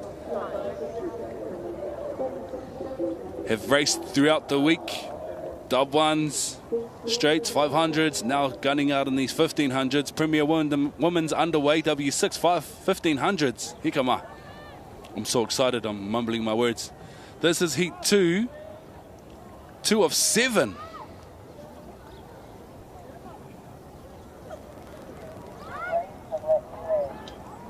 Aue, kore wa te haki pango I tēnei wā.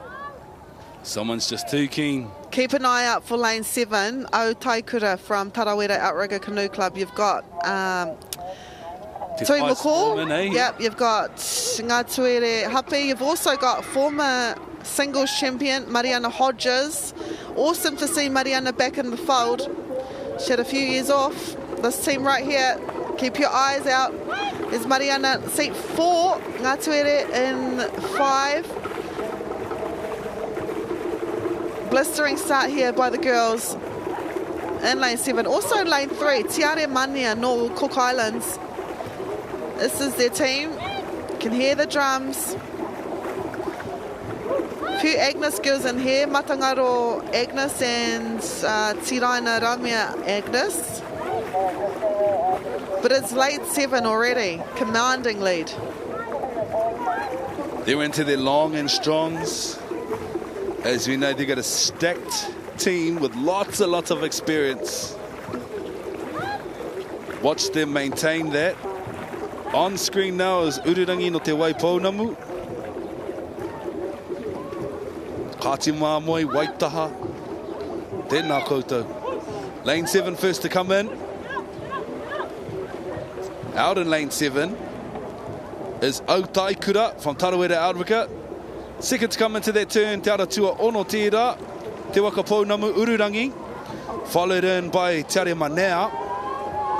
Aratua Tahi with a beautiful turn on the inside there, Nukutere from Kurakitai Waka Ama. Out and pumping back down for the second turn of 5. Ko Te Aratua Whetutera, and also lane 6, Te Waka Pounamu.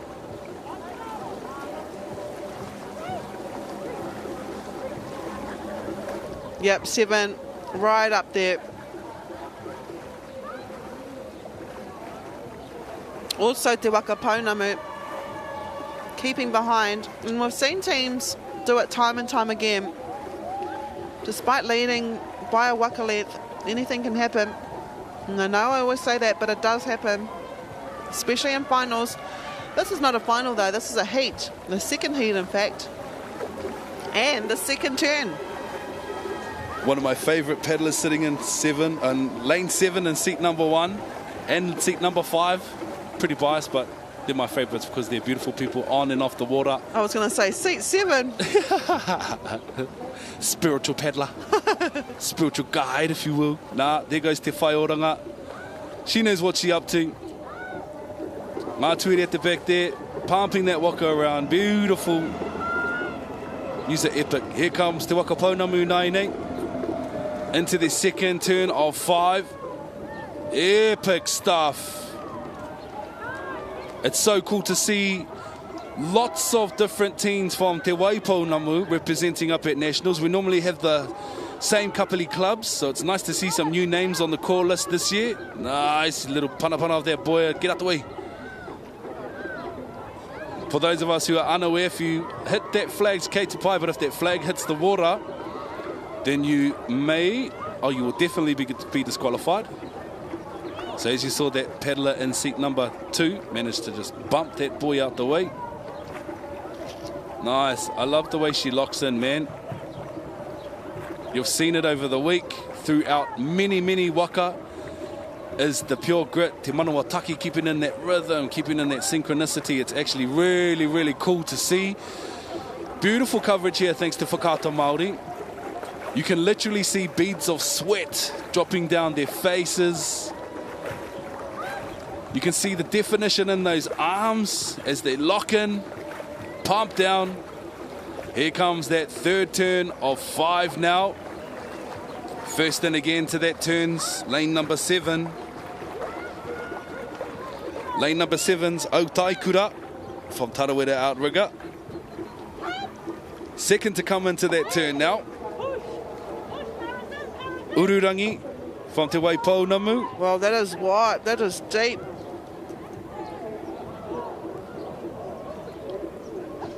You know what? Okay, I'm gonna tell you guys something. Sometimes those boys, they all look the same. I'm telling you now, you can look to the left and the right, they look the same. We used to make this mistake all the time too. But the main thing is you keep going because you never know what the other team can do.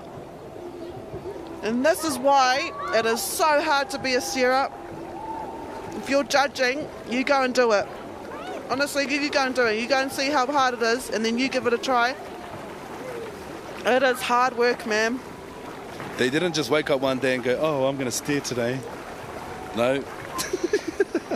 Many of these steerers on Waka at today and throughout this whole week have been practicing and training relentlessly for months, even years. Some were born literally in the Waka.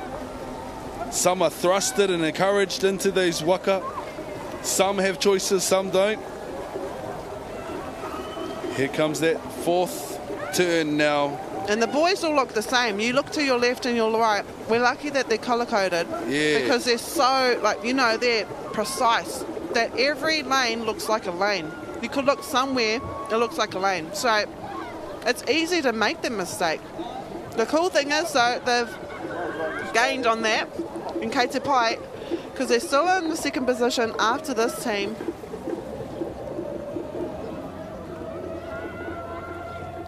Ururangi now coming into their fourth turn. Coming out, I should say, of their fourth turn. With precision and style as well.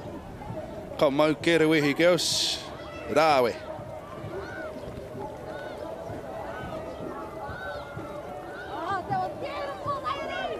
Yes, that was beautiful, ladies. As you can hear, those comments coming from the Waka. In case you don't know, we've got a little bit of a mic setup lashed to the kiato of each Waka. Sometimes you can hear those words of encouragement, sometimes there's screams of exhaustion. But 9 times out of 10, they're words of encouragement and kupu aki to the rest of their paddlers on board. We got the sisters, dig in, push. This is Ururangi, which of course is a star matariki. It's associated with the wind, the weather and the sky. Hopefully they've bought their beautiful weather from Ōtautahi here. This is the final turn for our Premier Women's. Another good turn here from Aotearoa, from Tarawera, as they head now on the straight back home. Home, James. They held that lead beautifully from the start of the race through to the half end of the race, and now they've just got 250 more meters to go, which will award them a place ki roto i ngā whiringa whaiti later on this afternoon, later to the semi-finals. To the semis later on today.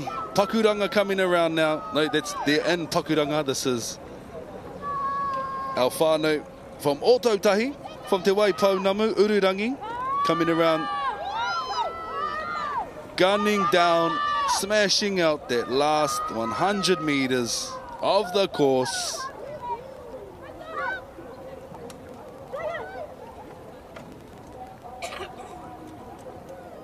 There they go. Ara tuawhetu Aotearoa from Tarawera Outrigger Canoe Club.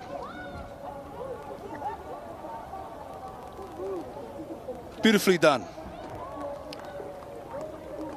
Yep, Tui McCaw's in there, seat 2. You've also got Te Rangihuia Henare, of course Mariana Hodges. Used to dominate in the singles alongside Kiwi Ionawa. This is Ururangi, no te Waka Paunamu.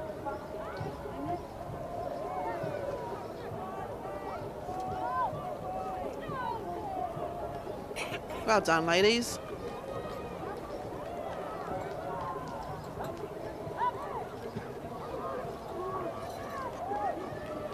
And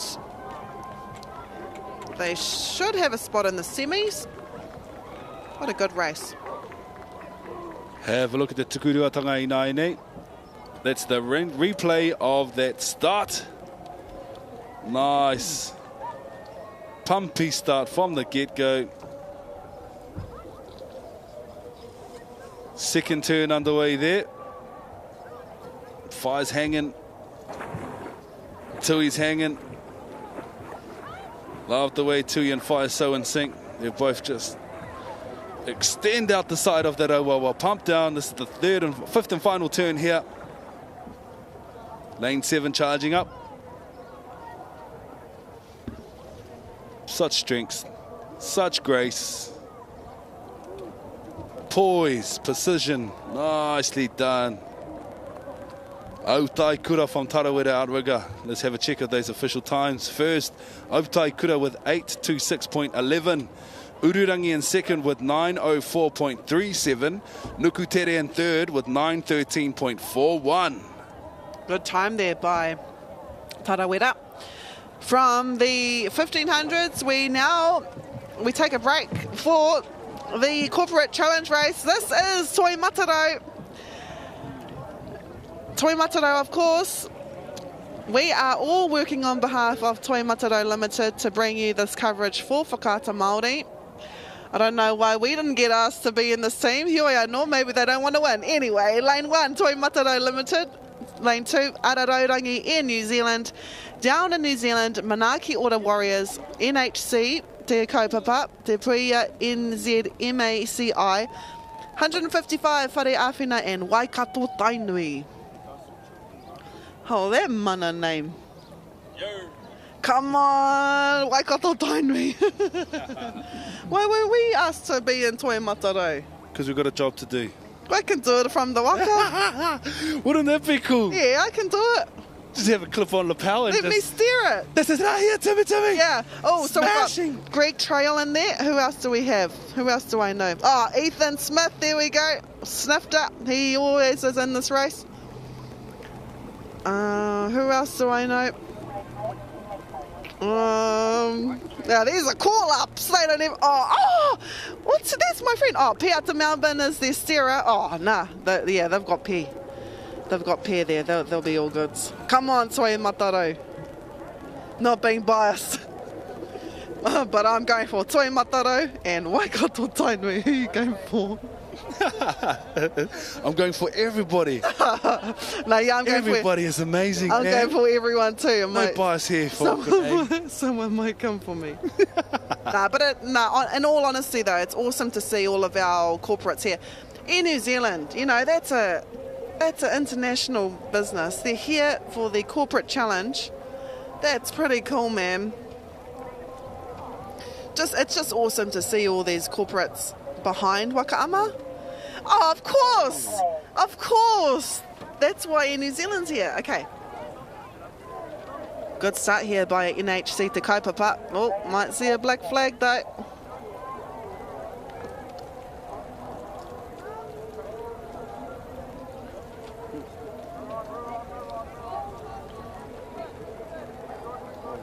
Locked in, they're all focused to the flag boats. Waiting for their black flag to drop. Here we go. Good start there from Toi Mataro Limited. In lane 1. Really good start there. Whakaata Māori, Kaimahi no Whakaata Māori. We've got Piata Melbourne. She is steering from the other side. Also a member of Taniwha Wahines in the Masters section, so they are doing really well. Also, this team right here, Te Puia NZ MACI. Beautiful strokes there by that team. Nicely done. That's at Te Puia New Zealand Māori Arts and Craft Institute. Back home in Rotorua, Waikato Tainui over there in lane number 8. But of course, Toi Mataro Limited. The time that we're not paddling in there, they're doing really good. Awesome. Ka'apai Koutou also out there in lane 8, Waikato Tainui. Really well as well. He tohu pea tērā. Maybe that's a sign why we're not in the waka. They're doing better without us. Nicely done. Ka pai Toi Mataro. Tai tuatahi mai. Te tira tuatahi ka whakawhiti, te rārangi whakamutunga Toi Mataro, winners of your Corporate Challenge W1. This is heat 2 of 3 for the Corporate Challenge. Have a look at that start again from the get-go and from the back blocks. Toi Mataro Limited dominated over here on the inside of them. Lane number 6, Te Puia. Those are kaimahi from Te Puia itself and also the New Zealand Māori Arts and Craft Institute. So, in other words, they are the most skillful people with taonga Māori that you could have out on the water. Kia ora. They could probably build a waka. Toi Mataro Limited coming across first with a time of 106.48, followed by Te Puia NZ MACI 108.03. Waikato Tainui 108.38. That was a mean race.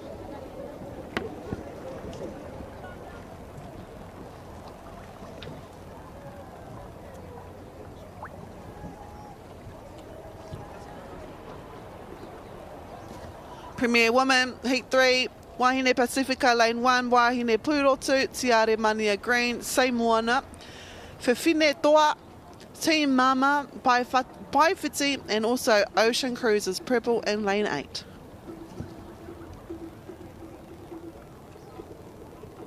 If you've just joined us for the first time for the week, this is day 6 here at the 2025 National Sprint Championships. With the live broadcast from Whakaata Māori, you've got Rahia Tumutumu and Neihana Maki in the driver's seat for the next race. Got a bit of a black flag and a red flag flying out there. Some really, really keen paddlers to get these heats under the way. This is 3 of 7. Green flag and they're off. 3 and 4, Tiare Mania Green and Samoana, really good starts there. Awesome starts actually. Nice, charging up and winding up in lane number 1. Yeah. Wahine from Mareikura, Wahine Pacifica. And it's awesome to see a premier team from Mareikura here. Chantal McLean, my old teammate, she's in this team. Awesome to see her back in the waka. She moved back from Aotearoa, got back in the waka. This is Samoana from Manukau. I think that was Diana Malaki Williams in there. They also featured at the long distance nationals in Turanganui-Akiwa a few months ago. But there's Forrest, there's my friend Forrest, doing so well. Awesome to see her back in the waka with this Mareikura crew. This is a 1500 metres turns race. So if you're just tuning in, they will complete a series of 5 turns in this race. Yeah, you heard that correctly, 5. They go up here, charge down 250. Pop a quick little drifty around. No. They cut it out on Kone. Pop their first turn up here at the 250 mark. Gun down 250 to the other end. Complete the second, third, fourth, and the fifth will be completed up here. Gun down 250 straights to finish at the finish line in front of us here at the podiums. First to get into that turn, though, was Samoana from Manukau Outrigger Canoe Club. This is Mare Kura, a relatively new team. Casey Brown there in seat 2. She's also a gun powerlifter. At the moment, they're second behind Samoana. So in Samoana's team, you've got Diana Malaki-Williams, Arahina Boyce, Kimberly Winiata, Pauline Benson. One turn down, 4 turns to go. Currently sitting in that second position. Over there in lane number 8, Pai Tawhiti. Lane 7, Motaku he. Te Pairangi Waka Apa Incorporated, Whewhine Toa. Yeah, so we've got, they're saying it out, ACOM. Gee. Yeah, I only saw those shirts. Carl, yeah. You've got Ashton Thrupp in there. But this is your leading team from Wakamanu. Samoana. Another good turn from Samoana. It's one of their definite strengths, is their turns. Across the board, throughout all the races that we've seen, through the men's, through the masters, through the open women's, that's what they've been smashing, man, is these turns. Not to mention the straights too. Yeah, it comes down to, has your team been together long? So I know this team here from Aotearoa haven't been together that long, but, you know, to still come to the Nationals, and if they remain together and stay together, that'll be amazing, because they're doing so good. Whereas teams like the Samoana, they have, you know, they've been paddling together for quite a while, and you'll be able to see that, especially in the turns. But despite not, you know, Aotearoa wouldn't have been that happy with the last turn. They're up there. So their strength are in straights. Also bear in mind, and I know I sound biased towards all of our Gisborne teams, but our river has been cut off, and it's been kua rāhui te awa nā te kaha paru. So our teams have had to go out of town to Opotiki to train. Yeah, so that's what, you know, and I know a lot of teams put in all of that mahi. I mean, our Manukau girls, some of them probably live out west, and they travel all the way to Manukau to train. I know they train from Mount Wellington, Manukau. So, you know, a lot of these paddlers put in the mahi. Speaking of mahi, Samoana, they're doing the mahi right here. This is their third turn. Really good turn as well. You can teach technique. You can teach anybody how to steer. You can teach anybody how to paddle, but you can't teach passion. That stuff has grown over years of developmental stuff, establishing a strong sense of fundamentals, and those fundamentals sit within your club values, and also the values we share here at Wakama NZ and Whakaata Māori as well. You know, it's the beautiful foundations in which these clubs are set upon. They're strong, they're secure, and it's a beautiful, safe place. He wahi haumaru mo ngā kaihoi. This is the second to last turn for Samoana. Be able to watch the steerer guiding her waka with precision. True master at work here. Doing really well. She's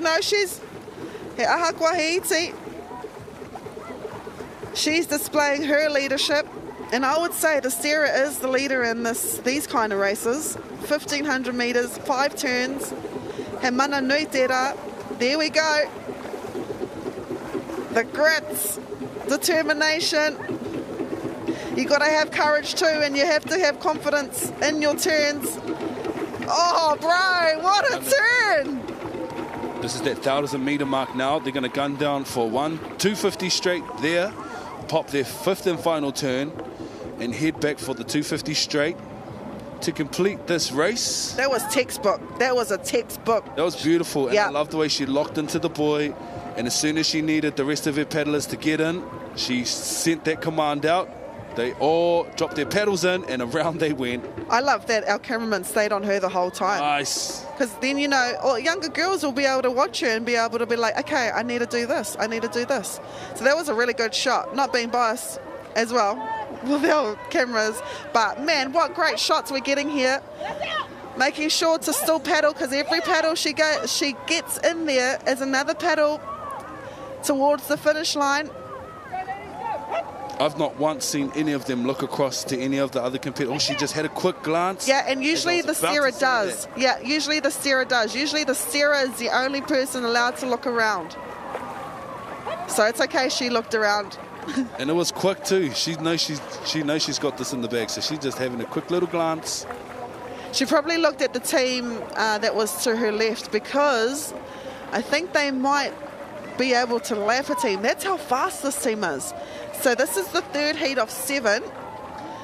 Same winner in their last turn. They can afford to take it easy, but they don't. It's another good turn.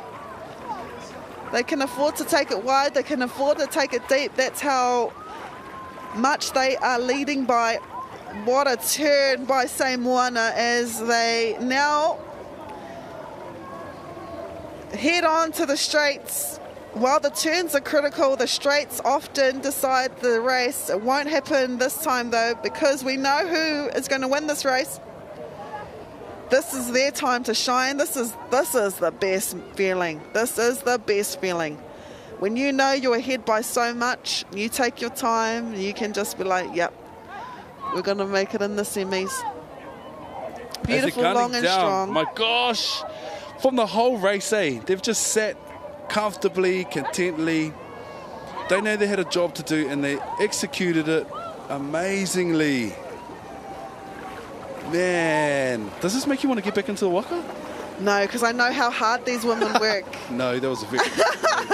No, to be in the sport, you have to train at least 3 times a day to be up to this standard. And to you know, when you're paddling rain, hail or shine, and when it's shine, you know, when it's hot out in the summer sun, these women deserve it. Yeah, these women deserve it. Nicely Congratulations done. to Samoana from Manukau Outrigger Canoe Club. I mean, this kind of makes me want to get in, but no, I know how much work all paddlers put in, and yeah, I can't do that. No, thank you. It's way better watching. No, ma'am. And marvelling at these paddlers. Speaking of marvelling at the Māraikura team, I think they're going to get second place, but this is a repeat of a replay, aroha mai, of the start of the race. So Same Moana from the start. This is the second turn for Same Moana, and our camera basically stayed on this team because they led. They were way in front.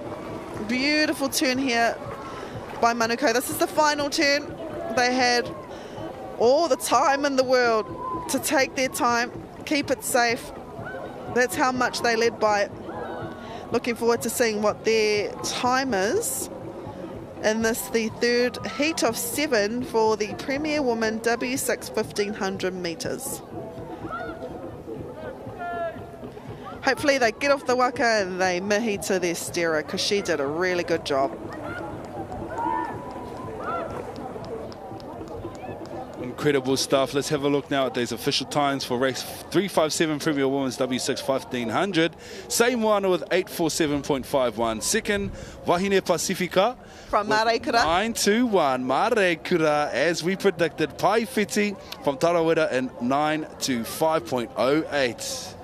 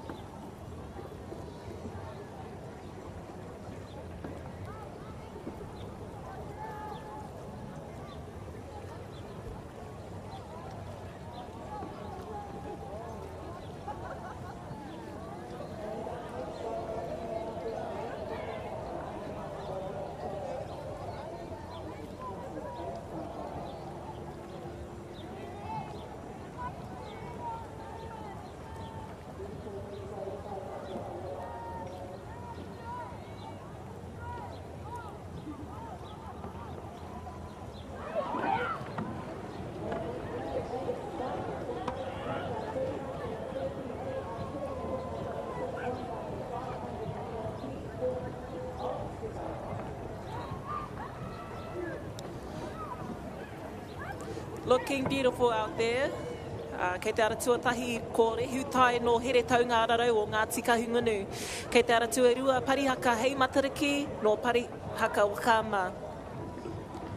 No parihaka wakama, kei te ara tuatoru Tiare Māori no Cook Islands Outriggers Association. Kei te ara tuawha ko Maiohi no Ocean Blue Sports Club. Kei te ara tuarima. Oh, aroha mai ko Mālohi. Let me put my glasses on properly. In lane number 4 was Mālohi from Ocean Blue. Lane 5, Kumaras Te Pairangi.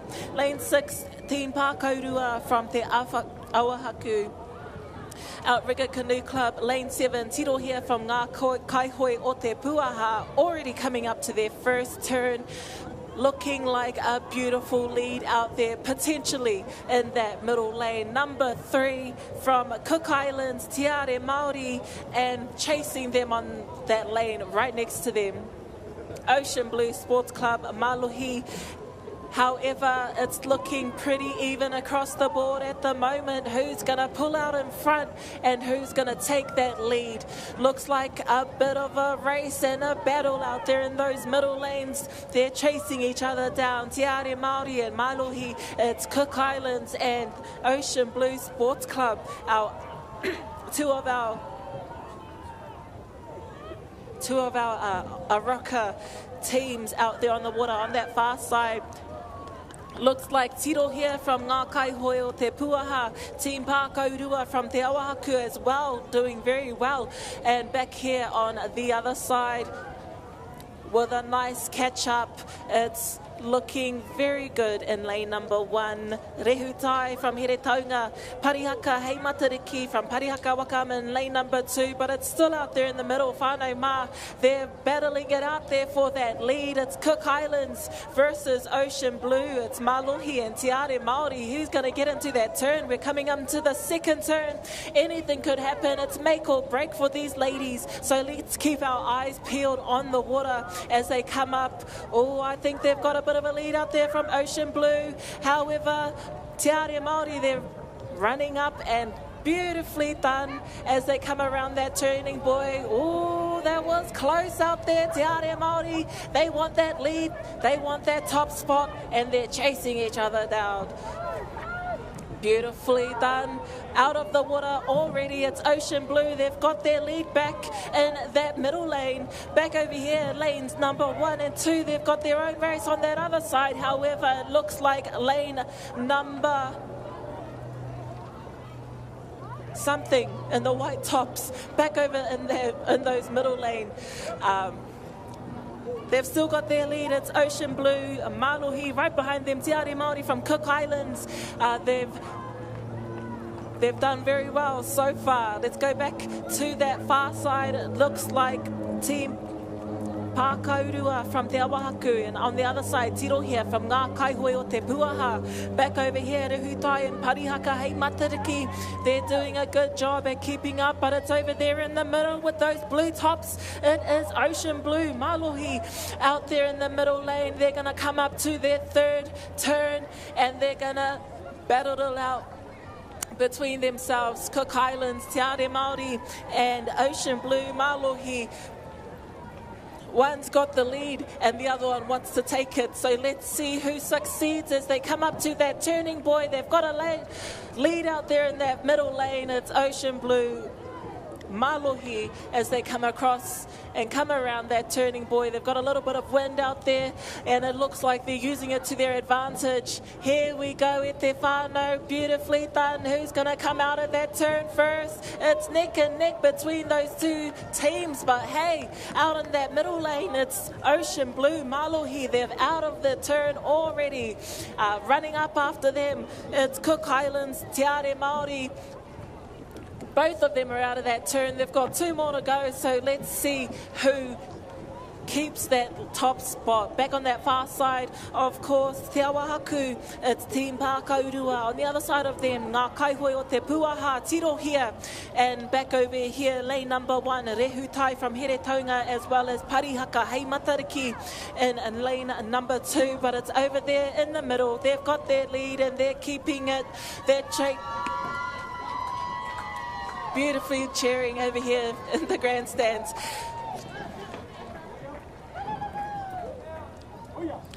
About a waka length ahead, it's Ocean Blue Sports Club, Malohi, as they come up to their 4th turn. Right behind them, it's Cook Islands, Te Are Māori, as they come up to this last 100 or so metres into their 4th turn. Now we've got... Now these ladies have made a lot of ground, so make sure you keep your eyes as they come up around that turning buoy. Let's see what they're doing. Number 1 is ruddering, number 6 is ruddering as well. Hey, and over there in lane number yellow in the blue flag, it's Cook Islands, Te Are Māori in lane number 3. Out of there already. There they go, it's Malohi from Ocean Blue Sports Club. Right behind them, Te Are Māori from Cook Islands. And over here, it's a race between Te Awahaku and Parihaka. But Te Awahaku over there on that far side looks like they've taken it. Their team name is Team Pākaurua. Over here in lane number 2, Parihaka Hei Parihaka Hei Matariki. Taku aroha. And lane number 1, Rehutai from Heretaunga. Coming across there now, our other waka, it's Kumaras from Te Pairangi, as they come out and into this next lap. Beautiful lead still out there in that middle lane, Ocean Blue. Their team name is Malohi, and they're going to come right around that fifth and final turn.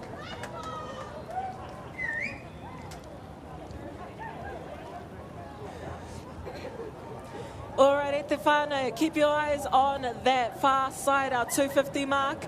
Our leads at the moment, it's Ocean Blue, Malohi, as they come around their fifth and final turning buoy, showing us how it's done. Look at that, nice and easy. Barely breaking a sweat as they come around and pull themselves around into their fifth and final lap. Maybe I need to go back to school. Beautifully done. They've got their lead, and it looks like they're going to keep it all the way home. Ocean Blue. Their team name is Malohi. Right behind them in lane number 3, Cook Islands Outriggers. It's Te Are Māori chasing them down in that next lane. On the other side of them, though, looking like they're already out of there, Te Awahaku Outrigger Canoe Club, Team Pākaurua. On the other side of those guys, those ladies, aroha mai, it's Tiro here, Ngā Kaihoi o Te Puaha. Back over here, Rehutai and Parihaka, Hei Matariki. They've got their own race out there in these front 2 lanes. However, it's clear to see, if you look out onto the water, they've got their lead, and they're going to be going straight into the semi-finals. Your Premier Women W6 1,500 Heat 4 of 7, top place.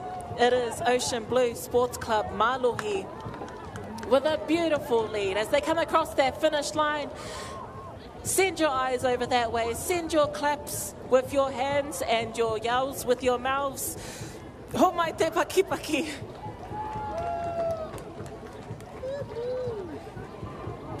Ka pai. We still have a race out there on the water.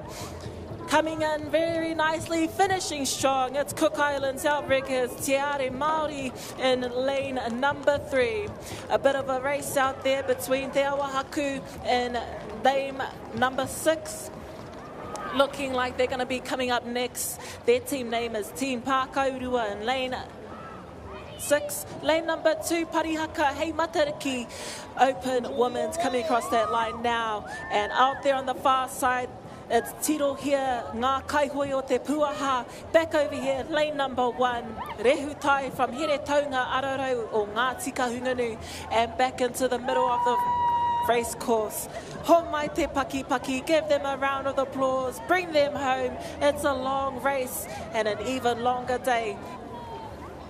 Te Pairangi Wakama Kumaras coming across into the finish line.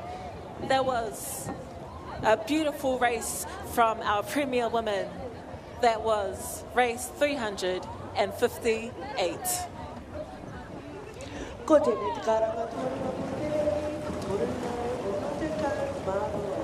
Ngā mai ne W6 1500, Heat 7 of 7.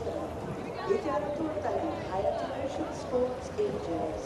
I te ara tōtai, ngā whero Africa Tātihana.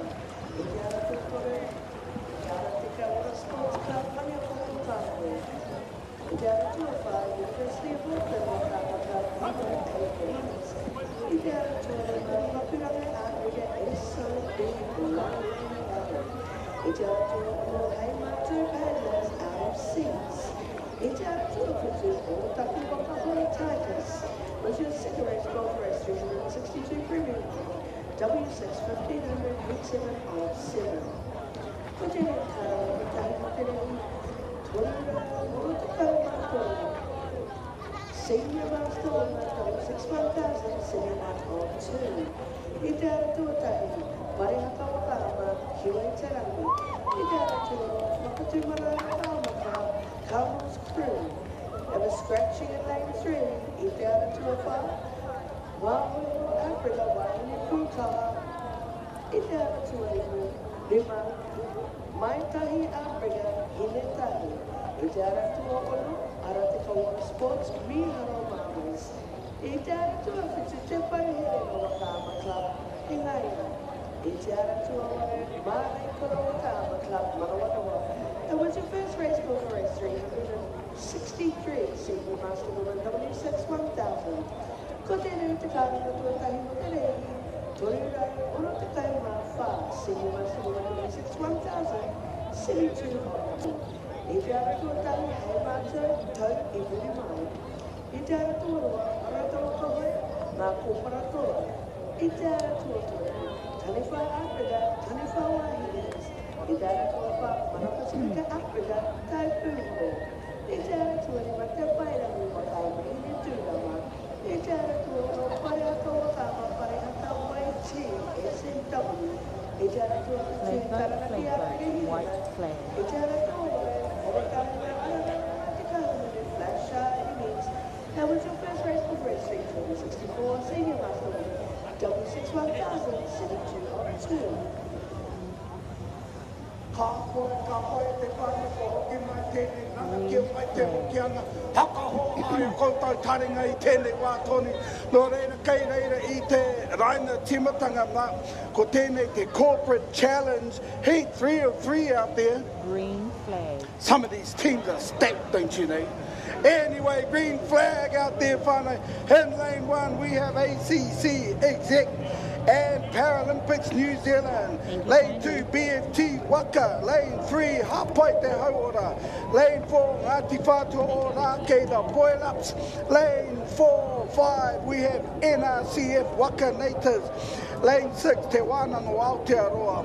And lane 7, University of Auckland, Waikiria. Out there in lane number 8 as they come steaming through. Here they are, probably over there in lane number 5 at the moment. 2, 4, 6 aroha mai. 6 and 7 battling it out there at the moment. Te Wānanga Aotearoa and Te Wānanga o Tāmaki. Check it out, whānau. 15 metres to go. Lane 6 at the moment. We have University of Auckland. They've been training. And that's there, lane 6, Te Wānanga o University of Auckland. Outside of it, Te Wānanga o Aotearoa. Over here, lane number 2 will take that 3rd spot and hopefully qualify. Ooh, University of Auckland. Ka pai koutou.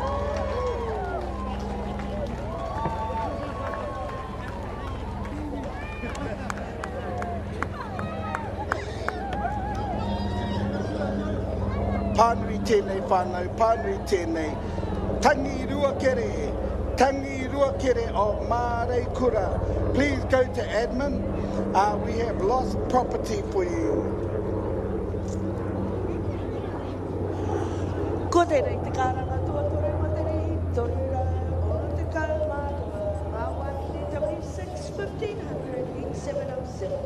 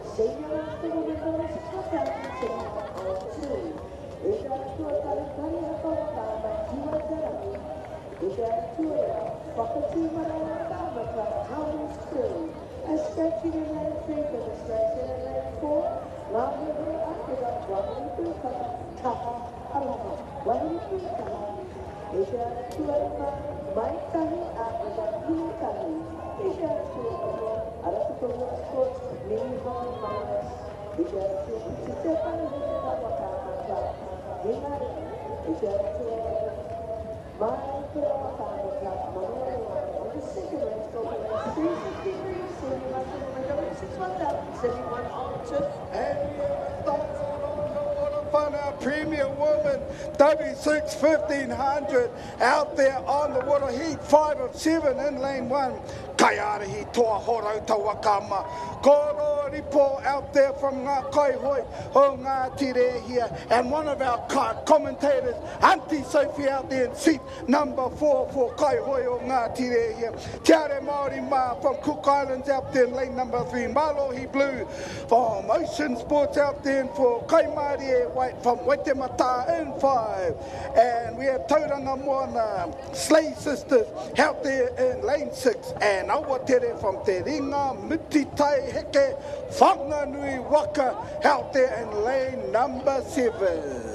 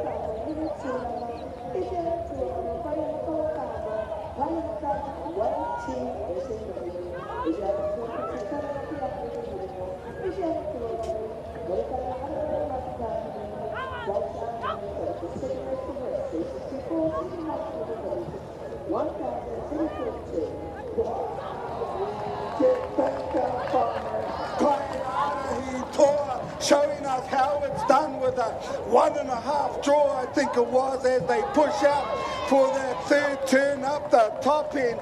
Just following closely out there in lane number 3, our cookies, Te Are Māori, out there doing the business, 4-5. Who's in lane number 5? Waitemata, Kaimarie White.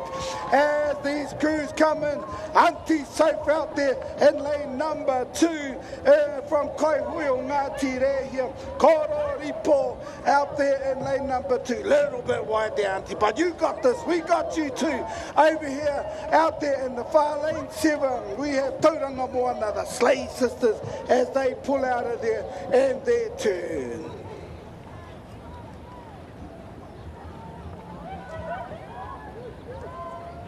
We can hear from here, Auntie Soap. It's all good.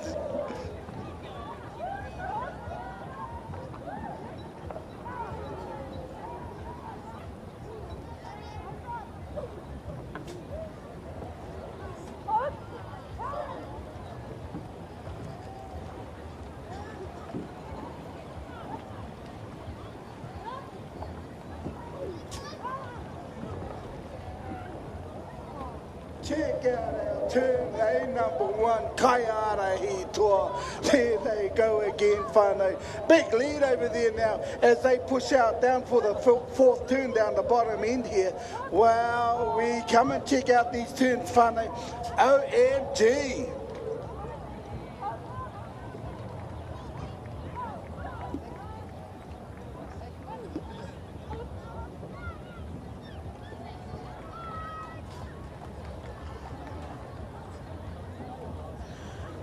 Ko tēnei te karanga tuatua mo tēnei torenga o te karanga toru. Senior Senior 6 Bata, Senior of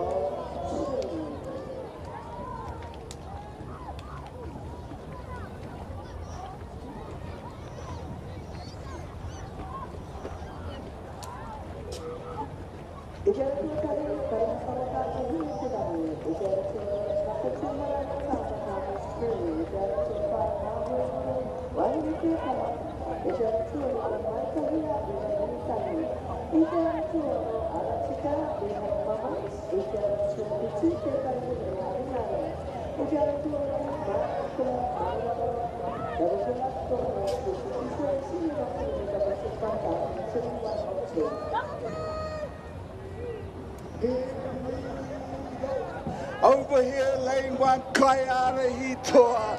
Wow, yeah, you know it, whānau, you know it. I can hear you on the grandstand there. Beautiful, acknowledging that turn.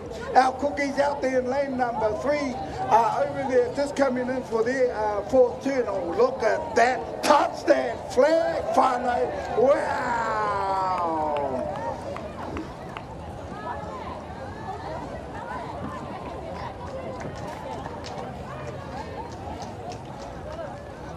Putting the pressure on too out there is Waka Mata, Kai Māori at White, as they have a beautiful turn out there too.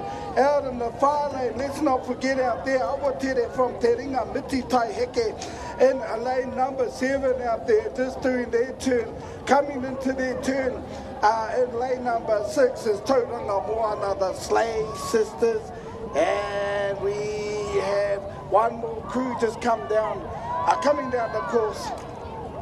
Kai hoi o ngā tire here.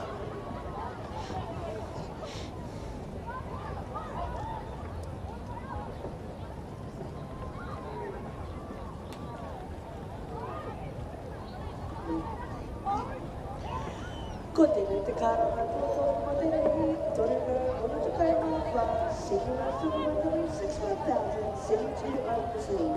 E te ara tua kare, hei mātara, tauri nui mai. E te ara tua, maratawa tawa, ngā tōpara toa. E te ara tua, kari whāna, tēne kuru, ngā tū whāna.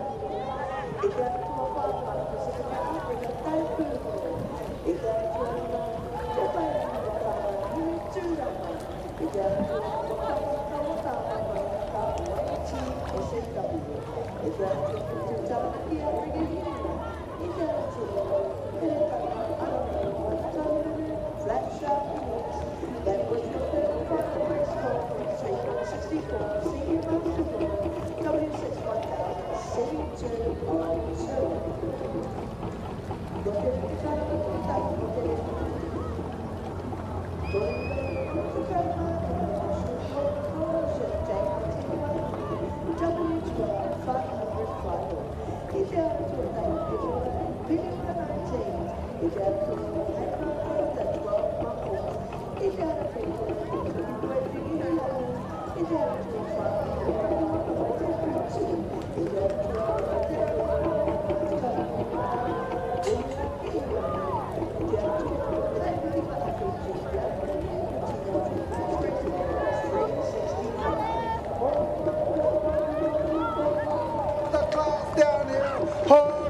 Waka hoi kaiara hi toa.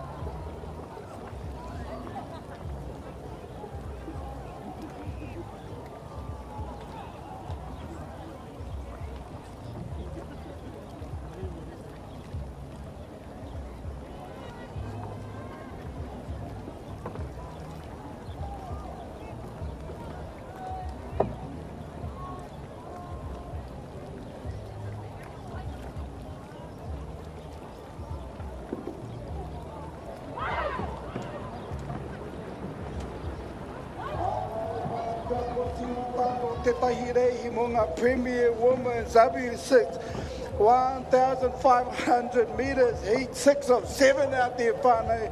Wow, what a growth in our sport for our Premier Women division as we have 7 heats out there. Hayata Ocean Sports home and away in 1. Kai hoi o Ngāti Rehia, Pū Manawa in 2. Akarana Ururangi out there in 3. Ocean Sports, Mālohi White out there in 4. Te Pauherenga Waka, in lane 5, Wairopa. Heimatau paddlers out there in 6, Manu Hoia. And out there in lane number 7, Ratanapa. As we check them out and they head up to that first turn up at the 250 metre mark.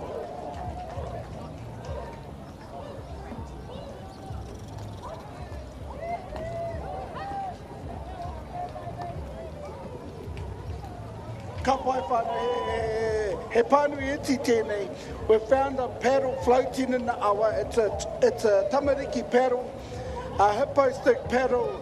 If that's yours or you're missing a paddle, please go to admin and they have that paddle there. It's a black hippo stick paddle that's been floating in the water and ready for pickup. Could we please have the following coordinators to administration? That is River City Wakama and Turnbull Wakama. The 2 club coordinators to admin please from River City Wakama and Turnbull Wakama. Thank you.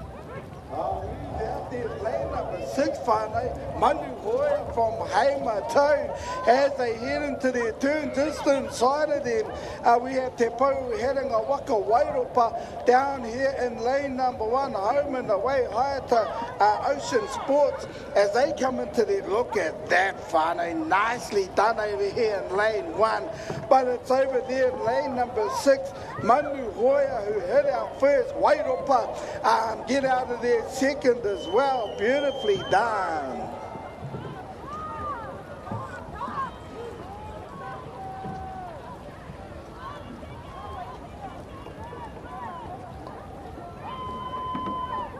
Nicely done over here in lane number 2. Ngāti Re here, out there in 4 as well. They're heading away. Ocean Blue, Malohi wide.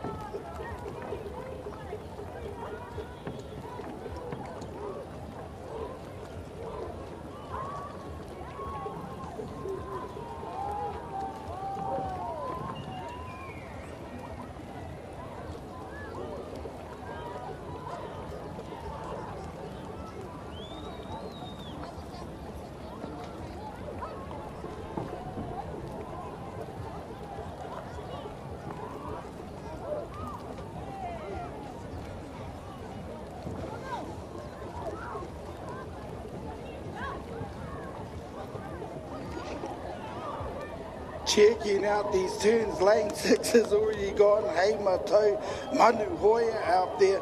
Just inside of them again, Wairopa, Te Pou heading a Waka. They're gone too. Over here in lane 1, home and away. High up the sports, they're heading home, but looking nice and comfortable at this stage as they come through the 200-metre mark. There's Hei Matou paddlers. They go by the name of Manu Hoya out there, and outside of them, or inside of them, Aroha Mai Wairopa from Te Pou heading a Waka as they come down for their next turn.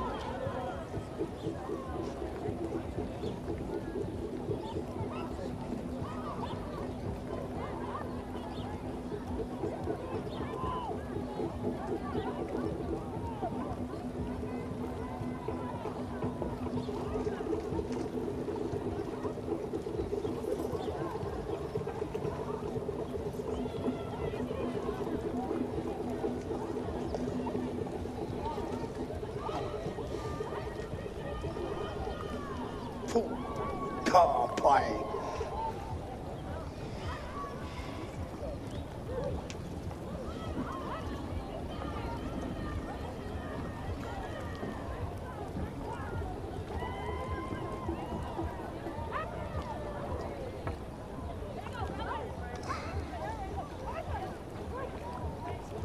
Manu Hoya out there in lane number 6, heading up for their 5th and final turn at Premier Women's. Just to remind you who we got out there. Hayata home and away in lane 1. Pū Manawa from Kaiwai o Ngāti Rehi in 2. Ururangi from Akarana in 3. Malohi White from Ocean Blue out there in 4. Wairopa from Te Pou heading a Waka out there in lane number 5. Manu Hoya, as we mentioned, from Hei Matou paddlers, and Rerenoa from Ratanapa out there in lane number 7 as they just negotiate their 4th turn down there in the far lanes. Nicely done over here. Heading away is lane number 3, Akarana Ururangi, as Kaiwai o Ngāti Rehi going to chase them down.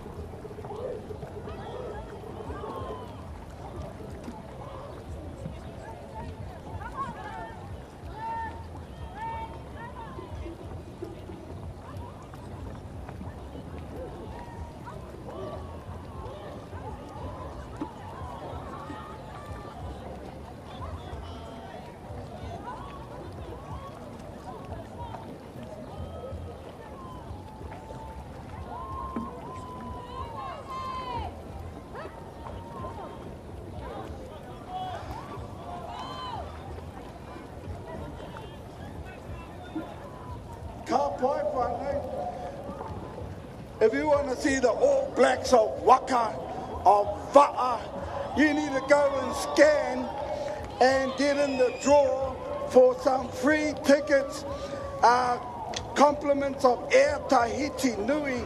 Go and scan, put in your details, and be in the winning for some tickets, double tickets, flying Air Tahiti Nui to Tahiti. Man, it's so beautiful. If you haven't been there, you need to get there.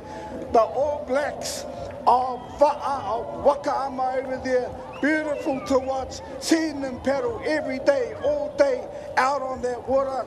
Wowee.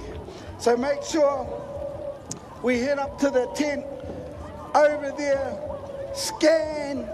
I've just done it. I'm in the draw to win whānau. So go in there if you want to get in that draw for some double tickets heading to Tahiti.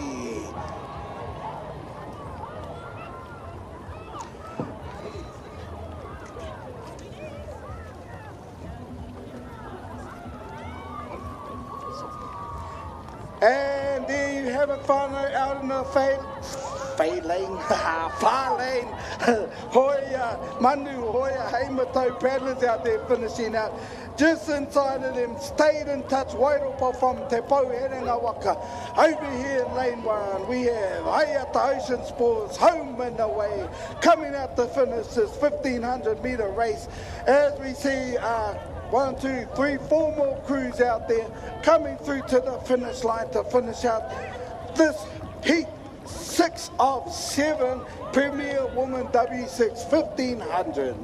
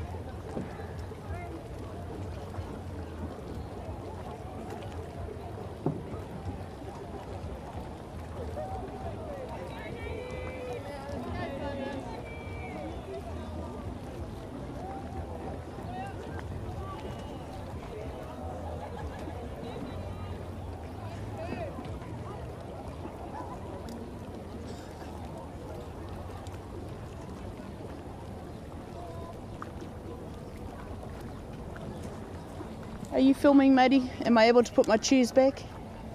Shall I put my cheese? Oh, okay.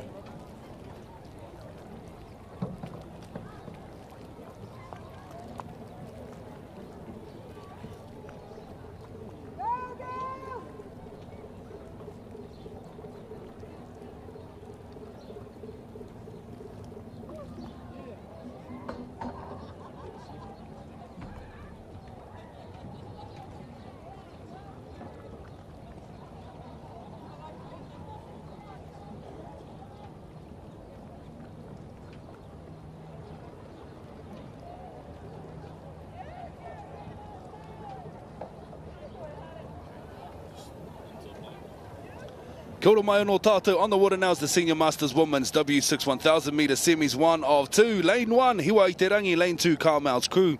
Kiripatu in 3, Wahine Pukaha in 4. Hinetahi in 5, Miharo Mamas in 6. Hingaya in 7 and Manawaroa in lane 8.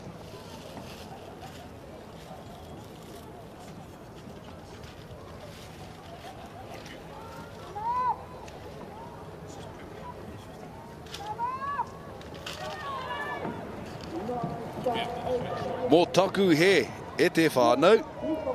Premier Women's is on the way at the moment, W6 1500s. Hayata Ocean Sports MJs, as you can see on screen now. Ara tuarua Matiti Hana for ngā hoi horoa Riga Canoe Club. Ara tuatoru Mania Poto Karoro mō taku he. They are in lane 3.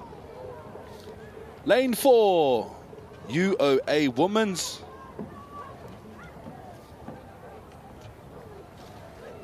SOB La Lelei from Pakuranga Advocate Canoe Club. They're out in lane 5. Hey Matau Paddlers out of seats. Out in lane 6. O Taki Waka Hoi Titas in lane 7.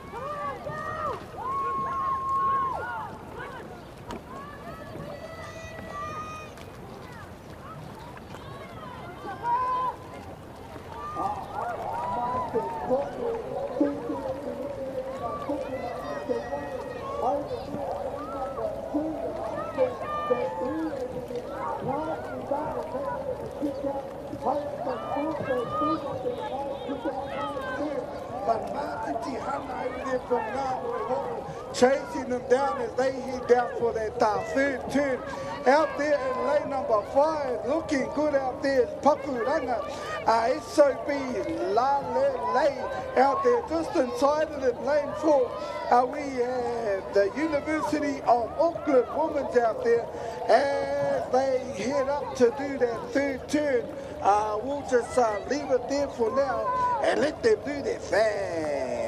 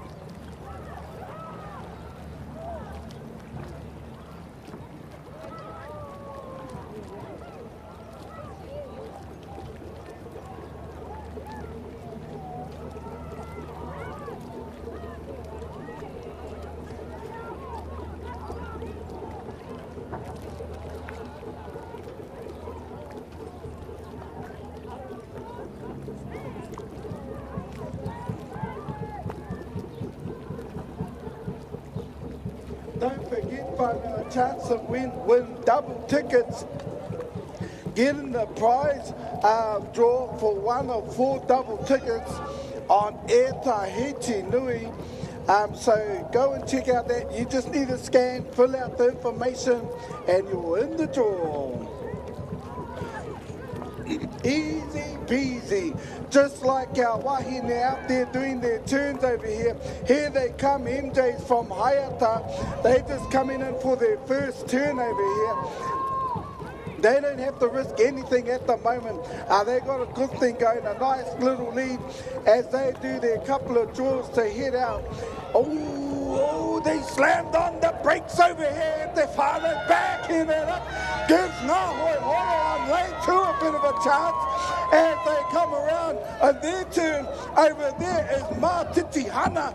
They'll see that and might get, oh, let's go, let's go. There they go, they're back out again as MJ's from Hayata. A little hopper there over there in lane number 1, but they're gone again. Still got a nice couple of waka links on Mātiti Hana from Ngahoi Horo.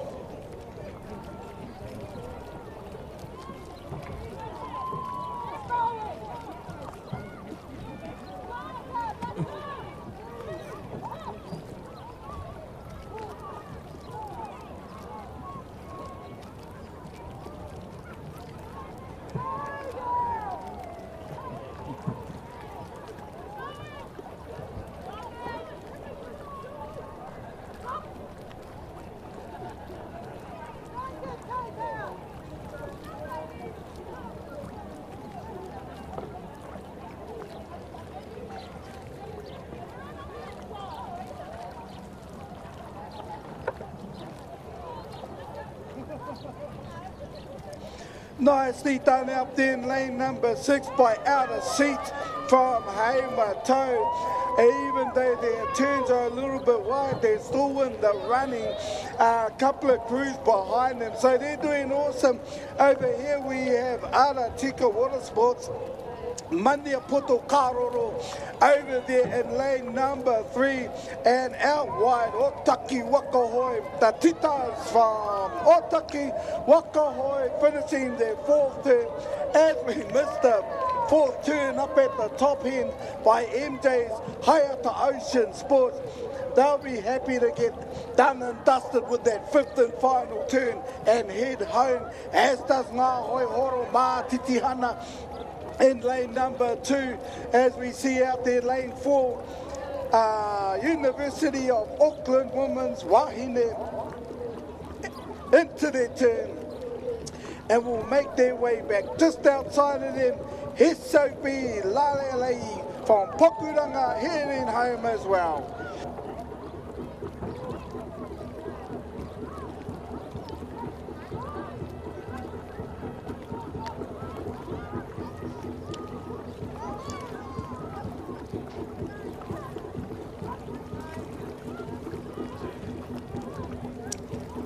MJ just tapped off a little bit. They just need to get through this. Oh my te paki paki. MJ is from Hayata Ocean Sports.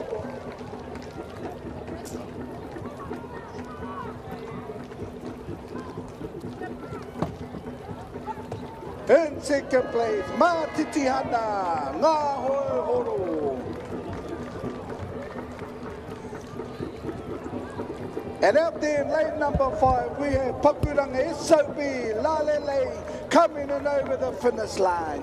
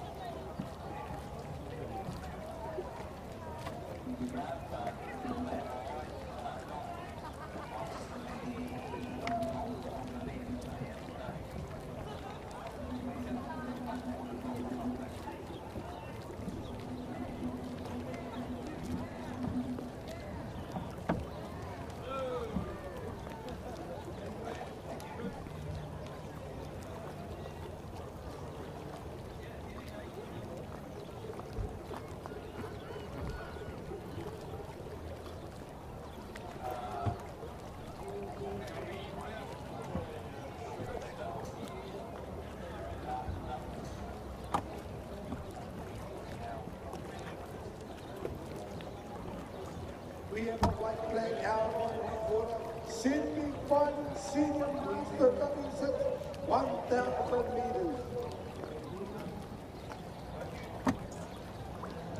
And I'm glad I'm in the Masters Division final. I don't know about this 5-10 thing.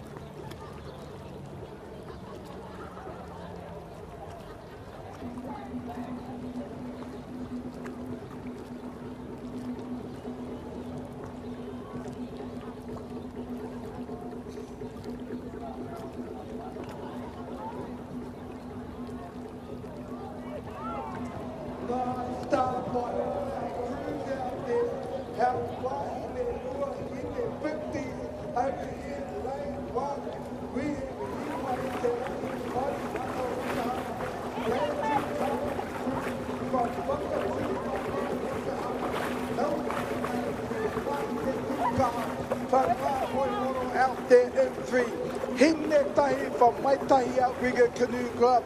Out there in lane number 5, Miharo Mamas from Haratika in lane number 6. Ma enei reihi, e whai wahi mai ai koe ki ngā reihi o Apopo, ki te kore tō ihu e puta i konei, e haere ana te ihu o tō motuka ki te kāinga. Anei, ko hiwa i te rangi kei te aratua tahi parihaka no te tai tokerau aratua rua. Carmel's crew no whakatū marae ki taku mōhio ko taku iwi tērā o te tauihu. Kei te aratua whā ko wāhine pūkaha, ngā hoihoro, kua tino pai. Ngā karapu o ngā hoihoro i tēnei tau. Ka ki te ake rā tātou, i pai te putanga o te kapa i te aratua whā. Ka ki te hoki tātou i te kounga o tērā hurihanga.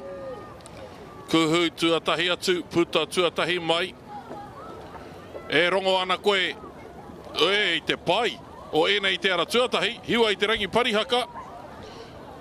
Kuhu tuatoru atu, kei tērā taki wārātai, i tēnei wā, ko te hurihanga tuatahi, tēnei o ngā hurihanga e toru.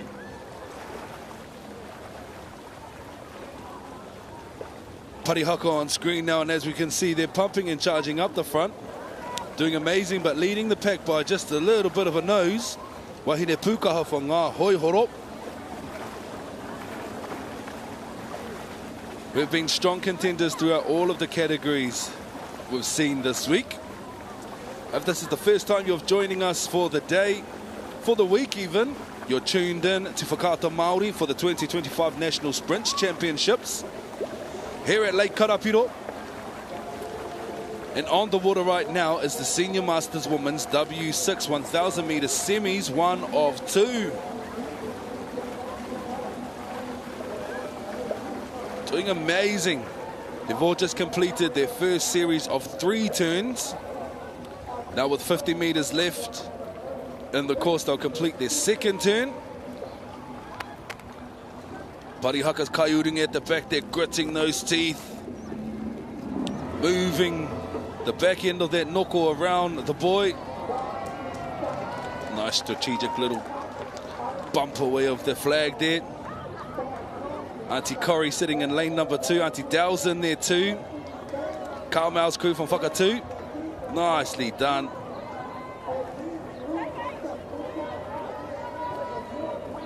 Hira, hira. Hira, hira rawa atu. Anei te hua tō rātou waka.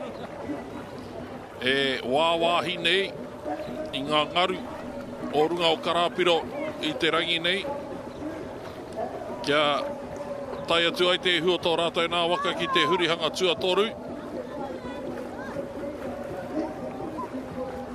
Karau te mōhio he hapū te rautaki I whai ai e Aotearoa tuatahi, engari e whai hua ana. Ko ngā hurihanga te ahua nei, te whakawhirinakitanga. O enei kei te ara tuatahi, I nā koa, kei ngā hurihanga, te wāhi e kukume whakamuri ai rātou I o rātou nā hoariri. Hiwa I te rangi ara tuatahi, te kuhu atu nei ki te hurihanga whakamutunga. Nei, ka toro whaka te maui, te tūru tuatahi me te tūru tuarua. Mātaki hia te reina te ara tuarua me te tuawhā. Kua puta ke mai te hua te ara tuatahi hiwa I te rangi. E whai ana rata e era o Kāmeasku o te ara tuarua. Nei, ko te ruarai rima te kaumita whakamutunga.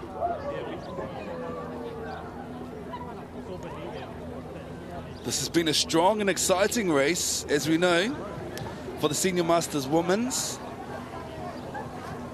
They've pedalled in a couple of other races this morning. I don't know how they seem to maintain the same intensity throughout all of the races. It's actually really, really inspiring to watch. Parihaka on screen now, as we can see, Hiwa I te rangi. Just trying to solidify their place into the finals later on this afternoon. Auntie Corrie's locked in there in lane number 2. Nicely done, Wahine Ma. Ai. Corina Gates tērā, e kōrero tia ana, e nei hana. Tētahi, o ngā I kāwhiro o tēnei hākina-kina. Ara tuatahi. Hiwa I te rangi, no Parihaka. Kei te haere ki te whiringa toa. I nā koa, he whiringa whaiti tēnei katoa, enei kape ki tēnei tātou tēnei wā, kei te haere ki te whiringa toa. A pōpō, te whiringa toa. Kāre koe te pirangi kia noho mai ai, hei kai hoi rā ko tahino I honei. Engari kei konei anō rātou, ka kite anō, enei mene tanga, a pōpō.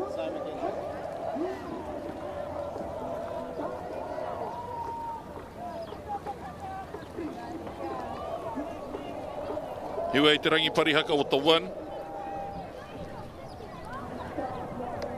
Wāhine pūkaha no ngā hoihoro, ka rau te mōhio me he mea ka hāmene hia rātou. Hiwa I te rangi Nairi Pēhi, showing us how to whip that key around.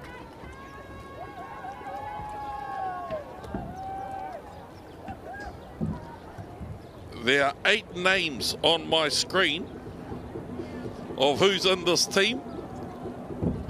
What a way, 1, to have some reserves, to have some backup, 2, to create competition.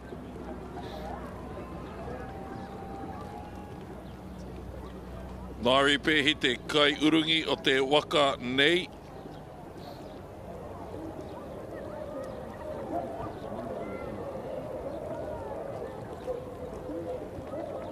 Tua rua mai o te ara Tuatoru, Carmel's, Tuarua Carmel's crew, Hine Tahi, Tuatoru.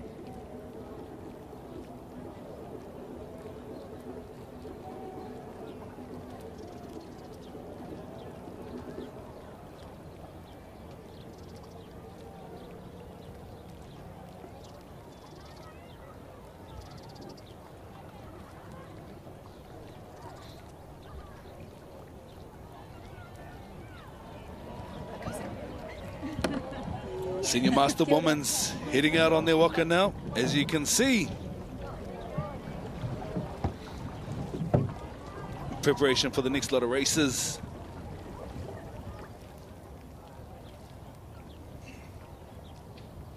Tau I muri mai, ara tuatahi, ara tuarua ngā kōparatoa, tani whawā, hine tai pūhoro, hine tūrama pari haka waiti, hiringa me flash a hines.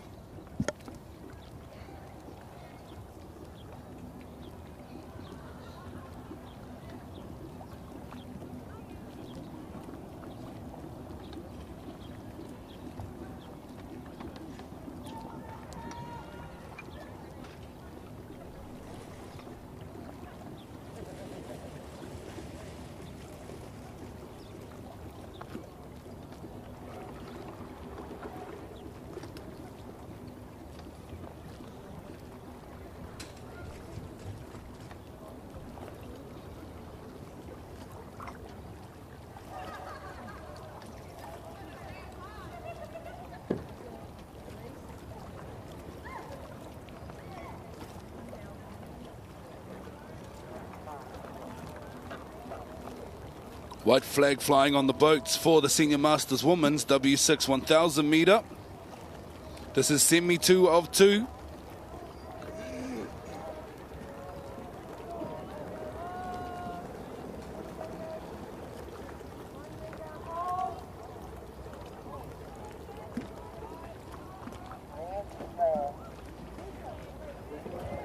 Red flag. You're going to pump up to the official start line now.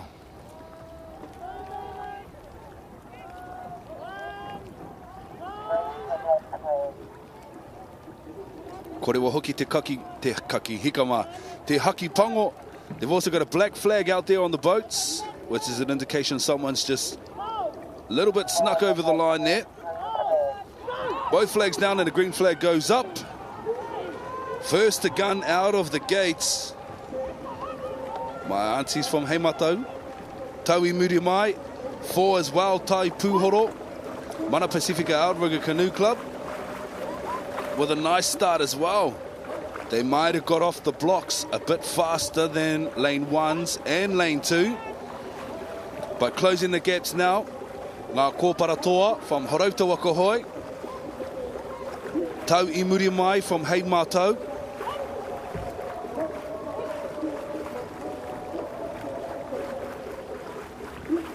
nice and strong.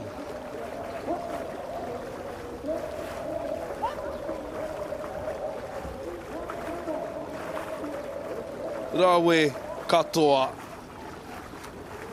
Santi Yvonne Rogers in the front of that waka there. Seat 1. Auntie May Papuni, Kalikoro. Auntie Krusty in the back there. Uringi ana I taua pōtira. Taua waka mo taku he. Nice advancement into that first turn. 1 of 3.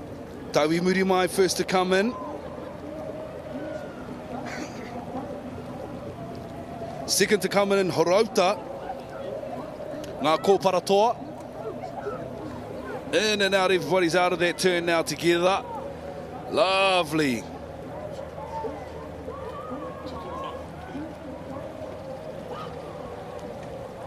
Ngā Kaiparatoa, Horauta Wakahoe, pumping down the gun now, taking the lead from Heimatau in lane 1. They've just all completed now their first turn of a series of 3 for this W6 1000 metre turns race. This is the Senior Masters Women's on the water at the moment. Over there in lane number 4, Tai Pūhoro from Mana Pacifica Outrigger. These are the fastest three to come out of that first lot of turns. Rawe. Atahua te kite atu. Man, this is inspiring stuff. I've seen these aunties training rigorously on the water over the last couple of months. Actually, this whole entire year. And I know them all individually as humans, but to see them in a waka, it just brings new light to the amazingness that they hold. Especially my Auntie Kelly, man, such a beautiful person, on and off the water. Amazing mentor for me in my whānau, and also Uncle Ray as well, coming into the turn now, Auntie Krusty. Whipping the back of that waka around, nice little jiggle. On the inside of them though, in lane number 2, Horota, making sure that they're going to work hard if they want to solidify place into the finals a little bit later on in the afternoon. Absolutely amazing. Locked in together, pumping out now. Horota may have taken the advantage on that second turn there as they gun down that 250 now to complete the third and final turn in the series of 3 to make their way down in front of us to complete the race.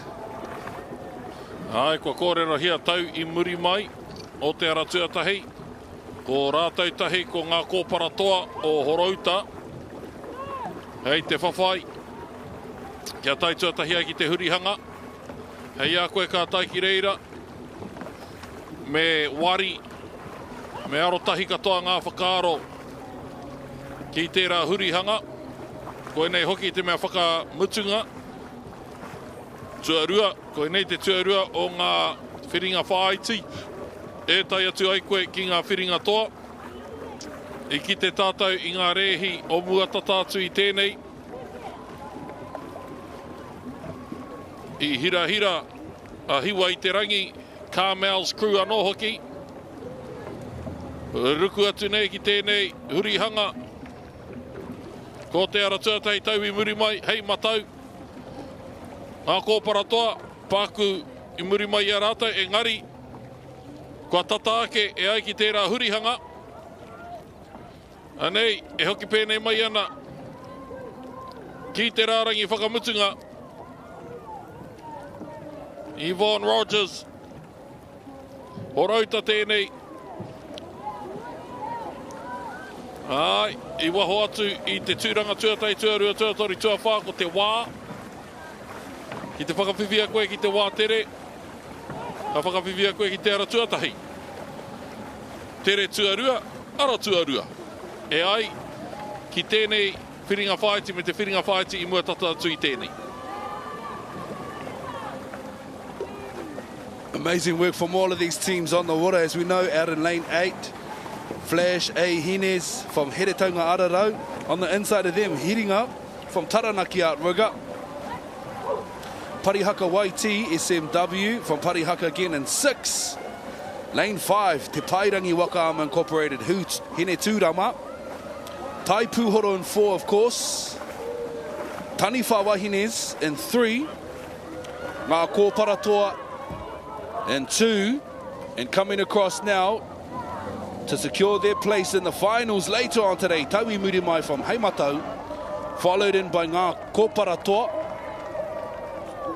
in lane number 2. Taui Murimai, ngā toa mo te whiringa whaiti tuarua.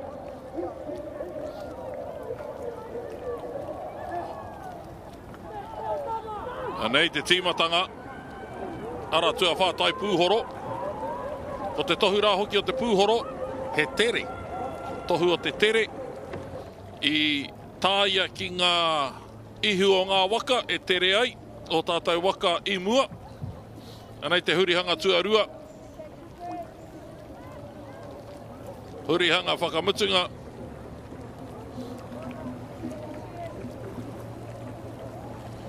Kuhu tuatahi atu rā, a tau I muri mai.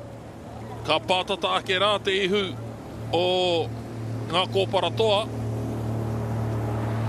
Engari,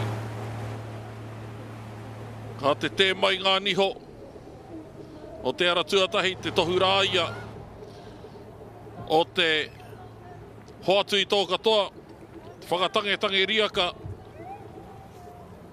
Taui muri mai with a time of 5:53, 5:56 ngā kōpara toa.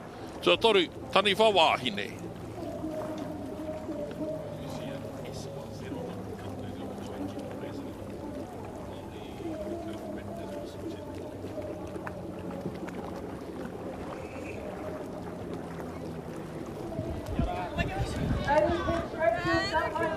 Ko te toki tēnei, ihi lani o te ara tua toru, koe nei te whiringa toa, J19 wāhine.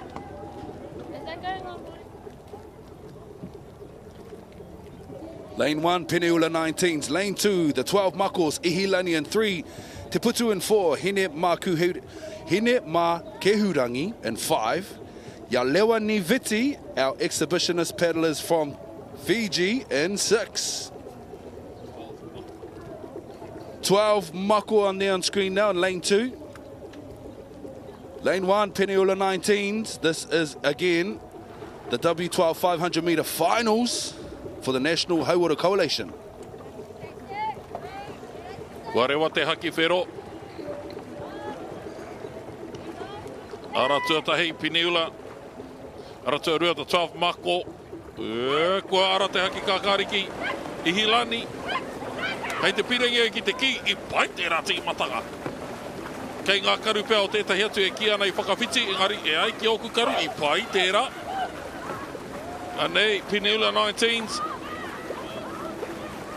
Anei, the 12 Mako.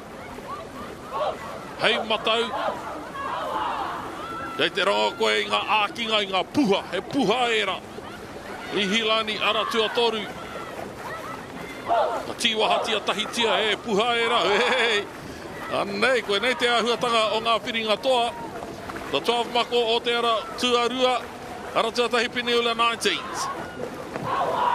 These are a combination of both J16 and J19 paddlers coming in together to represent in this W6, W12 race, I should say. 500 metre whiringa toa tēnei. Little bit of a pump and a push from all the 3 fastest lanes, as we can see. Hei Mātou first to cut across that 250 line, followed in by Peniula 19s. Ihilani on the outside of them, and Te Toki on 3. This is going to be an interesting and tight race. As we know, this is the W12 500 finals for the J19 girls. E hara hoki I te mea ko te kaha anake, ko ngā rautaki anō hoki. Ki te mātakitaki koe te kai urungi, ko te kupu, ko te pauk, ko te wero. I tana hoi ki te taha katau, te taha mau I rāna. Wero steering, arā tētahi pauk e ai ki te reo urungi. Kei mua rawa atu I nānei, kei te takiwā o te tūru tuarima, te ihu o tērā, kei te aratua toru me te aratua rua. Anei, mārake, tai ahoaho, ke hokeho nei, te kitea, ko wai e Victoria nei tēnei wānei o te aratua tai Peniula 19s. Ngā toa whakaihua ko mo te tau rua mano, rua te kaumārima, ko wai, ko Peniula 19s e karema, e kōma ko koutou ngā toa I tēnei tau, me tara hiriwa, ara tua toru ko Ihilani, me tara rauwhero, kei era o ngā 12 Mako.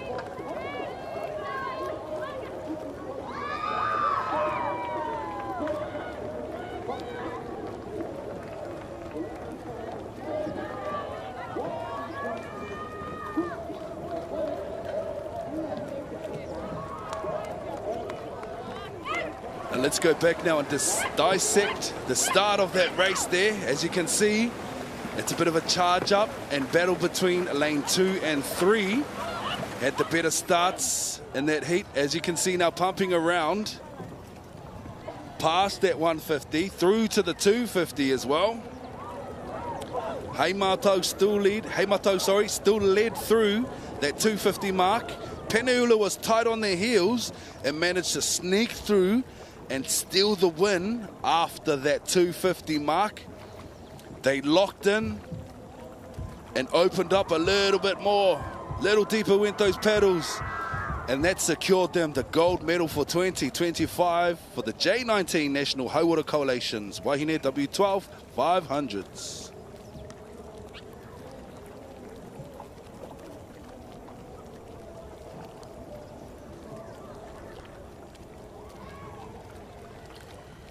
With a time of 2:11, 2:15 Ihilani and the 12 Mako in third.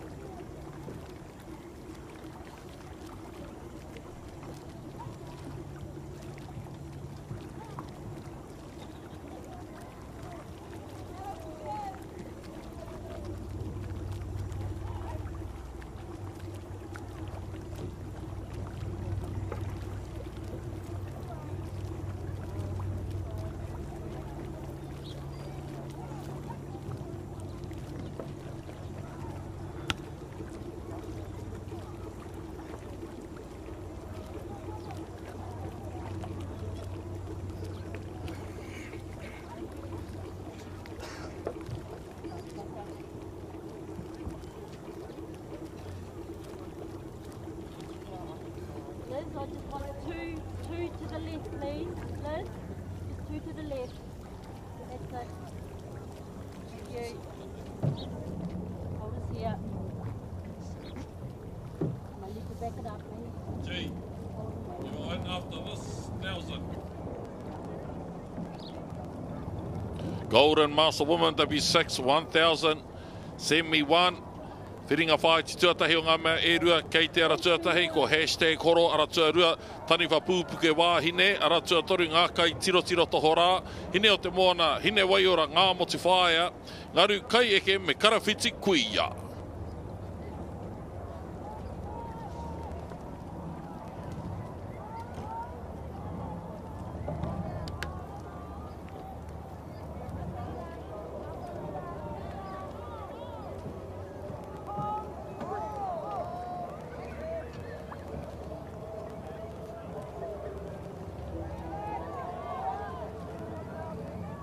Korewa te haki whiro.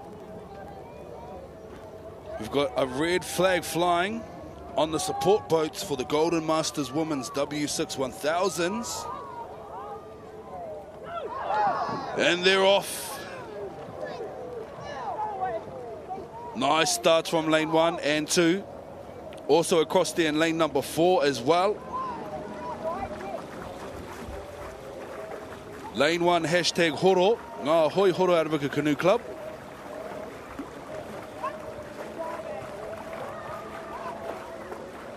Over there now in lane number 2. That's lane number 4, Hine o te Moana from Mareikura.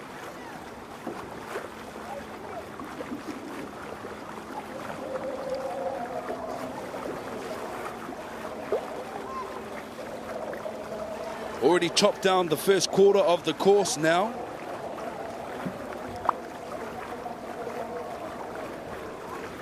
Ngaru Kaya ke tērā, Aratika Water Sports Club. With beautiful form, I must say. Nice lead at the front of the pack there. Lane 1, hashtag horo. E kuhu haere nei ki te hurihanga tuatahi o ngā mea e toru. Gayleen McFarlane, Henrietta, Seiki, Kei Rātana, Moana Eruera, Nairi King, Rhonda Williams.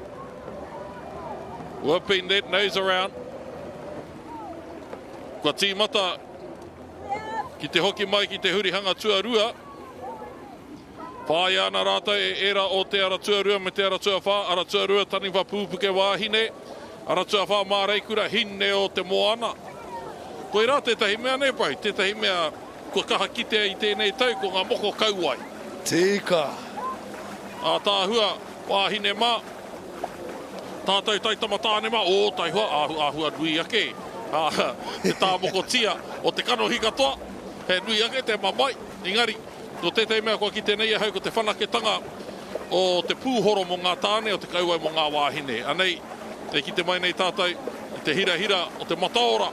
I roto I tēnei tīma, horo, #horo, ngā hoi horo, ara tuarua, taniwha, pūpuke wāhine. Tika tonu, my bro. It's beautiful to see the many different art forms on display here at Karapiro. Not just world-class paddling. We also got up the back of the stores in Te Aro Hoko, some world-class tā mokoists, some kai tā up the back there. Lucky enough for those people who were fortunate to grab a space. Kia tā iau rātou tīnana I te moko. It's been a competition of toitu te everything. Toitu te moko, toitu te tiriti, toitu te hauora, toitu te waka ama. Everything's toituing at the moment. Love it, activating. We are our ancestors' wildest dreams, man. And if only they were here today to they are here today living and breathing through us all. And how amazed and happy they would be to see us living our best lives, man. Lane 1 living their best lives too. #horo for ngā hoi horo. Pumping. These aunties about to gun down their last 250 to complete the third and final turn and make their way back down to the finish line to secure their next lot of progression races to the finals later on this evening.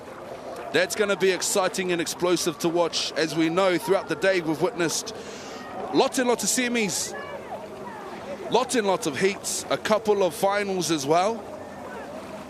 Absolute splendor to see.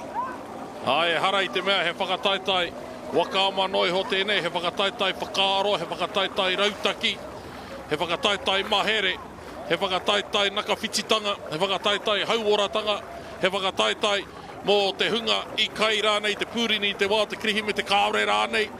Kei reira katoa ngā tahipai heneti, e ki ama I koe he toa whakai huaka, katoa era e whai wāhi mai nei ki ngā pāngarau o tēnei rehi, e tai atu ai koe ki te whiringa toa, semi-final 1 of 2. Hua tawhiti tēnei, kua mate pēr rātou ki te whakatika I tērā, hei a rātou ka hoki mai ki uta. That is another 6 or so meters added to the 1,000 meter race. No reira, ka are koe te pirangi ki te āpiti mita, te tāpiri mita, ki te reina, ki te ara, e whai ana e koe roto I te whiringa toa, koe rā te rerekētanga I te metara koura, I te metara hiriwa, I te metara rauwhero. Taniwha Pupuki going to chase down their top contenders in this heat now. That's #horo there in lane 1. They come out of that turn quickly, the Taniwha Pupuki wahine. Hopefully they can catch them on this 250 straight back to the finish line. Many of these paddlers in these waka too are actually kaituā, volunteers of the kaupapa. So in between gifting their time to the kaupapa to make sure that it's running smoothly, they also jump into their teams when they need to, get on the water, smash it out, and they jump back in to do some mahi in their respected voluntary spaces. Mihi kawana kia rātou, mei kore ko rātou, man. This kaupapa would not run as smoothly as it does. And talking of smooth, gunning down the course, charging through that last 150, one of our most dedicated and decorated kaituā of our competition, e uringi ana I taua waka, about to come through to secure their place in the finals later on. #horo for ngā hoi horo from lane 1. Amazing. Mihi ana kia koutou. Absolutely inspirational. Coming across now to secure their place also in the finals later on. Lane number 2, Taniwha Pupuki wahine. Followed in by lane number 4. Ngā kai tiro to. No. Hine o te moana. Have a look at this instant replay though of the start of that race. From the inset, they established a nice strong lead. This lane number 1. #horo. They were in a hurry, all right? She was in a hurry back to get back to loading bay, Auntie was, I betcha. Come on. I got work to do. Te hurihanga whakamutunga. #horo. Golden Masters woman. Hurihanga whakamutunga o ngā me toru.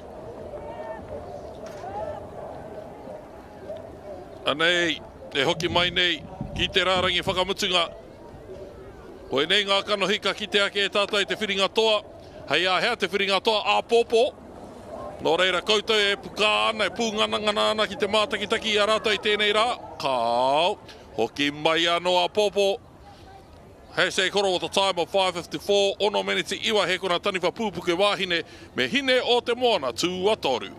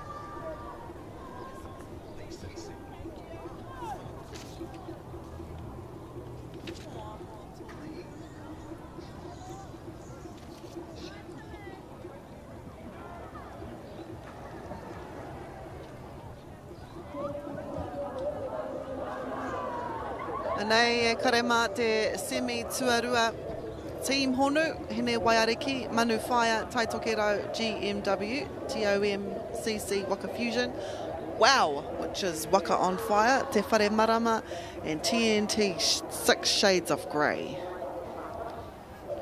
The Golden Masters, of course, 60 years old, Pikiake. Nō reira, mena, kei te kāinga koe mātaki ana, ono te koutou tō Pikiake. Te rāpea a te rātau, kai wainga koe I ēnei kaihoi. So if you're at home, you're 60 years old, and you're thinking, you know what, I want to give Wakama a go. Give it a go. Actually, yeah, you might be here next year. See what your closest club is to you. Go and say cheer. Get on a Waka, see if you like it. That's how the majority of us end up on Waka. Yeah, by just going down and having a jam. You'll love it. You'll absolutely love it. The reason why I don't pedal anymore is because I love winning. You know, I don't think I'll win because these pedalers are mean. Back in the days, yep. Engari auare ake I mai nei. Just this next generation of pedalers are built different, eh? And this is, you know, they live and breathe it. Kia ora. It helps when you live on the river like those Haruta aunties, eh? Yeah. But mind you, our river hasn't been, you know, the best. Yes, and inaccessible by the sounds of it. Yep. Because our water wastes, sometimes when it backs up, it has to be released in our river. Oh, well, and so then yeah, I know. Man, that breaks my heart just to think. Yeah, so when you can see the miru in our river, you know one thing. Kei reira te tiko. Yum! That's why some of our pedalers have to go out of town. I thought you were going to say that's where half of our pedalers think. Nah, joking. Oh, sorry, I didn't even say that. I'm sorry.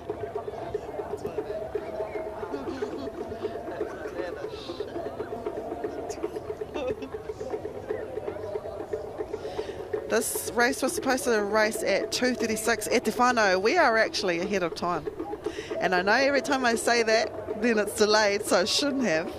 But touch wood, eh? We are, 7 minutes ahead of schedule. Nice. Ka pai Te Whānau. It's different on semis days, though. Semis and finals are a little bit different. They already know, they're already waiting, they've already discussed their plans, they're already down in marshalling, waiting, biting at the bit to get on the water, to represent, and that's exactly what they do. Here, this is the semis 2 of 2, the Golden Masters Women's W6 1000 metre. This is race 367 for the competition. Yep, that's right, 367.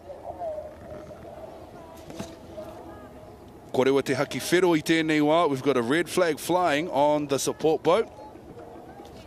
And the kōrero they usually say is red flag, come up to the starting line and hold. Nice start. No need for any black flags flying on that race because everyone advanced beautifully up to the official start line, which allowed them to drop that red flag and fly the green flag, allowing them to smash down the door and get this race underway. If you've just joined us, you are tuned in to Whakaata Māori for the 2025 National Sprint Championships ki konei ki Karapiro. This is day 6. And on the water right now are the GOATs, the greatest of all times, the Golden Masters Women's W6 1,000 metre semis 2 of 2. Kei te ara tuatahi ko Team Honu. This is them from Mitimitanga.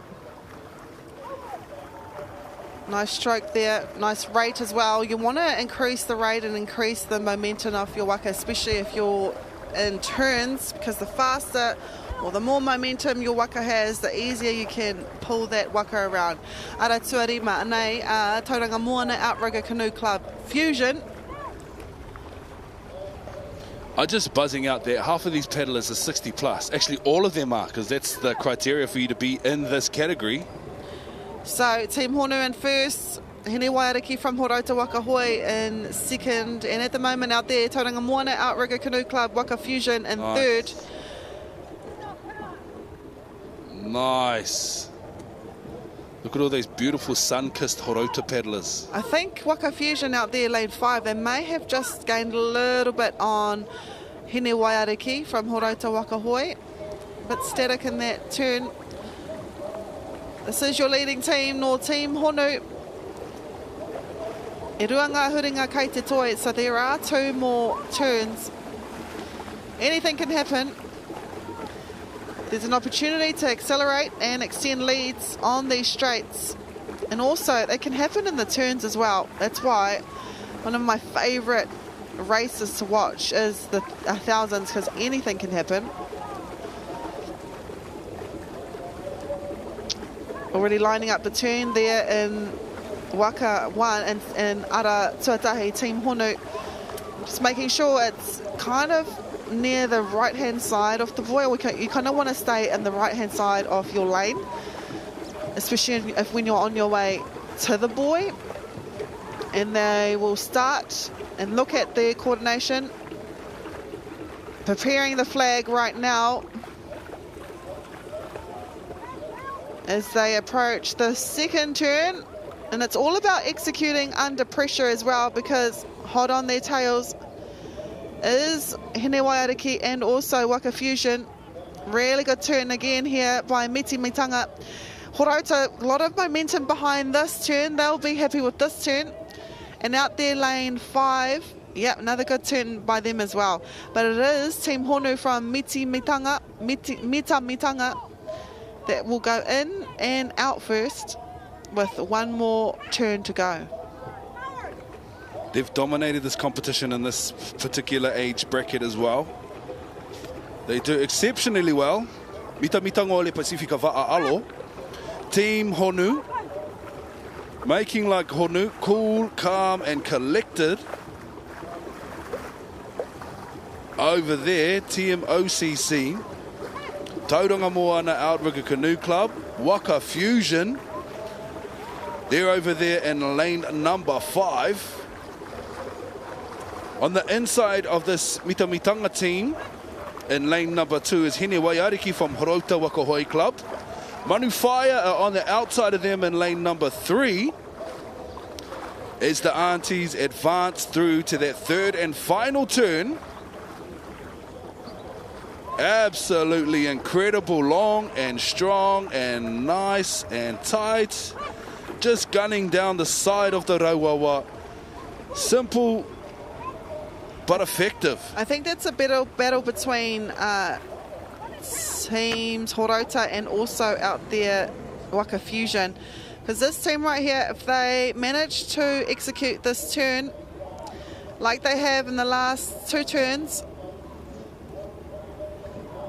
managing to get inside that yellow buoy and then also the buoy coming up, And I think these boys, we've seen teams go deep and wide, a little bit too wide than what they probably practiced at home, but that's okay. It is the weather, different conditions. Kei te pai, mitimitanga though, Team Honu. This team has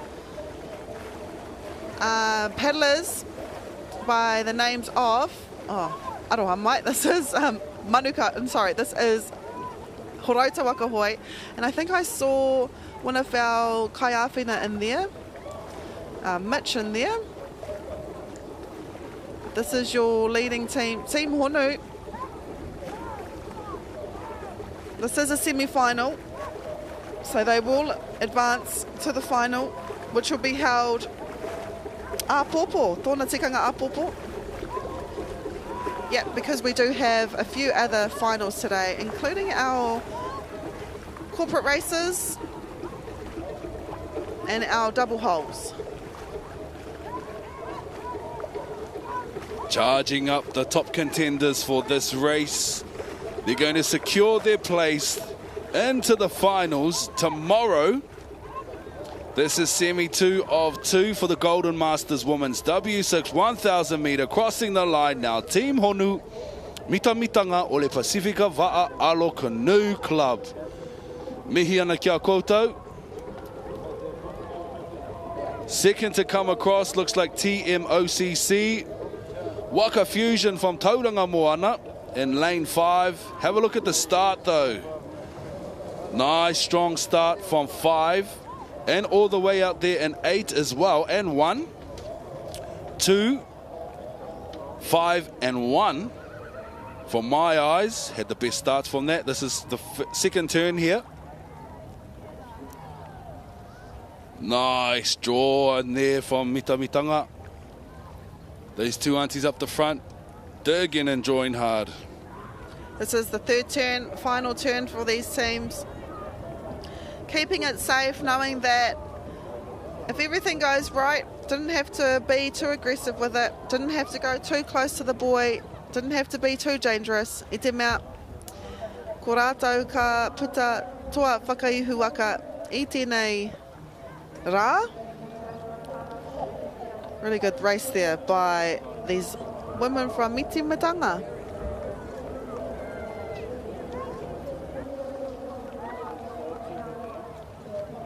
Nei te arapautama Team Honu with a time of 6:10.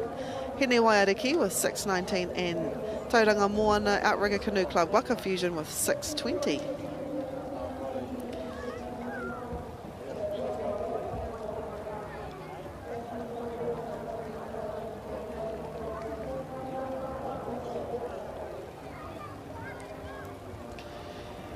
We have now our corporate challenge, W12, 250 metres. This is the bowl final. Reira koinei, taku whakapai koinei ngā kapa kaori tino eke I a rātou rehi.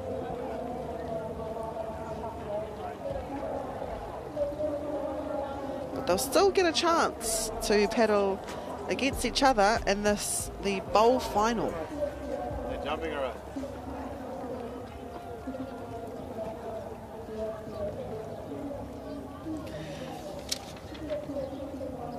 But before we get to that race, we will cross now to the winner of the National Hauora Coalition J19 Wahine Final.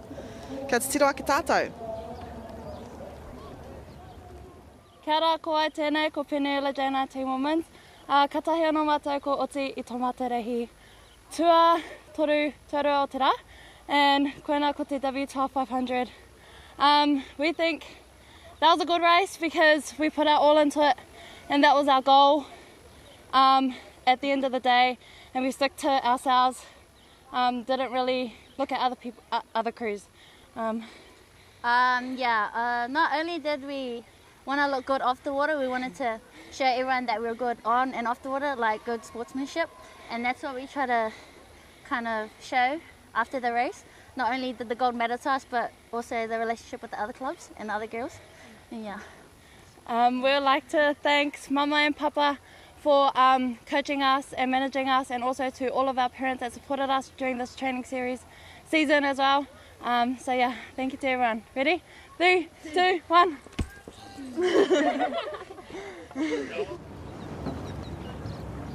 Wow, that was, she was beautiful. What a beautiful speaker there from Penula 19. She might be able to take my job next year. Also, just to add, Abigail Louis Falani, she was the second paddler that spoke. She is the second in under 19s for individuals that we saw on Wednesday. We are now going to race 369, I believe. Golden Master Men, W6,000 metres. It is the first semi. Aotearoa Taukuri. That's the first flip I've seen all week. Or maybe they did it on purpose because they want to swim. It is a little bit, wetter out there.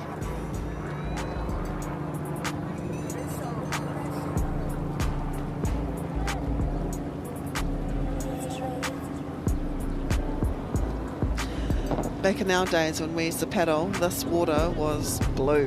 Like you could see the bottom. Wow. Yeah, it was beautiful. A lot of seaweed back in those days. It was a little bit scary. But I mean, as kids, we would camp just on the top right of your screen if you're watching from home. Yeah, so turn. So around there, we would make our way down to the river and have a swim. We used to have these docks here though. It was just straight. I don't even know how we got in, but yeah, some really cool memories here as a child paddling for Mareikura and Hene Takawhiti and Ruatoria.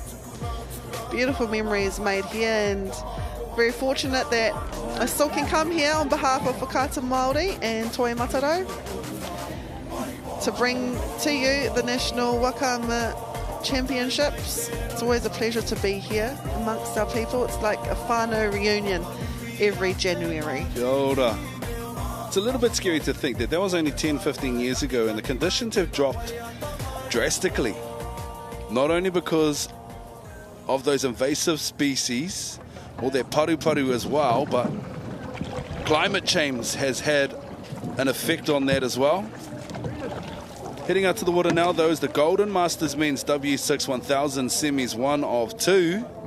I roti te ara tuatahi Waikuta, 2 Howlers, Team Manu Wai in lane 3, Team Tapu Waitahi in 4, Mātahi in 5, Wakamanu OGs in 6, Mana o te Hoi in 7, Tipi Haere in 8, and Raisenbury Dragons in 9. Yeah, Raisenbury Dragons are from England.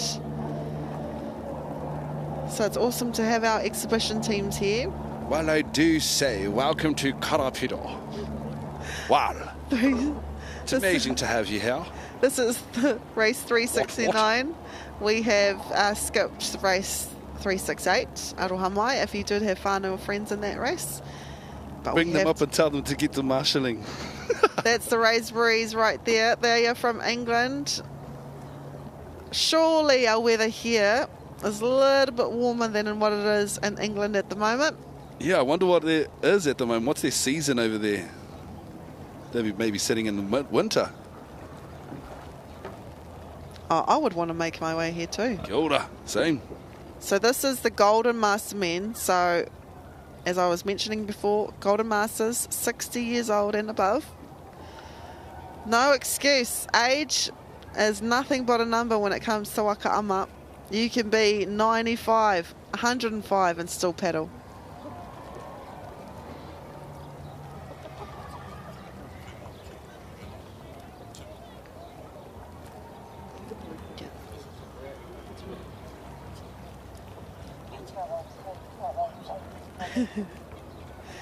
So coming up next will be the other Golden Masters semi, and then we'll have the Master Women's semis, the Premier Men's final for double hole, J19 Women's W6000 metre semi, J19 Men's W6000 metre semi, and then the Senior Master Men W6000 metres.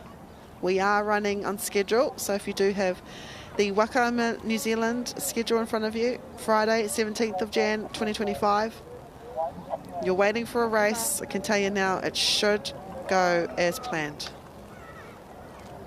This race was supposed to start at 2:55, so we're running ahead of schedule, which we love. White flag just tells all of our teams to come to the first buoy as the race is about to start. However, we've got teams out there in lane 5 and 6 that are keen to go. Keen beans, which we like to see. White flag and they're already over the line. Yep, and I knew that was going to happen. So the flags have gone down because it was only a white flag and the teams are already at the start line. What you want to do is you kind of want to go right at the back. When you see the white flag, just make your way to the flags, the first set of flags, wait there until the red flag. But I know, you know, you're excited. This is a semi-final. For these men here, last race of the day, they want to get over and done with to go and get their steak and chips and eggs and refuel for the final day up. Straight up, and celebrations are definitely called for after the amazing races that these young men have had today. Wicked stuff, man. We've just seen the caliber of Waka itself lift over these last 5 years in particular. Over the last 10 years, we've seen the growth of the sport, but this year has been record-breaking numbers in attendance and participation numbers. So that tells us that we're doing something right. Within the sport itself, encouraging whānau to get down to your local club to just have a jam, have a look. The majority of our clubs offer Hauora days anyway, which is just an experience for whānau to get out, opportunity for whānau to get out and experience what Waka and paddling Waka is all about. Some people have this misconception that you only paddle competitively with your clubs, but many of our clubs, puta no i te motu, just like to go out for the betterment of their health and their well-being, and as a means to go out and chill with their whānau. No, you know what I used to love to do? Take the 2-man out and go and ride waves. Yeah. And then go out into the beaches, so usually Waikanai or Midway Beach in Gisborne, and do bombs off the 2-man. And we had a dolphin back in the days when I used to paddle. His name was Moko. And there was a cute little cheeky dolphin. He used to follow all the paddlers around. And yes, I used to be able to swim with Moko. Kai te aki of Tauranga Moana, eh? Yes, he made his way to Gisborne. Oh. Yeah, and then he went back. But yeah, when I think of Wakama memories, honestly, every single memory I have in Wakama, I think I first took it up in 2000. Nothing but amazing memories, and that's why I love the sport, is because you have nothing but amazing memories with your mates that become your whānau, your club becomes your whānau, and it just becomes kind of an extension of yourself. That's why this was taking a little bit, because we actually had to wait for this team here, Waikuta from Ruamata, because that Waka flipped. Oh yeah, true. So they had to get that Waka. Of course, that's why we're waiting. Uncle George. Well, we still are 10 minutes ahead of schedule. Lucky for us. Yep. So red flag will start the race. Man, not mucking around today. This is the first semi-final of the Golden Master Men W6000 metres. In lane 3 here, we have Team Manuai from Ngā Kaihoi o Ngāti Rehia Trust. This is a good shot here, gets to see where the teams are at the moment. The first 150 metres, this is Ruamata. Waikuta, no Ruamata, Stephen Hohepa there, and steered by Uncle George Thomas.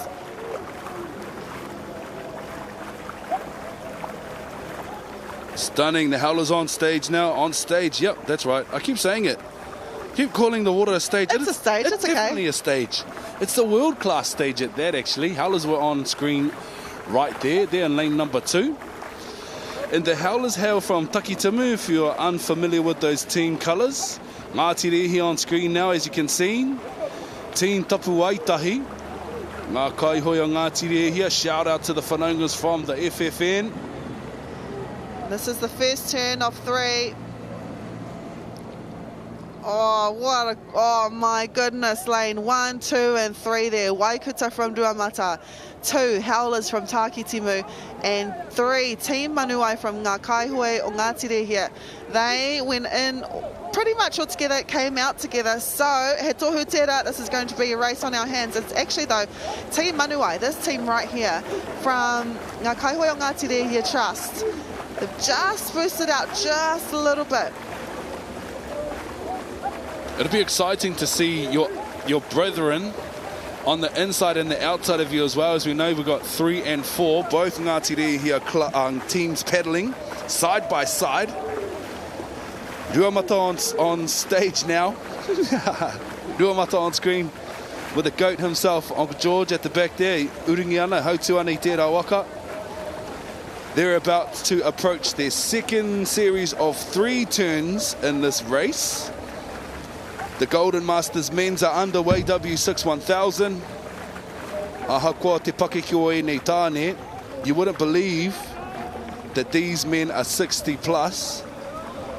All teams now approaching this turn, preparing for the flag right now. Nice. Every paddler is ensuring they stay on track and keep that momentum.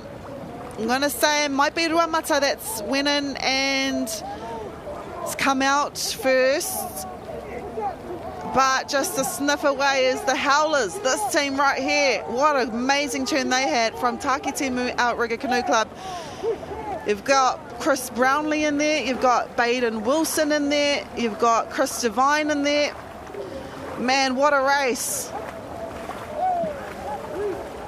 They've almost completed 750 of the course. They're just heading out now for their 3rd and final turn at the opposite end of the race course this afternoon here at Karapiro, late day 6. Friday the 17th of January 2025. Great day to be alive, great day to be down here at Karapiro. An amazing week of waka ama we have seen so far. This is day 6. We've still got 2 more days of racing. No, 1 more day. Finals tomorrow. I was going to say, ko tahi nui o kei te toi. Excited. Can you tell? No, it's okay. You're just, you know, you just use King it as JB. well. Yeah, let's just turn it into an 8-day competition. No. You know what? It probably will in a few years' time. That's how many people we have. This is Waikuta going into the turn first. All hands on deck for this turn. It's all about teamwork and execution. Koe rā te mea nui I tēnei wā. Te ahua nei, ko rātou hoki ka puta tuatahi mai ai. Ko te kapa Waikuta no Ruamata, followed closely by the Howlers Takitimu. We've also seen from this team here, they are very strong on straights. So they've got a tour like Uncle George Thomas at the back, guiding the waka with precision. A true master in his mahi. And then they're also strong on straights as well. So, tērā pēr he pakanga I wainga I te kapa.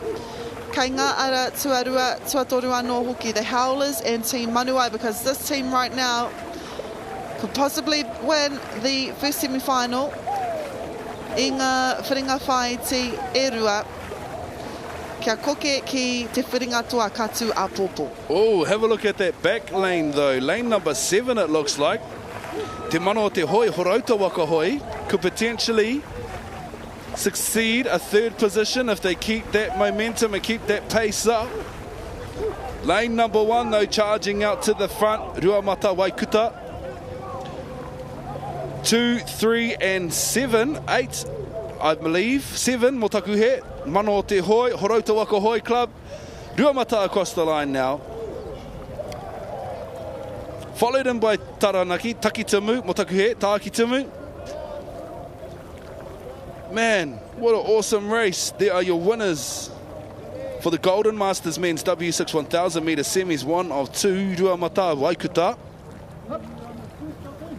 You know, when you do get to the line last, as the last team, that would have been playing on their mind. They didn't have enough time. Well, they didn't have much time at the start to kind of prepare themselves. Hioi anō.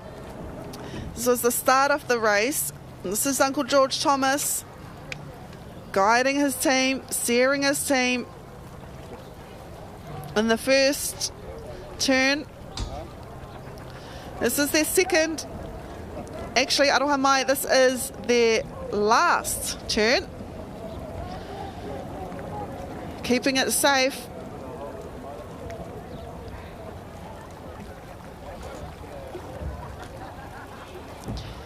And then out of the blocks, leading right out of the gate, showing how the rest of the pack, how it's done.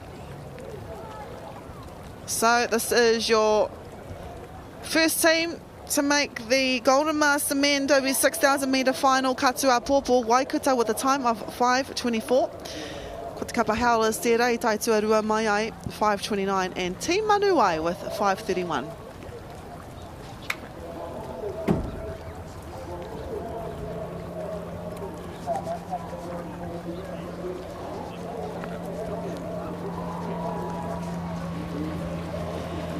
So earlier on this morning, or today, we witnessed something truly special on the water, because as we know, Aotearoa are without the late Kiwi Campbell, and in their W12 race they crossed the line victorious. Though Kiwi was not physically in the Waka, her presence was felt in every stroke and every call and every moment of their journey. We got an interview with them right now. Kia ora whānau, we are Kaiarahi Tour of Haroto Waka Hoi Club Incorporated in Gizzy. We have just finished our Premier Women W12 500 final. We came across that line first. Heading into the race, we've always had a target on our backs year in and year out. We knew this one was more important to us, not only as us as paddlers, us as friends of Kiwi, who has since now passed, teammates, mentees. She was a great mentor to a lot of us. She is the reason a lot of us are here today. We just want a big mihi to her and her whānau, Bruce, the boys, Maya and Mairangi, her extended whānau.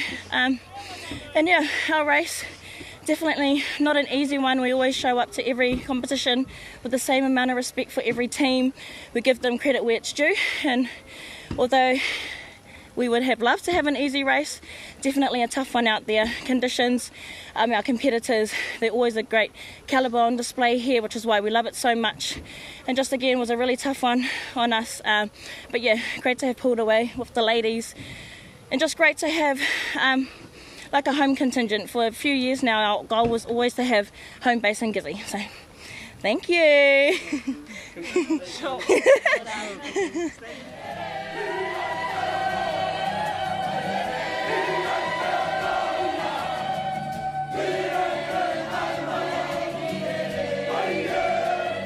Ngā ko ngā ki te taha o Kiwi tuatahi, ko te kapi tō waha. Ia kora, nea te kākua kora ana me tino hakarongo noa. Kauarawa e whakahoki kōrero, au e ka raru kua I tēnā. Engari, ki te whai I tōna āwhotanga e hara I te tangata kōrero noa. Ko tōna momo, hei kaiarahi ki te whakatauira I ngā mahi. Ki te hakua aha te aora, hakua pēhia te poto noa te moi, pōhoke I. O upoko māro ki roto I ngā mahi upoko pakaru. Katoa ngā mahi, hakua te aha, hakua te nui o te kaupapa, te itiraini ki tā te tirohanga o te tangata, me tika o ngā mahi, me tūturu o ngā mahi, me kauarawa e piku. Whether that be, you know, tidying up, doing the mahi behind the scenes, or training, or, you know, just showing up as people. She always sort of, in a very Kiwi way, demanded the best of everybody, but or even having a good time, you know, it had to be 100%. There only ever be one Kiwi. Yeah, he more, yeah. She, you know, was just so hard case, could light up a room, always had, you know, a good yarn for you. You couldn't leave a conversation with Kiwi without a smile on your face.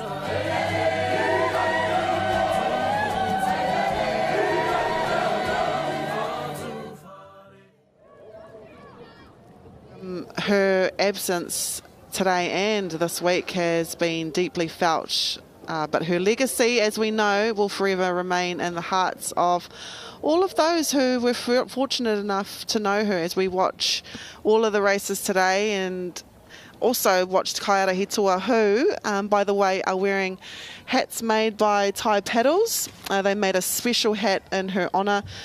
as all of them paddle with her in memory and mind, honouring everything that she stood for. And yeah, we miss our mate. Oh, absolutely. Ko tētahi mea kia hau, I was thinking, how would I honour one of my bros if it happened to them? I was thinking, leave the seat vacant, but then they wouldn't want that. Oh, no. Take a photo, they wouldn't want that either. Yeah, so I admire and respect them for going the hat way. Tētahi mea ki te kō tui tui a rāta katoa I runga I te whakaaro ko tahi kamutu, koira hoki te wāhi mo te pare kawakawa ne. Of course. The thing about Kiwi too is that she always wore a hat and sunglasses. I remember interviewing her once, and it was quite a, it was a sit-down interview. There was no sun. It was inside, so she didn't have to wear a hat and she didn't have to wear sunglasses, and she had a sunglass mark on her face. She asked me for some makeup to kind of get rid of that sunglass mark, but that's the kind of person she was, man. Whenever, and e tika ana ngā kōrero, he momo ia, and there will never be another Kiwi Campbell again. And just the amount of mahi, the amount of aroha, and just everything that she brought to the sport, man, she is missed. And I know Horota miss her. Everyone that knew her misses her. So very proud of Kaiarahi Toa. In every race we remember her fierce determination, unwavering commitment to the sport. And it is hoped that each and every one of these... I did not want to see that. The tangata mārohi-rohi ahau, manawa kōhatu. Ku tuahine rā, te heke o roimata e uaua, te pupuri. I te heke o aku roimata.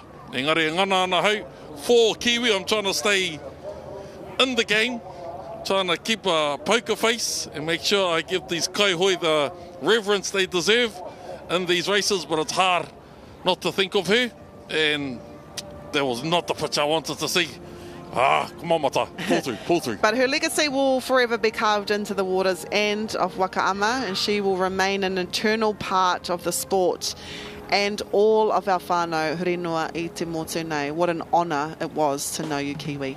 Kia anga atu te titiro I nai nei, ki te rehi e kainamu mai nei. So, we may have missed the first corporate race. Engari, we've got another one, and it is the plate final, I believe. Ai, that looks like Piripi Minery. Kia ora, bro. From, He's usually our floor manager. Floor manager, competitor today. You can put in your CV, brother, athlete. Just don't break a pedal.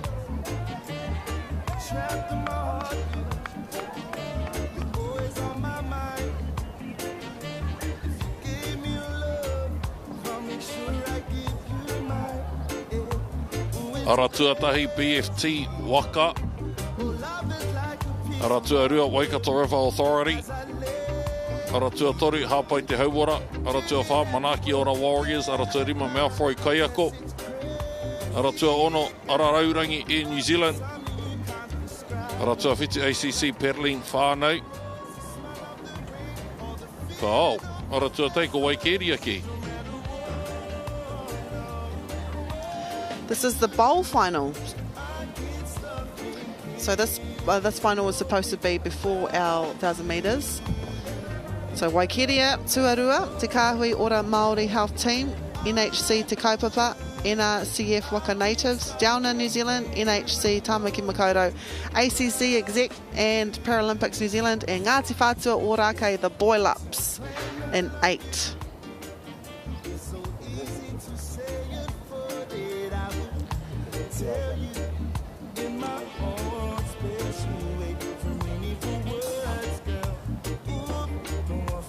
Let's try and get up there. Let's try.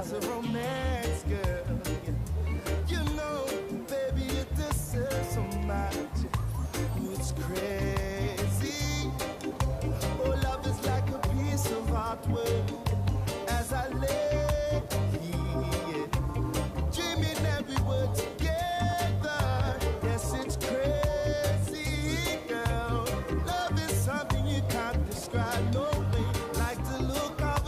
Smell of the rain, or the feeling of forever. No matter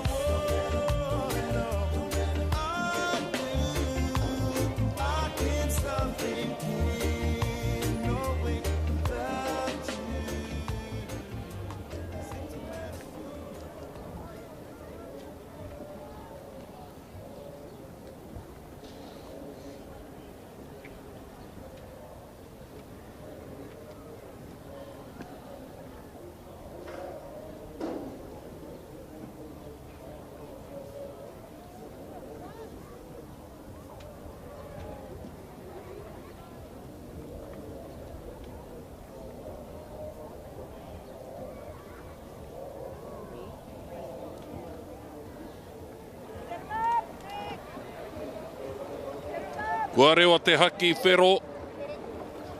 Ara tuarua. Rolling start. Nice. Te kahui ora Māori Health Team. I waho ati aratei NHC te kaupapa. Neira te kaupapa ko te reo Māori e. Te kahui ora Māori Health Team ara tuarua. Beauty start. Koe rano hoki tētai huarahi. E ko tahi ai te waihoi. E tama, katoa ki tētahi taha. Kano tāu he whai te tangata kei mua i a koe. Engari kei waho ati arata o te ara tuatoru NHC te kaupapa. And this is the team that is leading at the moment. It's a 250 metre race, so halfway through our track. It's when they're the halfway of the track. It is Kei Te Ara Tuatoru NHC Te Kaupapa. It might be a battle between 1, 2, 4 and 5 for second place. Hei te ara tuatoru ko NHC te kaupapa. Tuatahi mai ana I tēnei wānei kia hoki noa ke ki ngā kōrero. Ataku hoa pāpāho ai kei te ara tuatahi. Tua ono anō tuarima anō hoki ngare ko ngā toa. NHC te kaupapa. Tuarua o te ara tuatahi Waikeria. Tuatoru o te ara tuarima ko Downer NZ. And that was the bowl whānau e te whānau. Bowl final, sorry, e te whānau. NHC te kaupapa. A mixture of kaihoi.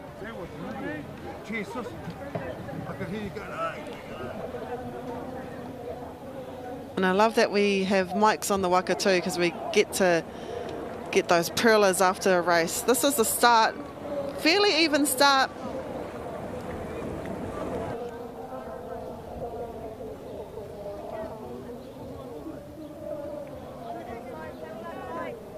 Good timing from this team as well. Some of these teams here, this will be the first time they've been in a Waka. For other teams, they train the house down.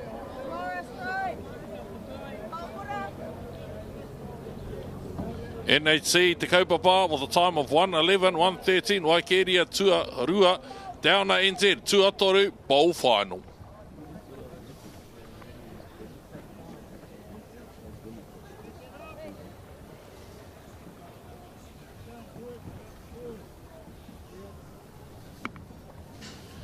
There was a race that was supposed to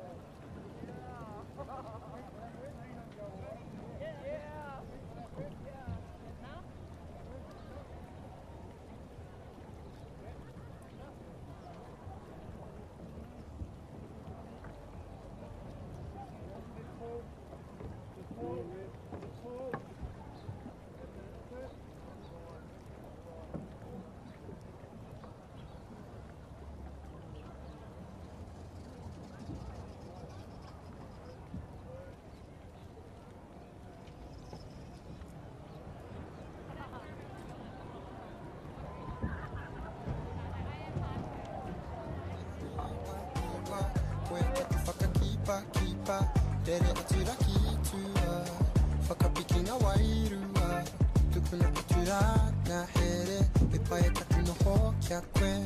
Tere atura ki tua, whakapiki ngā wairua, ki he ara toro atu ai, mahau e whakatau, makura e whai, he aha te, noho moke moke. Mehe purere, ua torite, karere runga hau, mata pokere, ho ātera, taua. Rehu rehu ana, e piki ki ngā rangi tūha. Kaua e maroke, reia mai ki te papa whai ai po. We have an interview with the winners of the Senior Masters double hole, the W12 500 metres. Kia ora. So this is our winning crew here today. We've got Tau I Muri Mai from Haumātau and Kiripatu from Ruamata, both local clubs from Rotorua, a senior masters crew, who kind of got together maybe 2 weeks, 3 weeks out of nationals, had a couple of trainings, and it just worked today. They're a very classy bunch of women, very determined, and they came out here to prove something to ourselves, and I think we all did a stellar job.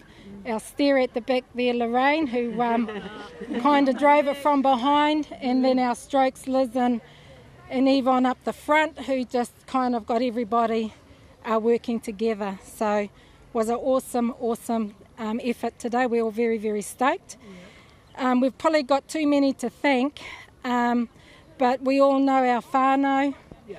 Our whānau are our biggest supporters and enable us to do what we love, which is Waka. Most of us have been around a very, very long time and still love the sport. So it's just a real privilege to be out here. For me, paddling with an awesome bunch of wahine and walking away with a gold, I think is an absolute bonus. So, ngā mihi, ladies, good job.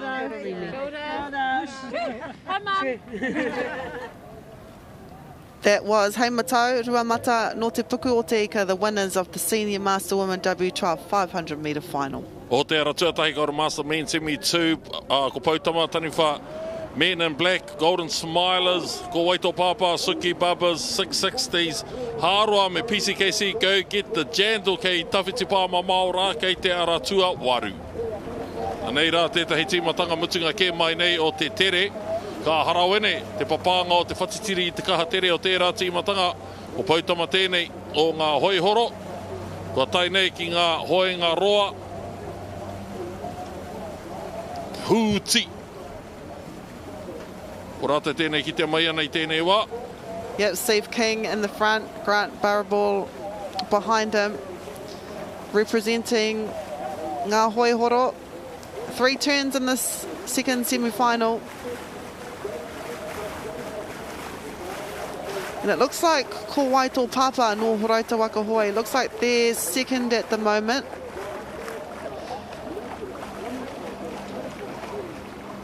Nei, e kuhua tinei ki te hurihanga. Kua toro tērā kei te tūru tuatai me te tūru tuarua. Kua kuhua no ko te aratua whā, ko Waito Papa, me te aratua rima. Soke Babas, iari kua puta wawe mai, ko Pautama, I tērā hurihanga. Ai, tuarua mai ana ko te aratua whā, ko Waito Papa.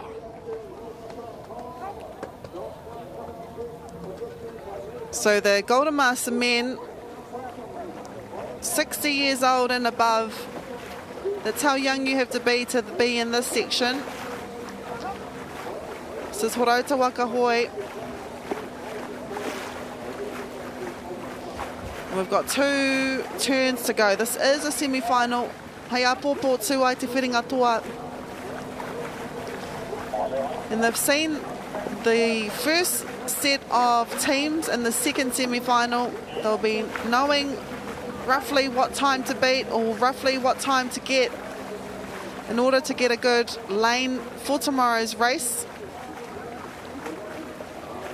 We've seen a few disqualifications as well. A few teams have gone out of their lane, turned around different flags. It's easy to do. But here's hoping that all of these teams finish correctly as we go into the second turn now.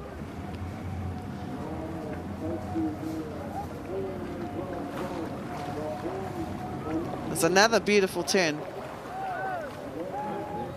Ai, e rangona ana. Te ihi, te wehi, I konei I uta. Koe rano hoki rā te pai o ngā hopureo kei ngā waka, nō nei. Kei aua waka tonu rā tātou, e hoitahi nei me rātou. Mo te hunga, e hua tau hau ana, e manene ana rānei ki tēnei hākina kina hare mai ki Karapiro. Kia mō hio ai koe kārea hau I te waha pakaru noi hoki a koutou. E tino rangona ana, te mana me te mauri o te Māoritanga I konei. Ia tātou ka mātakitake ake I enei o te ara tuatahi ko Pautama no ngā hoi horo.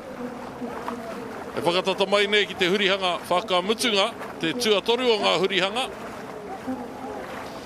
So it is Pautama from Ngā Hoihoro first at the moment. At the back there, in the highlighted yellow, is Horauta Waka Hoi. And I'm going to say Taniwha Men in Black in lane 2. They could possibly be third at the moment. All teams gunning for a spot in the final tomorrow. This is their last race of the day, so they'll want to make sure they use every ounce of effort, every ounce of kaha they have. Another beautiful turn here by Ngā Hoihoro. Outside there in lane 4, Horauta Waka Hoi ko Waito Papa, and it is Taniwha Men in Black. Oi nei, ngā kano hika ki te tātai roto i te whiringa toa. These are the faces we will see in the finals. Hei a pōpōra ngā whiringa toa. No reira mehe mea koe kāore i riro i te ahuatanga waku aki ke haere mai ai koe ki Karapiro. Mātaki hia te pāpā hotanga. Kia pai ai te pai pāpā hotanga anō a te rātau i te kaha mātakina o tēnei pāpā hotanga. Anei, ko te hunga i haere tawhiti mai i te hiku rawa o te ika. Ki konei ki tōna puku. Ki konei ngā roto moana, ki te roto moana o Karapiro. Ko Horauta tērā, ko Waito Papa, ko Pautama tēnei, ko ngā hoihoro. E hoi mai nei ki te rārangi whakamutunga. Pautama o te karapu o ngā hoihoro kei te haere o kawa nei, ki te whiringa toa. Hei hoa mō rātau, ko era kei te aratua whāku, ko Waito Papa. Kei te haere ki te whiringa toa. Kei te ahua o tō pai i reira te whakawhiwhia o ki te metara koura aratua rua Taniwha Men in Black. Kei te haere ki te whiringa toa. So it is Pautama, your winners of the second semi-final today, the last of their race. They'll be able to go home, go back to their motel, to their campsite, and know that they've got the mahi done. This was the start of the race. And this is their second turn, which is closest to us here at Karapiro. And what a way to finish the day's races, knowing that you're going back to your base, carving up for tomorrow's races. As we know, we've got our thousands and also our W6 500 metres. A good way to end day 6 of the Nationals. It is Pautama from Ngā Hoihoro. We've got some of the coolest uniforms too. Always loved their uniforms. They are your winners of the Golden Master Men W6000 metre Semi 2 with a time of 5:16. Ko Waito Papa no Horauta Waka Hoi with 5:25 and Taniwha Men in Black with 5:29.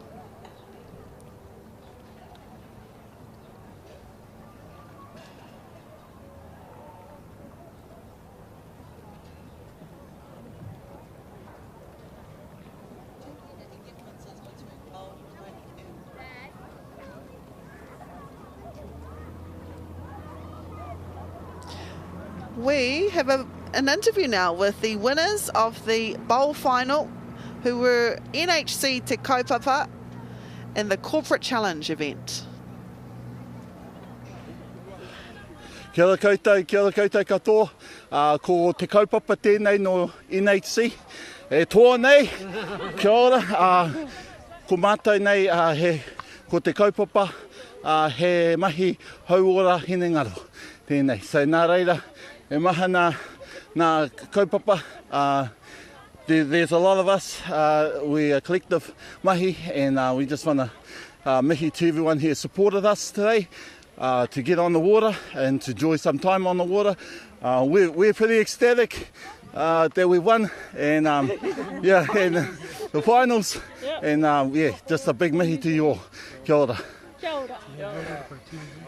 Tihei! Mauri ora! Ka pai matua. Hopefully we see you guys in the club next year. Hopefully you got a little bit of a taste of how amazing Wakama is.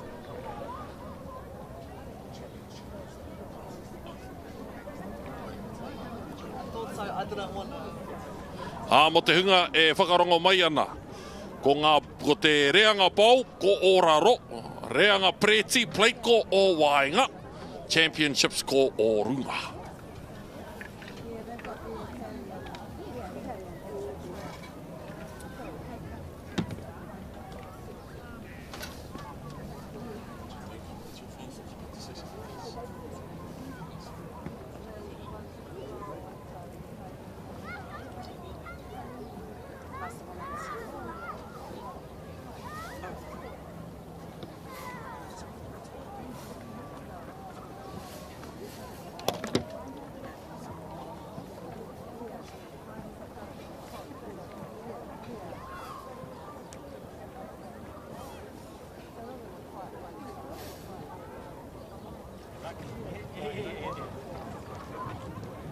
Ivan from Pakistani. Right. Ivan. Hi. Kia ora. Kia ora, Hill. Brendan.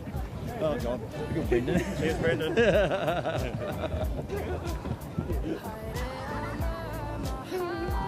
Hey, Brendan. Made it.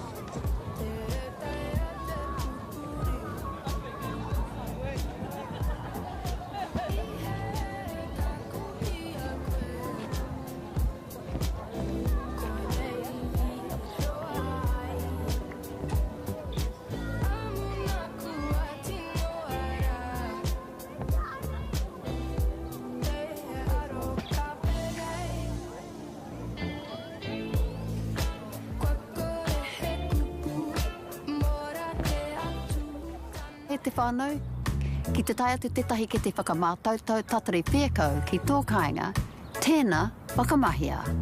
He māma noiho, he kore utu hoki, ka apine tia, kia kitia tumuatia, te mate puku puku I ngā whekau. Nō reira, kia kaha, kei a koe te mana.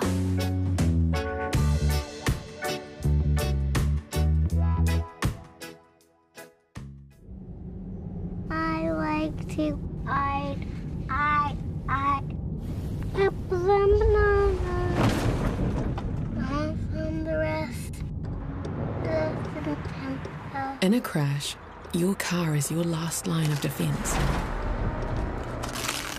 What if it's not as safe as you think?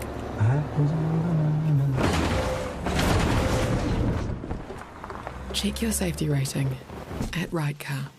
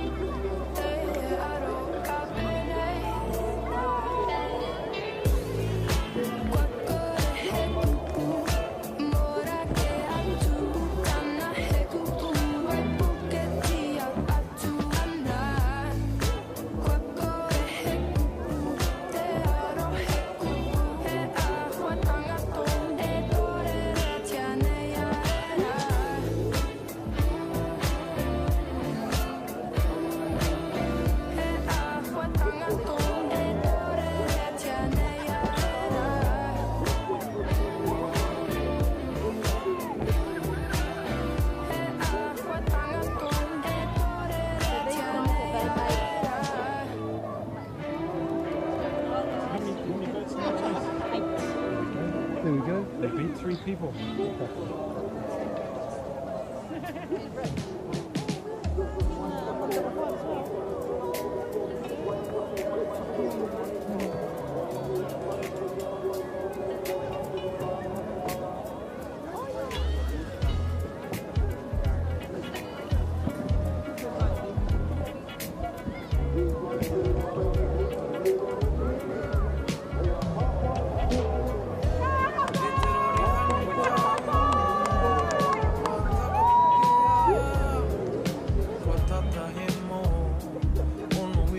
haku haku Aotearoa we te tau Mama te aroha E te rongo au I a koe karangana Kia kahara, runga tēnā Karawhiua e makiau Ina te mihi I tō mori mori No oku I tō kopu Kia kahara, runga tēnā Karawhiua e makiau Ina te mihi I tō mori mori No oku I tō kopu Waia JB, waia papa Kia mohi o no koe kua onge onge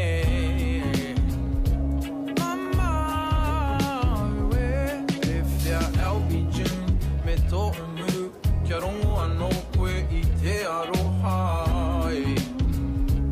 Mama ue E hine ma te aroha Tēnei au te angitu E tō mama te aroha Tēnā chaki nā te hapu Aotearoa e te tau Mama te aroha Kei te rongo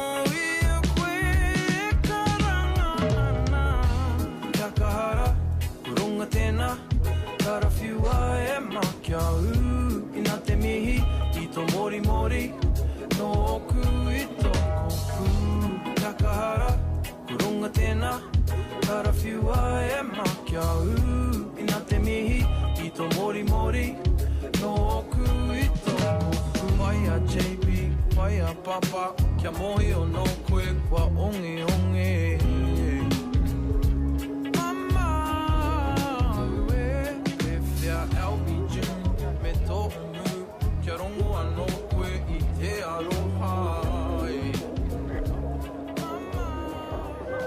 Anei, e ki te mai nei tātou, Tyler, e harai te Nathan Wong I nānei, he King, Tyler King. From rugby to rugby league to Waka ama. Anei, e tahi, in New Zealand. Te rehi corporate, Rudy. Anei, ko te rehi corporate, mō te pereti, ko te reanga o wainga tēnei ko runga, ko te championship ko raro, ko te pau. E te heo ngā kapa kei konei o te aratuatahi BFT Waka. Aratuarua Waikato River Authority. Aratuatori hāpai te hauora. Aratuawha Manaki Ora Warriors, Maoforoi Kaiako, Ara Raurangi Air New Zealand, lane number 6, lane number 7, ACC Paddling, whānau, lane number 8, 155, Whare Āwhina. Wonder who Tyler's paddling for. Not ACC because she hasn't had an injury. Might be in New Zealand because she's always on flights. Conan Herbert e urungi ana I tētahi o e rā waka. 250.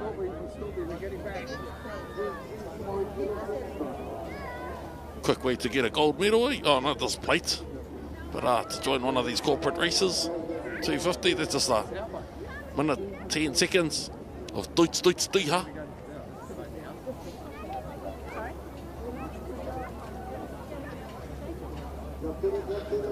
Te anga Nathan.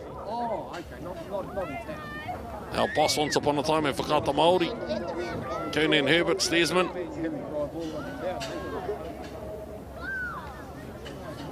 Wara te haki whero. ACC paddling whānau in lane 7, but they're ready for business. Too much business. Ko mate ki te hoki whakamuri. Tama.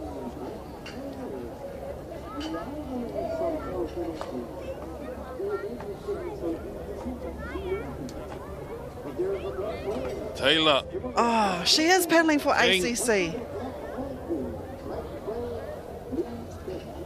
She's had some secret practices too with the King whānau over the holiday period.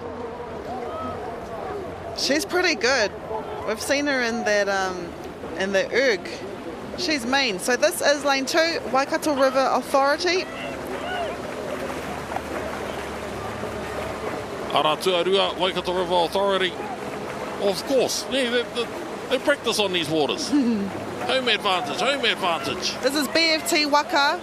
They'll be so fit, these ones, but are they water fit? They're mean. I walked past BFT in a nahi. I was tired just watching. Aotearoa, Waikato River Authority. Aotearoa PFT. Fitness is starting to kick in. Aotearoa, Waikato River Authority. Anei rātai te whakatata mai ki te rārangi whakamutunga. And don't forget, out there, lane 8, 155 Whare Āwhina. But it'll be a battle between BFT Waka in lane 1 and Waikato River Authority in lane 2. Bugger the technique, just go hard. Lane number 1 took the win, took the dub. Lane number 2, Tuarua mai. Usually we're barking at people, ne. Kia tapatahi. Ah, bugger it, just go hard. They were awesome too. Noi, e urungi ana i a rātou. I saw Conan, he was pedalling hard. Probably mad he didn't make the whānau team. Didn't make the Premier whānau team. His uncle was chosen over him. And technique was usually a priority, but after a while, nah, bugger, just go at your own rates. I got us. That's why I've got an injured back, because I've had to carry all the kapahaka I've been in, all the teams I've been in. They understand. BFT Waka with a time of 107, Waikato River Authority 107.88, and 155 Whare Āwhina with 109.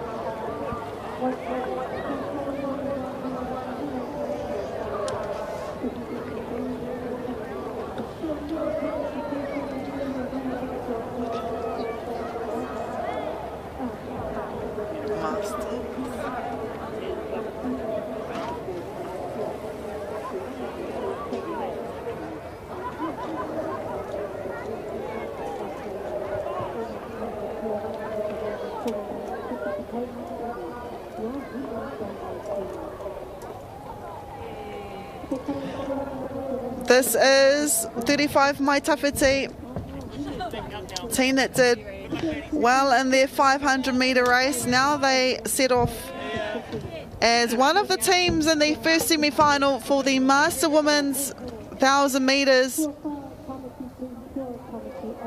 O te aratua tei ko Mākoha, aratua rua ko 35 Mai Tawhiti, aratua toru fireworks, aratua wha up to aunties, tūna tahi a hia, so a amohia vairua o te onu, me straight out of Portage.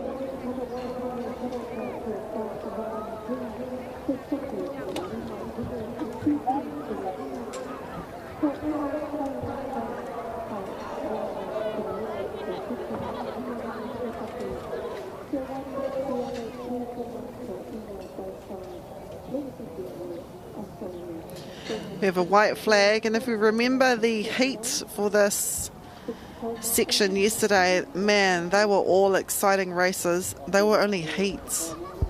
This is the best teams from those heats. First semi.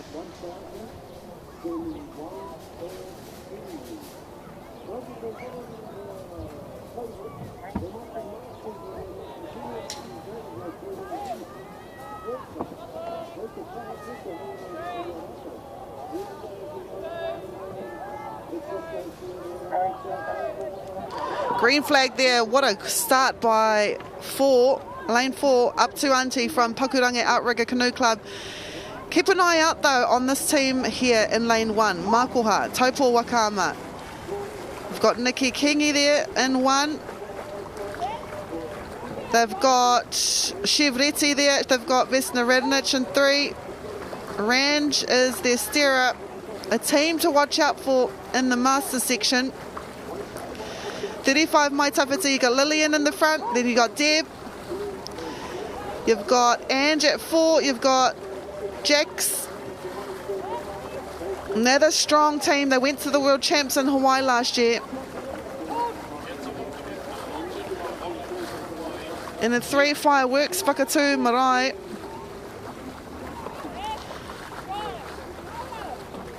Anei rātou te kuhu mai nei ki te hurihanga tuatahi.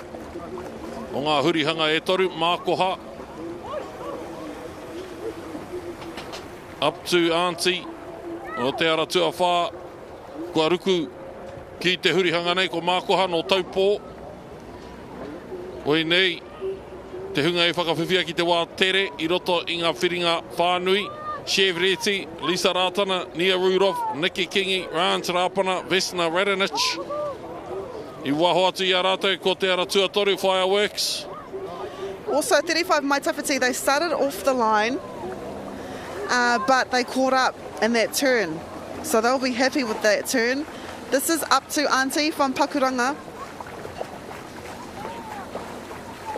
Ara tuatahi, Makoha.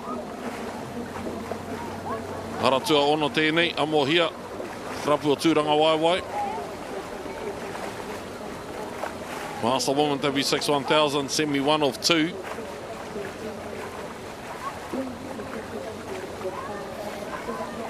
E ahua tuana ki te hurihanga tuarua o ngā hurihanga e toru. He ko tahi waka, e rua pēr waka i nāne te tawhititanga. O te kapa e ki te mai nei tātai nāne, o Makoha tēnei te kapa e taitua toru mai ana. Representing Taupo Wakama is Makoha. As they head into their second turn now, Range prepared this for this turn about 30 metres out. Another good turn here. Kept their momentum. It's lane 6 out there. Amohia no Turanga Waiwai Waka Sports, and up to Auntie from Pakuranga in lane 4 in the pink, second and third. And then 35 Mai Tawhiti in lane 2. That is 4th at the moment with 1 turn to go. Turanga Waiwai tēnei. O Amohia te kapa. Tai tuarua mai anei tēnei wānei. Ko Makoha tonu. Kei mua. Ka rau te mōhio. Ko ai ka pātata ki a rāta i tēnei whiringa whāiti. Ko te pairā hoki o tērā, he taunga mauri kei roto i tētahi āputa nui pēnei. He rite tonu taku ki ake, he hara i te mea, me mā hara-hara, me mā nuka-nuka. Kei roto hoki i te mā hara-hara tanga, me te mā nuka-nuka tanga. Ngā huarahi, ngā āputa, e kuhu mai ai. Ko te whakaaro kino, e kuhu mai ai rāne, ko te hapa, ko te korapa. Me ngā mea, e kore ai koe, e whanake ki te whiringa toa. Engari tēnei wā mo te kounga. Anei te kounga, kei te ara tuatahi.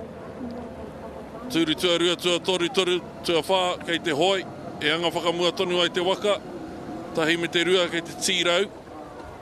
Anei, kua rite ki te hoki mai, ki te Waka ainga. And now they're on their way home. This is Makoha. Stroked by Nikki Kingi. We'll keep an eye out on their time because the second semi-final will be straight after this. Amohia out in lane 6. Doing a really good job to keep up with Makoha. Wanting a spot in that final. We'll be able to see the tip of the Waka from Pakuranga Outrigger Canoe Club in the pink up to Auntie. There's no denying who is the strongest team in this race. Representing Taupo Wakama Club. In lane 1, gunning to have lane 1 in their final tomorrow. Nei ko mākoha e whakatata mai ana ki te rārangi whakamutunga. Ngā toa mō te whiringa whāiti tuatahi o ngā whiringa whāiti e rua. E haere atu ana ki te whiringa toa ko mākoha o te ara tuatahi. E whae ana hoki ko tētahi wā tere. E haere tahi ana me rātou, kei wahora kei te ara tua ono. Ko amohia no te Karapiro tūranga waiwai me e nei kei te ara tua whā. Up to Auntie. Mākoha. Ai, ka kite o rātou kanohi a popo.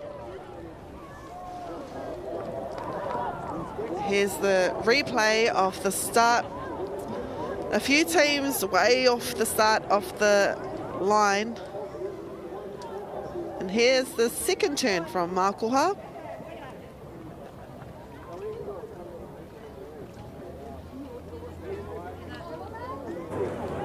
And the final turn. There's no one going into the turn with them, so they were able to have a relaxed approach.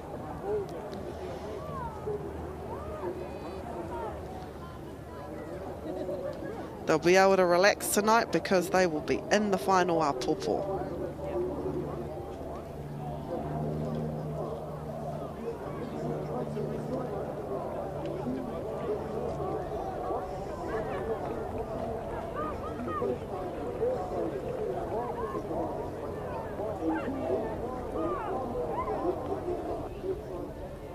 Nei te ara pautama, Mākoha with a time of 5:37, 5:44, amo here up to Auntie Tuatoru.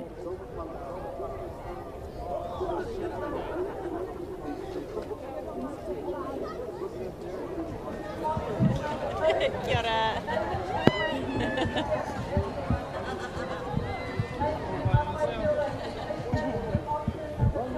Kia ora.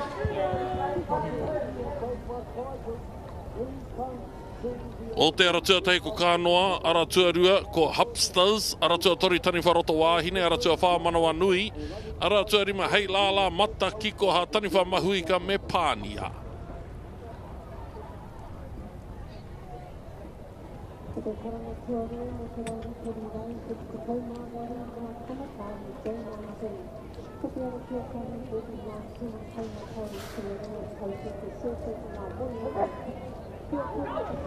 We have a green flag here in the second semi-final. Kanoa here in lane 1, representing Hoiaroha, whānau o Mauao. But I think it's out there, lane 7.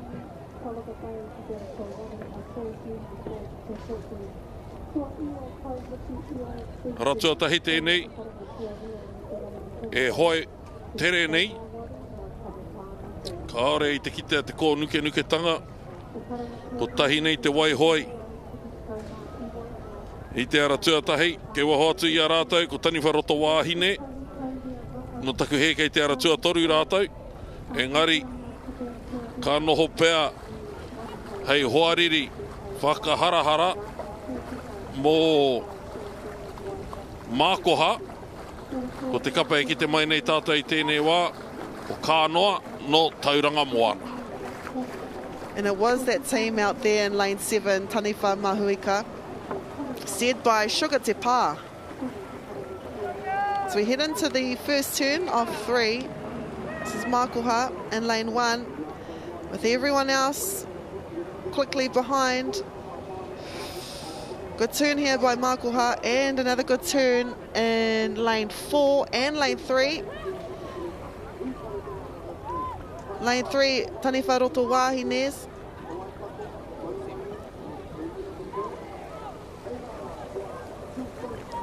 Ai, ko te ara tuatahi tēnei, ko kānoa. Te ara tuatori tēnei, ko Taniwharoto Wāhine. Ara tuatahi, kānoa. Hei te pirangi rātou, ki tētahi ara pai, i roto i te whiringa toa, ka kitea Apopo. Mo te hunga, kātahi anō kātahuri mai ki tēnei pāpāhotanga. Apopo rawa ake, ko ngā whiringa toa. Apopo rawa ake, whiu ai, me ko te ua. Ngā mētara, ko ura, hiriwa, parāhe anō hoki. Te take I haere mai ai, te tini me te mano ki ngā whakataetai ā-motu nei. So Taniwha have 2 teams in this, second and third at the moment. One in lane 3, Taniwha Roto Wahine, and then in lane 7, Taniwha Mahuika, steered by Sugar Te Pā, the other Taniwha team steered by Peata Melvin. As they go into their second turn.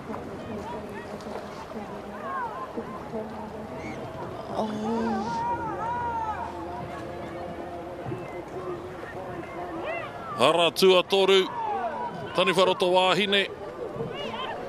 Ara tua whā, manawa nui, ara tua rima, hei lala.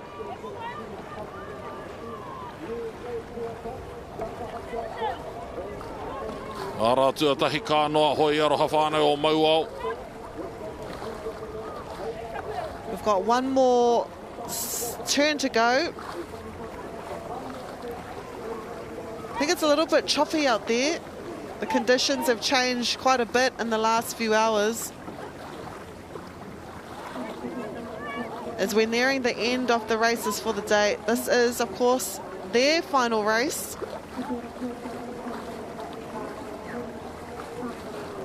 Nei ko te tuarua o ngā whiringa whaaiti.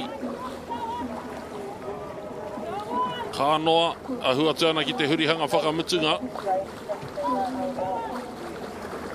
Ka tiki a mātakitaki a ke tātou. Ka pēha.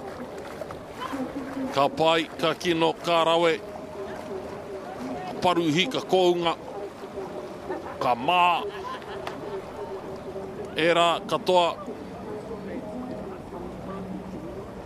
Ka whai wāhi mai ki ngā māharahara o tēnei hurihanga. Pai. Tēnō pai rawa atu tērā hurihanga I konei te ara tuatahi. Pai anō hoki te hurihanga I te ara tuarua. Kua puta mai a Taniwha Roto Wahine. Kei tērā takiwa. Hareiti mea kei muri rawa atu I a kānoa. Kei te ahua o tēnei ruarei rima tikau mita tōtika. Te whakatau.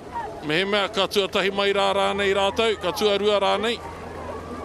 Oh, it's a battle between 1 and 3 at the moment.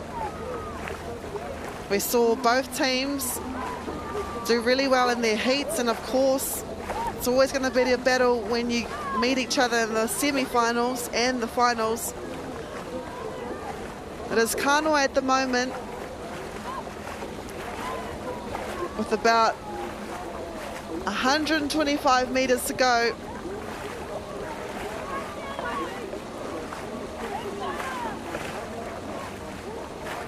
Nei, kei ngā mita whakamutunga tātou e haere ana. Kānoa o te ara tuatahi, ara tuatoru, Taniwha Roto Wahine.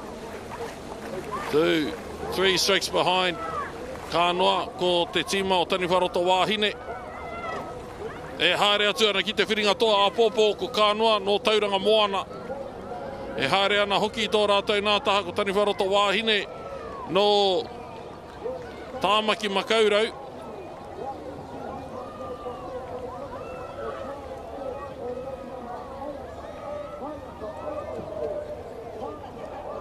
Takapuna. Anei, te tukuruatanga. Koira te teimea, hei wānangananga mā te ara tuatoru, te ra tīmatanga. Mehe mei pai ake, a kāti. Ko toa pēr I a rātou tēnei rehi. Ki taku mōhio, kaore rātou e hāmene tia mo tērā. Ki taku mōhio. I hope not.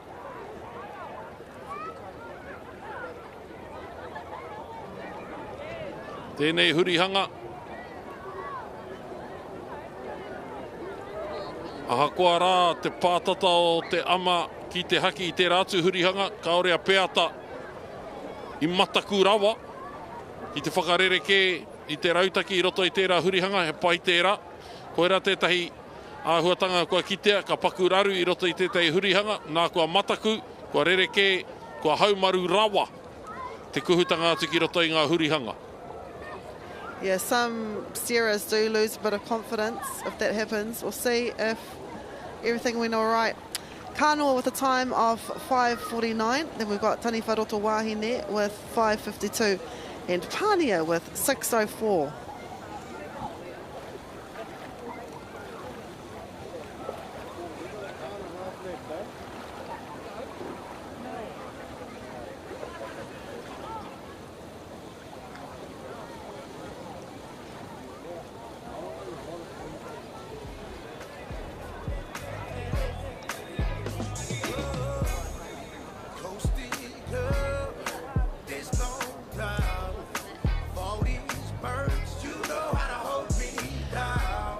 As we prepare for the last corporate challenge, we'll now go to the docks to hear from the winners of the corporate plate final challenge. Kia ora whānau, we are BFT Waka. We are from the BFT Te Awamutu Gym. We are here to promote healthy whānau and hauora, and we would like to do a big shout out to BFT and our awesome coaches who supported us to come and do this today. And awesome whānau, just being and kakaha karawe.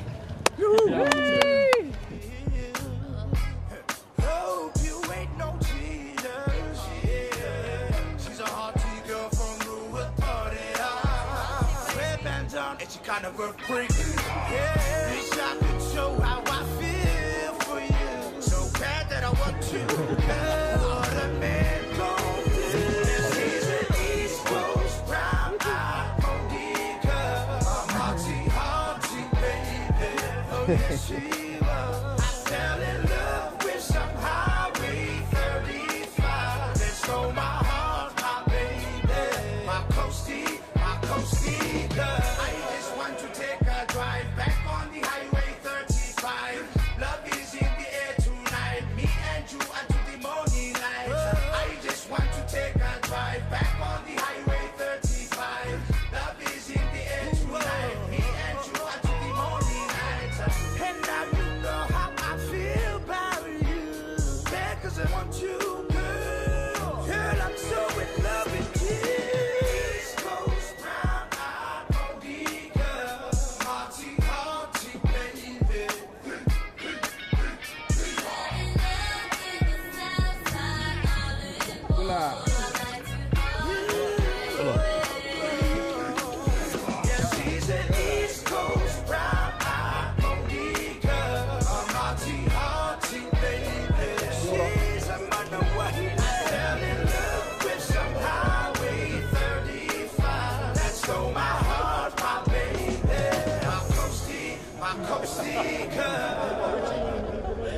Don't you zoom too far in, bro.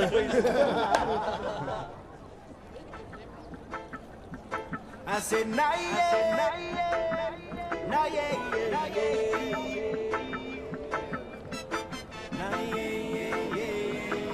Watch me sing around the lake, watch me sing up on a mountain, watch me sing down by the ocean. Aotearoa, sing it with me there. From the wharf to the bay, we singing out to the bay, and we see a couple of brothers, we chuck 'em on our wave. And you know we heat the stage, just light it up, let it blaze, and we chillin' by the ocean, just thinking about better days. Nah, yeah, nah, yeah, nah, yeah, nah, yeah.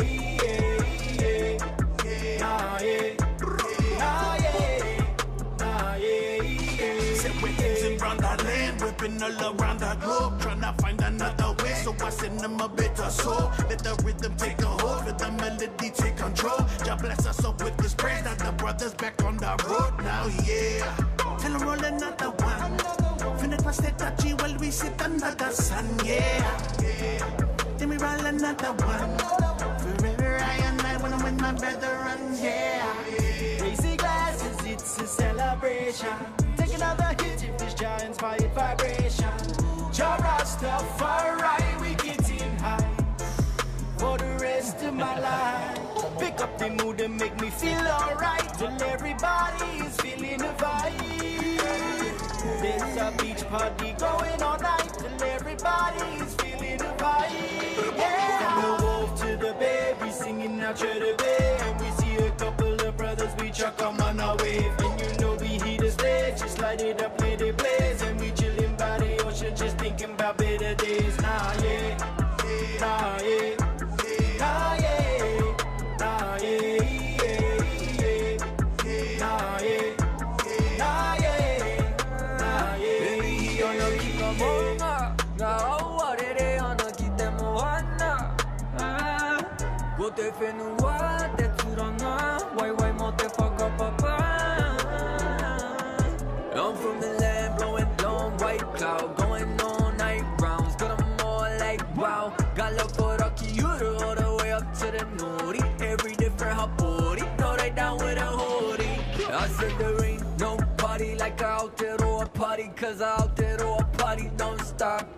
I said there ain't no party like a Aotearoa party. We ain't stopping till we shut down by the cops. From the wolf to the baby, singing out to the bay. And we see a couple of brothers, we chuck 'em on our wave. And you know we heat the stage, just light it up, let it blaze. And we chillin' by the ocean, just thinking about better days. Nah, yeah, nah, yeah, nah, yeah, nah, yeah, yeah, nah, yeah, nah, yeah, nah, yeah, yeah.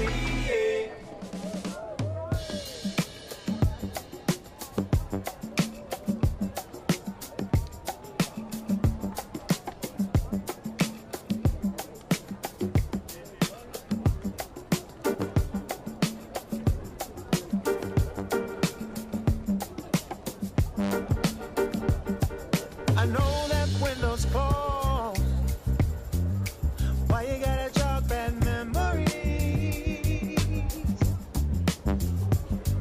And baby, what you propose, I might as well start eternity.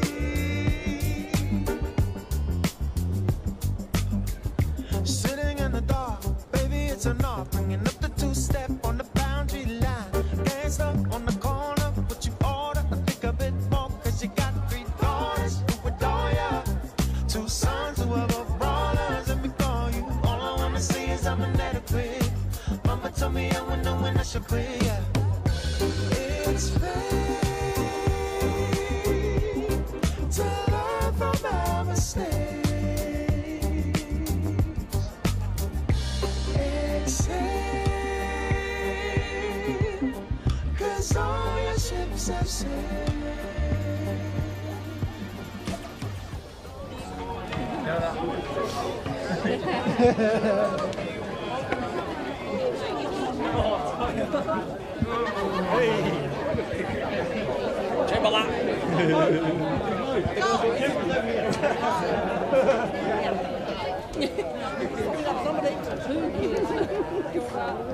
Ai, koe nei ngā tīma kua tai mai nei ki te reanga champion, kua ki te tātai i te plate, kua ki te anō tātai i te bowl, corporate race, no te ratatei te wānanga o Raukawa, BOP, Police Team K810-3, te wānanga o te Aotearoa University of Auckland, Toi Matarau, Limited, Waikeria, te Puia, me Waikato Tainui, Stevie, Chauncey has told me, if you do not win a gold, kaua e hoki ki te kāinga.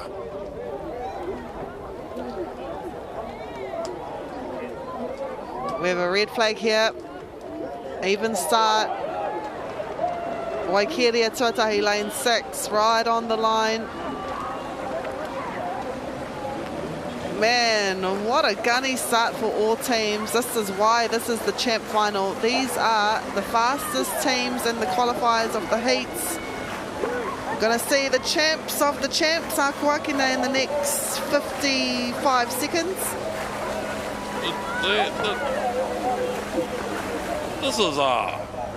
This is rigged. This lane number 1, they look like actual competitive team. He pēra rawa te pai, te kotahi o te wai hoi, ko te manawa taki he tere. Kaore he hapa, kaore hoi ko nuke nuke. O te ara tuatoru, te wānanga o Aotearoa. pērā no. And I'm pretty sure our champion premier men's paddler wasn't here. No.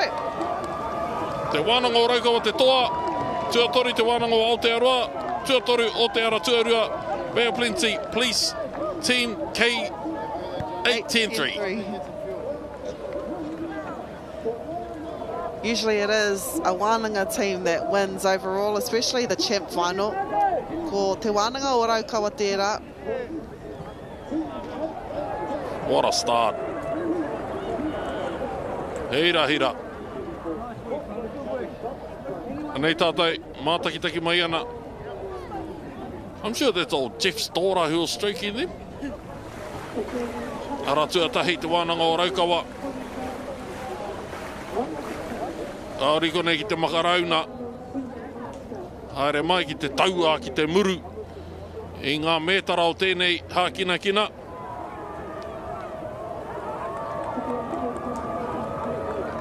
Mētara koura ki te kaki, āmuri atu I tērā rehi.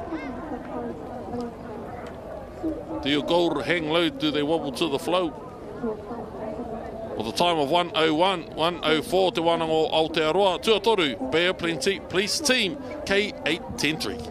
And that Bay of Plenty Police Team K8-10-3, they had Range steering them. She only just got off the Waka from her Masters 1000 race. Her forearms are probably still a bit heavy, but she was steering her team with a smile on her face. One of the fastest ever races you're about to see is coming up next. It is the double hole for the Premier Men W12 500 metre final. Expect fireworks at Te Whānau, and no doubt we'll probably try and slow our commentary down, but we'll probably get excited because these are usually exciting races. Aye.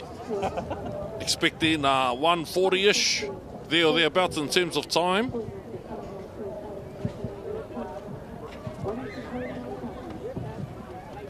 This is a race where technique is important, engari, o te pāua, o te kaha, koira, pū, te pū manawa, matua, e toa I a koe tēnei rehi. Yep, double hole demands the perfect blend of power, timing and sheer speed. That's what we're about to see soon. Pure on call, fastest qualifiers. Whakawhiwhia ki a rātou te wā tere katoa I roto I te whiringa whāiti. Brother Sam. Hemi, Napoleon, Nona, Wiri. Hello, boys.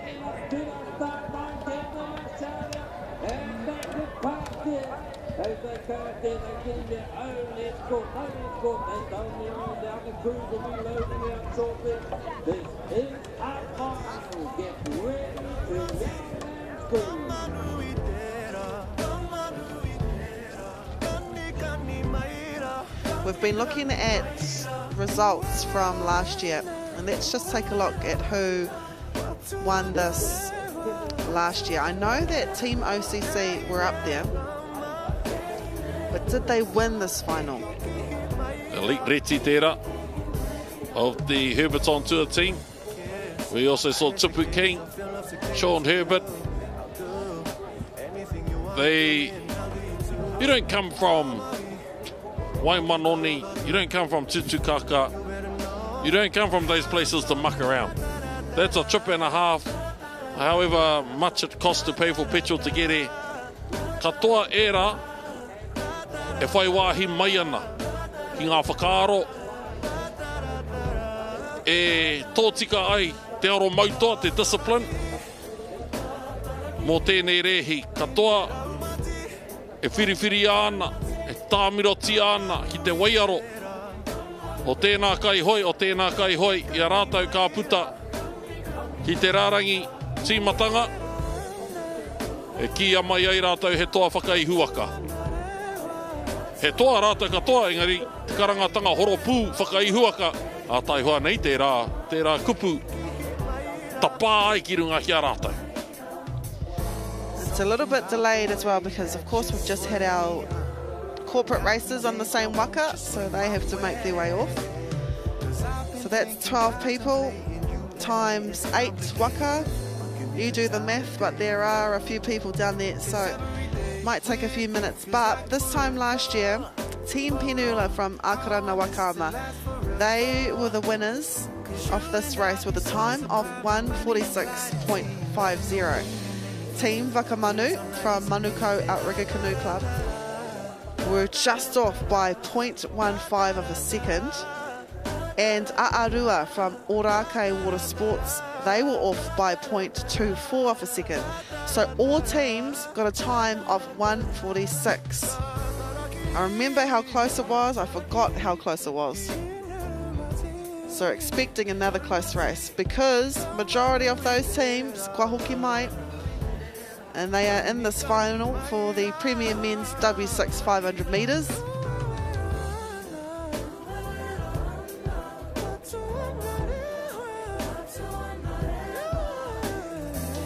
OCC Ruamata, they are the top qualifying team. They are in lane 1. They came 4th last year by 1.29 ninth of a second.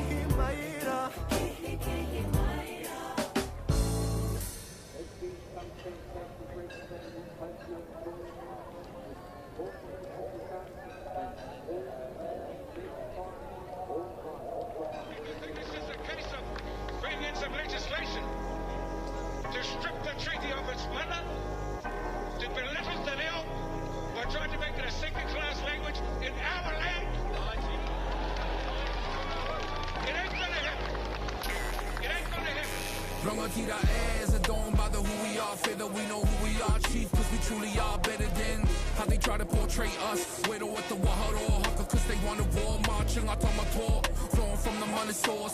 Soul runs deep to the core. Tangaro, if they coop up and cut them off. Not by a long shot, long drop for the tucker talk. They the runners course, they just who are in disguise. No surprise, it's all lies, but we know compromise. See the people all rise to the top. Small towns with their tall pop. It's a pity that you got your jaw locked. Nobody saying nothing when the ball drop. When it all stop, we running up on top. Cold papa hip hop and it don't stop. Rangatira, whakahira. Whakamaua kia tina. Rangatira, whakahira. Whakamaua kia tina.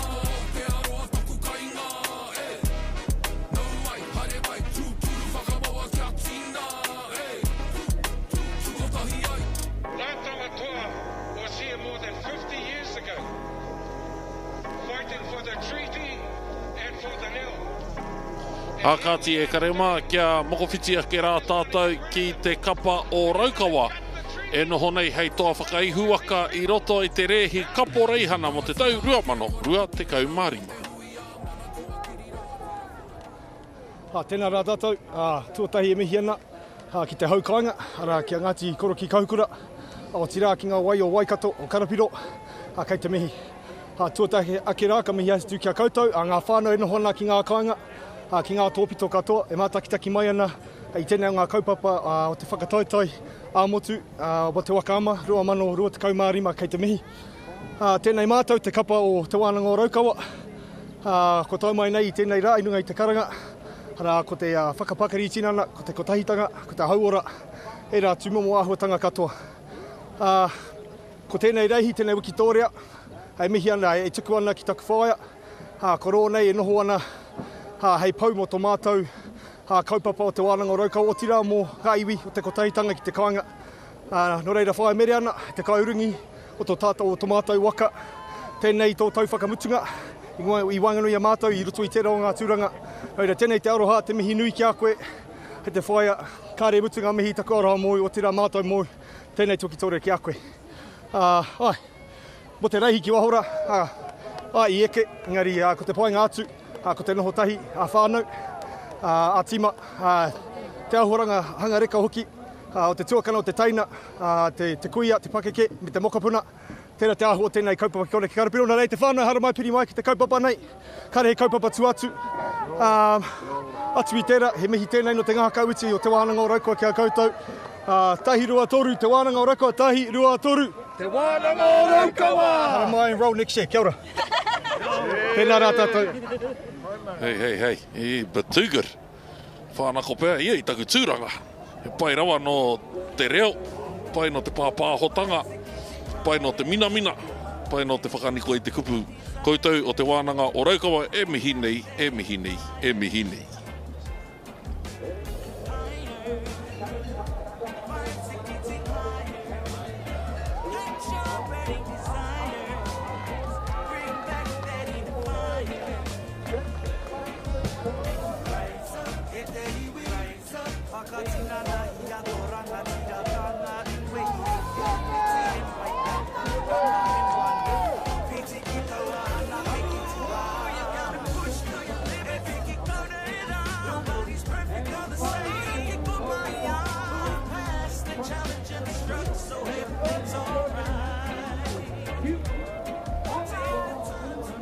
Premier Men W12 500 final o te ara tuatahi ko team on call ara tuarua Herberton Tour Surfers ara tuatoru arua ara tuawha team Piniula our champions from last year Waka money second place getters ki taku mōhio Fau Hoahas have made it, Team Kina have made it, Asoi have made it, Tūranga ni Viti o tātou Karawa matamata huanga no Fiti kei konei Pure on call, I think they got a 4th place last year, DQ'd, but it is what it is. And they, ko te hunga, ko ngā rehi o te rātau, no te rātau, waihoki reira mate ai, tēnei tau, e reko mai ana, ko te āheinga e ki a mai ai koe he toa mo tēnei tau. And if my memory also serves me right, I believe Aotearoa, who won bronze last year, they were up there for the majority of the race, just missing out. And I remember Jackson being really upset. He is one of the main coaches for Aotearoa. So looking forward to seeing this race. What a way to end our races of day 6, second to last day here at Karapiro.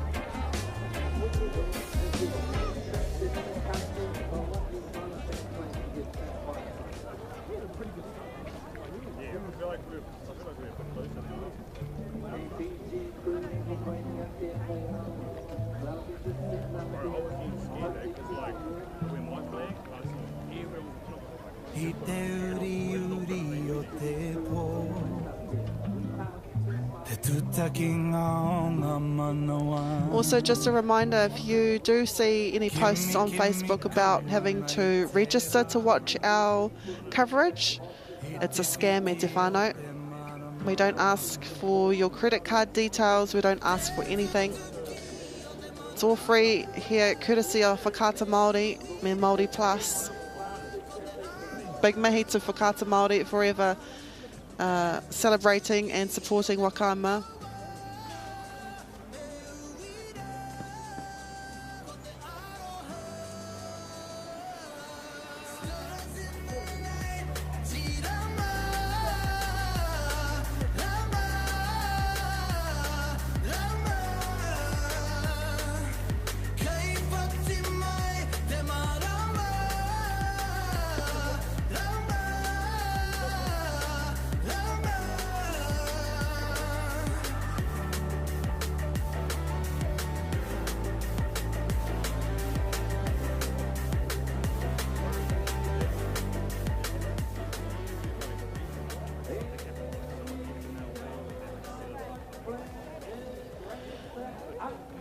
We've got a white flag out there. Seconds to go to the start of this race. You can feel the tension. The crowd here at Karapiro has gone quiet and all eyes are on the water.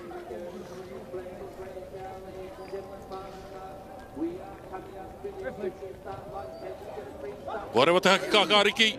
Anei ko puta nei ara tua toru wharima, ara tua toru arua, ara tua whātīm pineula, ara tua rima Waka manu. Here they are, what precision. Each pedal is a brush stroke in this masterpiece of teamwork. Ara tua rima Waka manu ko puta nei te ihu. I te whaiau ki te ao marama, ara keisi ngātaki. Te kone hoki a Jake Suitauloa. Julius Peterson, e Victoria mai ana mai te ara tua rima, engari e whai ana rata e Aarua no te ara tua toru. Man, Aarua and Ruamata not giving anything by chance. Hold your breath because this double hull race is the epitome of high speed competition. We knew this was going to happen. Waka manu. Anything can happen in the final, and as we approach the 250 metres at Te Whānau, oh my goodness. He wai aha tēnei wai, he wai tapu tēnei wai, he wai aha tēnei wai, he wai koti tēnei wai. The water is alive with their energy. This is where raw power meets finesse. Anei ngā toa o ngā toa, me he mea koe pirangi ana ki te kite i ngā toa o ngā toa, kia piri rā o kanohi, ki te pau ka whakata nā te mea kei te ara tua rima ko Waka manu, tērā i kia ke rāhau. Koe nei tā te poropiti ki ai katoa Waka manu, nā kua hak e Victoria mai ana i tēnei wā. Engari tatana ki a rātai ko te ara tuatahi me te ara tuatoru. Waka manu showing why they are considered one of the best clubs in the country, especially for Premier Men. They do it over and over again. And they will be so proud of the mahi that they're displaying today. This is the difference between a team and a family. He whānau ngā mea o Waka manu. Kei te mōhio rātou ki a rātou, te haunga o te hā, te haunga o te ngā keke o tēnā o tēnā. I tuputahi mai rā rātou, anei te kotahitanga, te putahitanga, e mahitahina i tēnei rā. Tū arua, I'm going to say, well, we know Waka manu won, right? And they are ecstatic about it. They came second last year by 0.15 of a second. They have done it now. They have won gold. Look what it means to them. The question is, who came second and who came third? Make a call, Rahia, make a call. I'm going to say Aarua, second. Here we go. Anei te tukuruatanga, out, they're gone. Boom. Don't blink. Ara tua rima, there it is. Slicing through the waves like a hot knife through butter. Launching fast like lightning. Ai ka harawene a whatitiri mā takataka I te kaha tere o te kapa o Waka manu. That will be the third gold for Jake Suitauloa. He's got the 500. I think I might be right. Let's go. I think I might be right. I think Aarua got second. Hey. 148 Waka manu second. Aarua ka pai, brother. Me aku taina o te kāinga third place. Aarua bettering that bronze medal to get a silver, and Ruamata, of course, they came fourth last year. They got a bronze. What a race! How do you come down from that? Bono, the dopamine is high. And here we are, J19 W Woman, W6 1000, semi-1 of 2. Hawaii here in lane number 1. Ke wahoti arata ko Kāmanu. Wahoti arata mana wahine. Wahoti arata I Hilani Blue, te tuatahi o ngā whiringa whaiti. Ara tuarua, Kāmanu. Hawaii tēnei, te krapu o Pineula. That features two J19 paddlers that featured in the final of the J19 individual races. This is Kāmanu, Nor Waikato Dragon Boat and Waka Association. They are in lane 2 and leading the pack at the moment. As well as, I'm going to say out there, lane 7, Mahinarangi no Otaki Waka Hoi. Ngare, ko te ara tuarua te rai arahia nei tēnei wā. This is Manawahine, no Horauta. Horauta Waka hoi, kei te ara tuatoru. This is a 1,000-metre race, nō reira, e toru ngā huringa. We are nearing the first huringa, Ihilani Blue here, no Te Toki. And it's 1, 2 and 3 at the moment. Who will come out first though? It is 1. Ooh.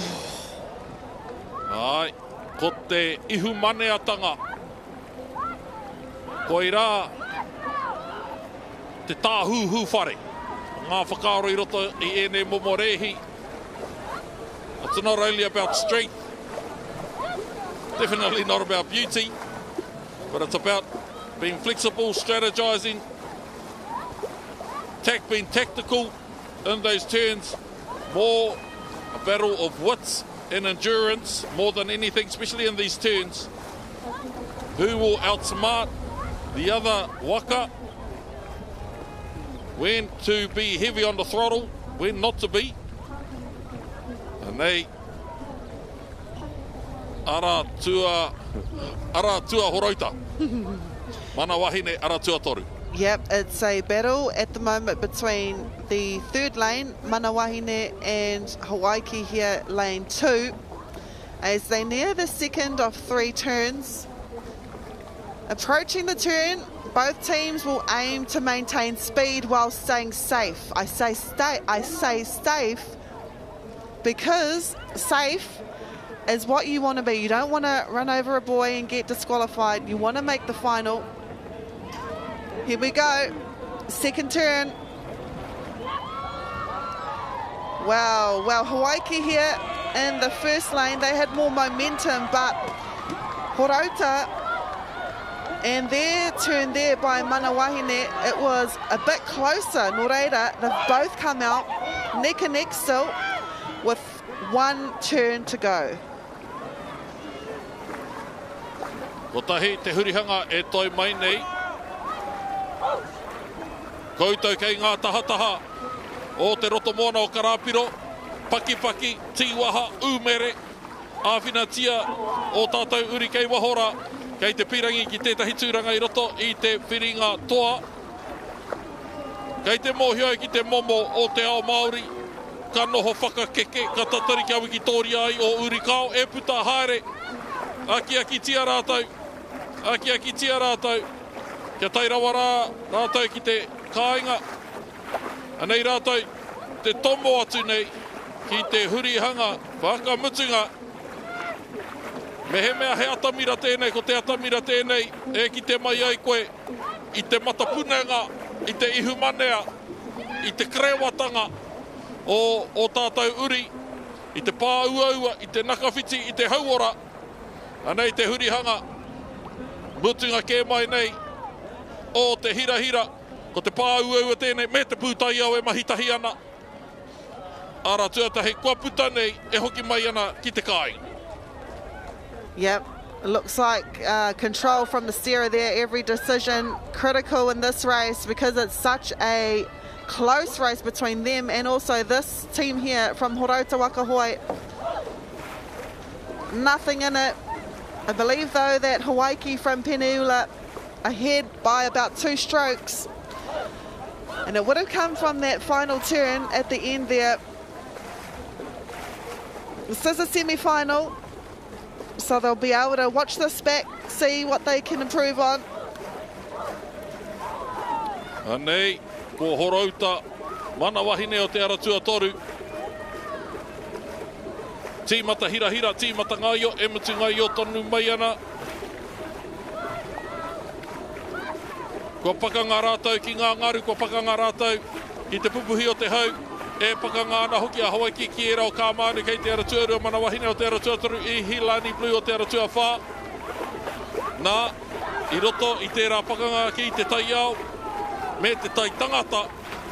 Nō rātou te ihu e puta nei. Kāore mau te whitinga o te rā kirunga ki a koutou te rangi nei. E hinema, Hawaii through to the finals, which will unfold tomorrow. Tuarua o te aratua toru Manawahine. Yep, Abigail Lui Falani in there, as well as Serena Taia, Lucy Jordan, Aotearoa Irwin, Paipa Wharepauri and Siana Daniela. This is your winning team for the first semi-final.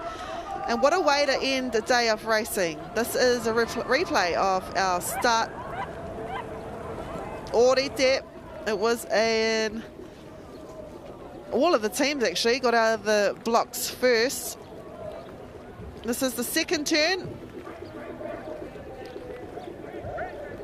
As you can see, nothing in it between Hawaii and Horota, but it was the third and final turn that pushed Penula. I think it was their push before the turn as well. They got a little bit of a lead on the straight going into the turn first, coming out of that final turn first and not looking back. For them, for Hawaii to win the J19W 6,000 metres, the first semi of 2.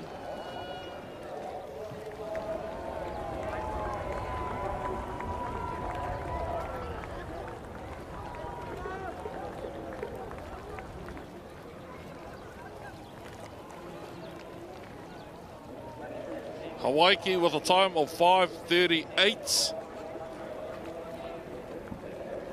Tēnā koe nei kia whakataurite a tērā wā ki ēnei kei te whiringa whaiti tuarua J19 women. Hawaii e mihiana, manawahine e mihiana, koutou kei te hare ki te whiringa toa e mihiana. Ladies and gentlemen, we have 5 more races to go. Ka pai tāne mā. Ko hare ki te awhina i te whakahokinga mai, i te whakakukutanga mai o ngā waka kiuta. Koe nei anō tētahi pai o tō tātou hākina e karema. Ai, he tātā whaenga e hoariri i te wai. Engari, he hoa tautau a moa. He hoa āwhina. Katoa, he Māori, and it's Māori to volunteer. Are mai ki te āwhina e karema mo te hirahiratanga o tō tātou hākina. Tika, these volunteers here wearing the pink t-shirts. And there's so many of them. Most of them come year in, year out. Do it for the love of the sport. And they do it with a smile on their face.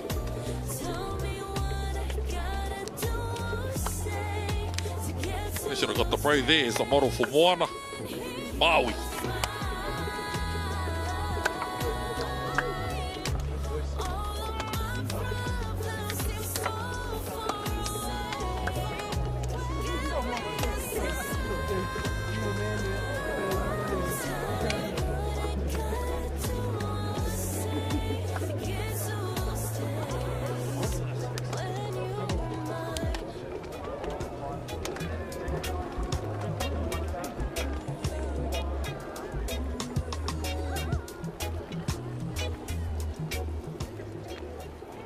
Sei Moana, Aotearoa tahi, Ihilani White, Aotearoa Rua, Team Tiare 10 years in, Tāmaki Team Pure, Tom's Angels, Hokianga Maidens, Ahi Pūkahu, Tawanui Kaiviti Vonu, Semi 2, Whiringa Whaiti Tuarua, o ngā mea e rua.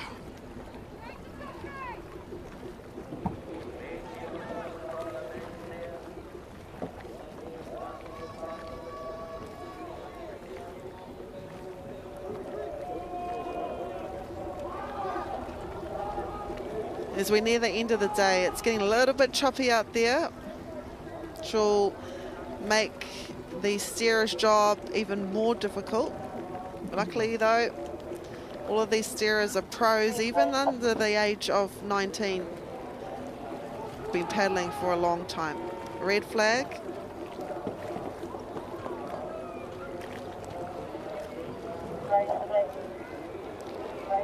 We should see a black flag.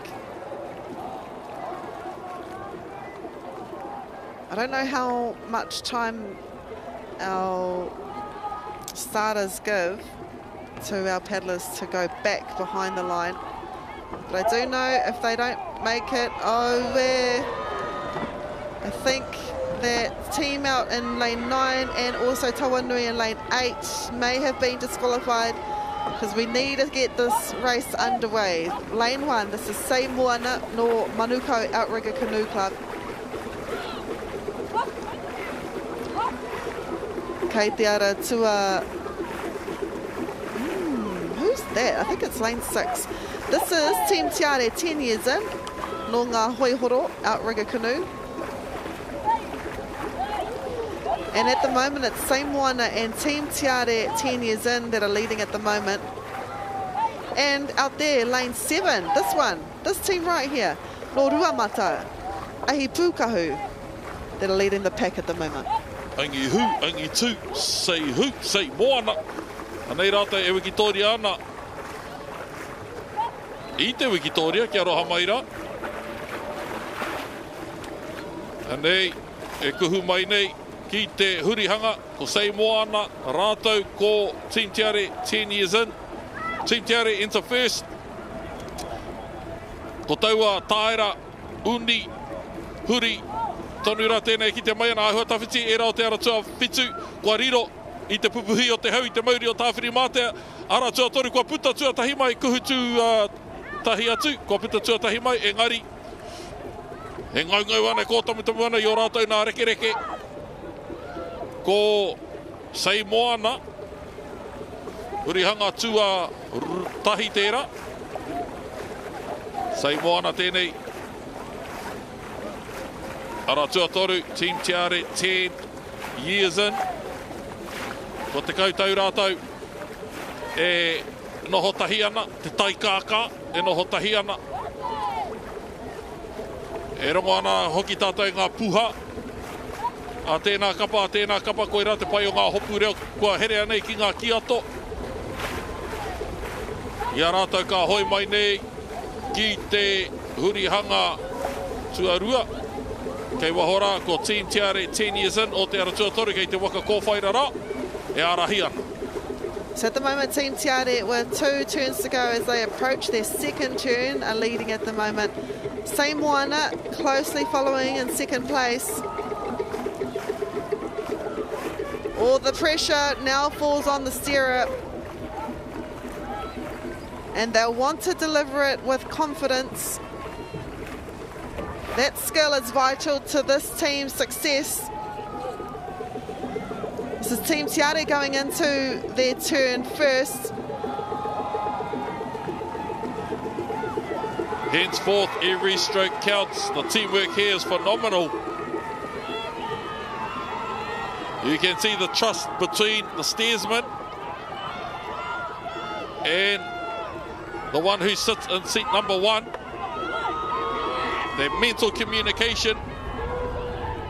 Ahua uaua te tiwaha ki tō hoa. Engari, he iarere. E hono ai, e hono tahi ai koutou. No I wahora. Ko te kare awaho, ko te reo ātina, nei kōrero ana. Hei reira ko mōhio, te kaikaranga, ai, 2 sets up, 3 sets rānei. Ko te kai urungi kei te kite I te kuramahoratanga o ngā waka, the layouts of where you might be sitting. Ko kai urungi, might call a few sets. Ia rātou ka tirikohu, ruku atu, ki te hurihanga whakamutunga. Team Tiare 10 years in, ngā hoi horo, leading the pack at the moment. And with 1 turn to go, the steerer will be making sure everything is in check. A critical role to play. Here we go. You want to hold your breath sometimes, because right on their backs is Samoana. Beautiful turn there by Team Tiare 10 years in as they make their way home, followed by Samoana no Manukau. And look out there in lane 5, it's Tom's Angels no Heimatau. Everyone is keeping their cards close to their chest. How will they make their next move, and when will they make their next move? Is it a case of pupuri, tiaki, I tō kāri matua mo te whiringa toa? He tūhura rānei, I tērā kāri, I tēnei rehi, kia whai wāhi ai koe ki te ara tuatahi. Every movement is a testament of the hours of practice, culminating to the performance we're witnessing at the moment. No o tātou karu te waimarie. No o koutou taringa te waimarie. Anei tātou, e whea ko tahi nei i te tino o te karangatanga paki-paki elites, i te tino o te karangatanga kaiaka athleticism.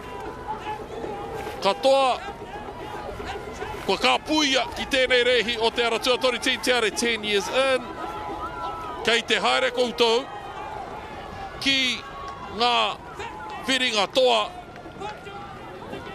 e ki a mai ei pēr koe, he toa whakaihuaka. Yeah, what an awesome race there by Team Tiare 10 years in. Second, same one, no Manuko outrigger. And then out there, lane 5, they did really well too to keep up. Tom's Angels, no heimato. Engari, koe nei te toa, te kapa I toa, Team Tiare 10 years in.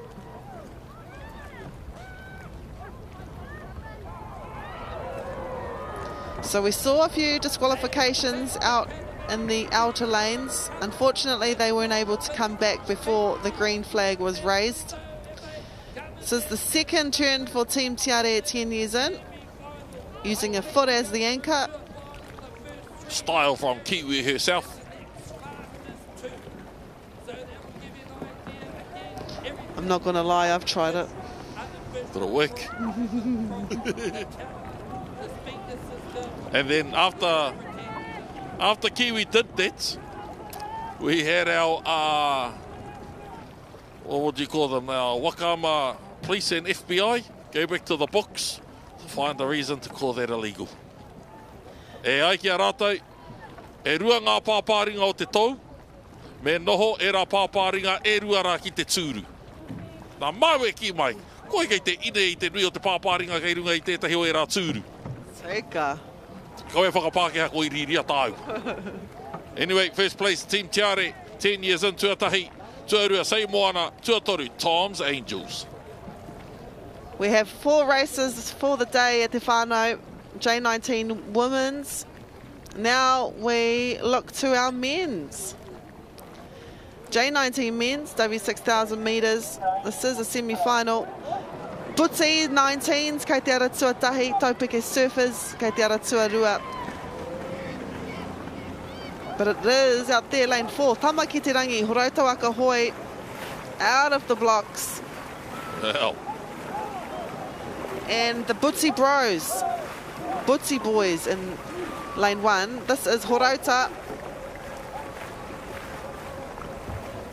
The excitement here is electric. E rangona ana. Te hihiko. E tama. Oh no. Wariro he hoi. Butsi Boys, te tūmanako. Oh no, hopefully. He hoi anō kei reire, hoi anō kei reire. Two, give to one, two give to one, two give to one. Two give to one. Ah, et pai. E pera rawa tō koutou pai, kei mua koutou I tēnei wā. And I love that our cameraman stayed on that because you get good to see.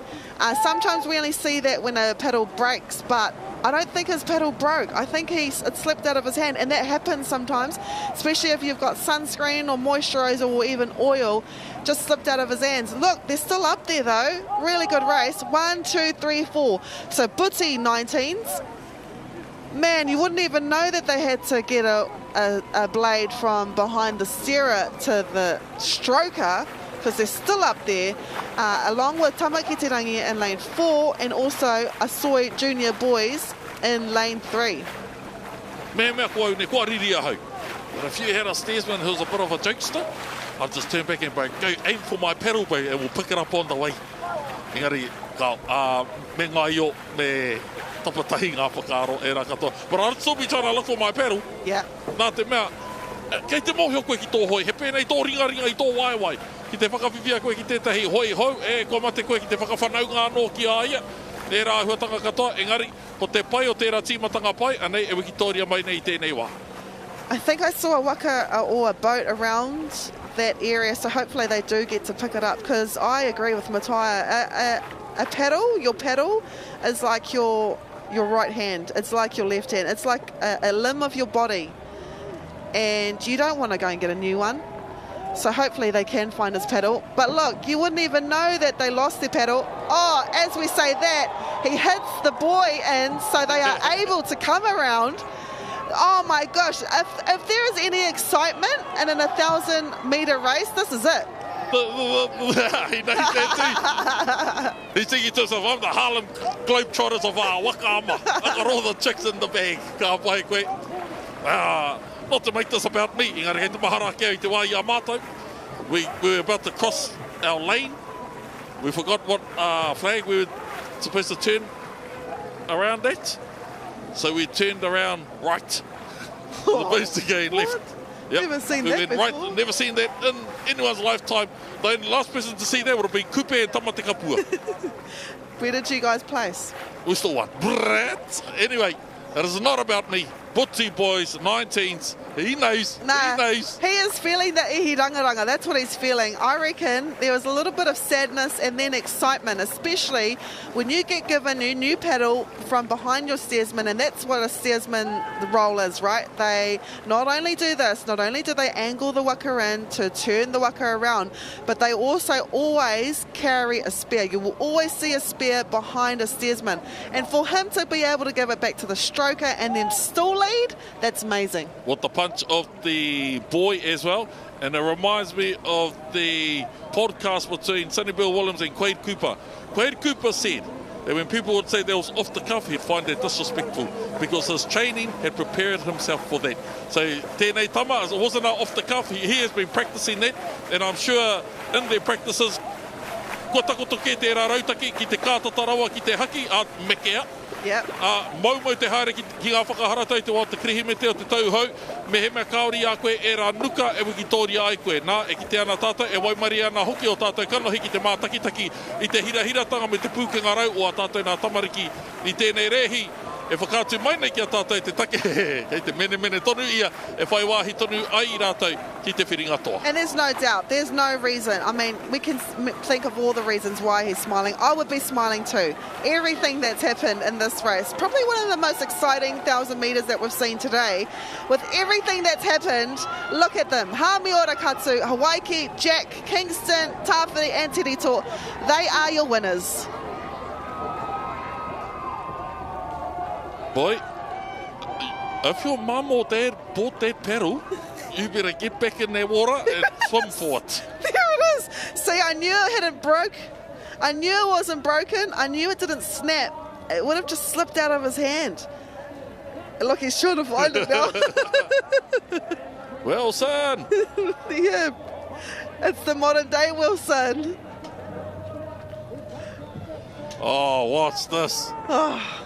What a way to end the day. What a way to end the day. This is okay. First set. Stay on them. Damn it. Here we go. Oh, slippage. I love that our cameraman caught that. And then there's the passovers, and then here's the punch of the boy. Is it the same boy that does it too? It probably is. They're a bit scared. Well, Oh, number 2, can't play, boys. Wow, all the tricks from the Kete Mātauranga, the tāne got from Te Toi o Ngārangi all in one race. And whatever spare paddle this boy is using, man, it's a winning paddle. Hold on to it, boy, hold on to it. Oh, that was a beaut. I've seen some beauties, but geez, you won today, boy, you won today. What a cool race. The Bootsy boys, Bootsy 19s at the time of 4:51, Taupeke Surfers 4:57, and Tamaki Te Rangi with 4:59.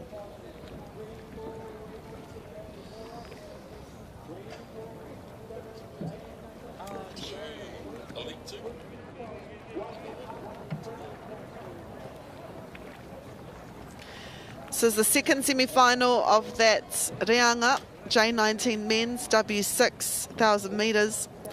Tauria Va'atane Hoe no Akara no Wakama in lane 1. Wakamanu red, MBK's white, Asoi Juniors white.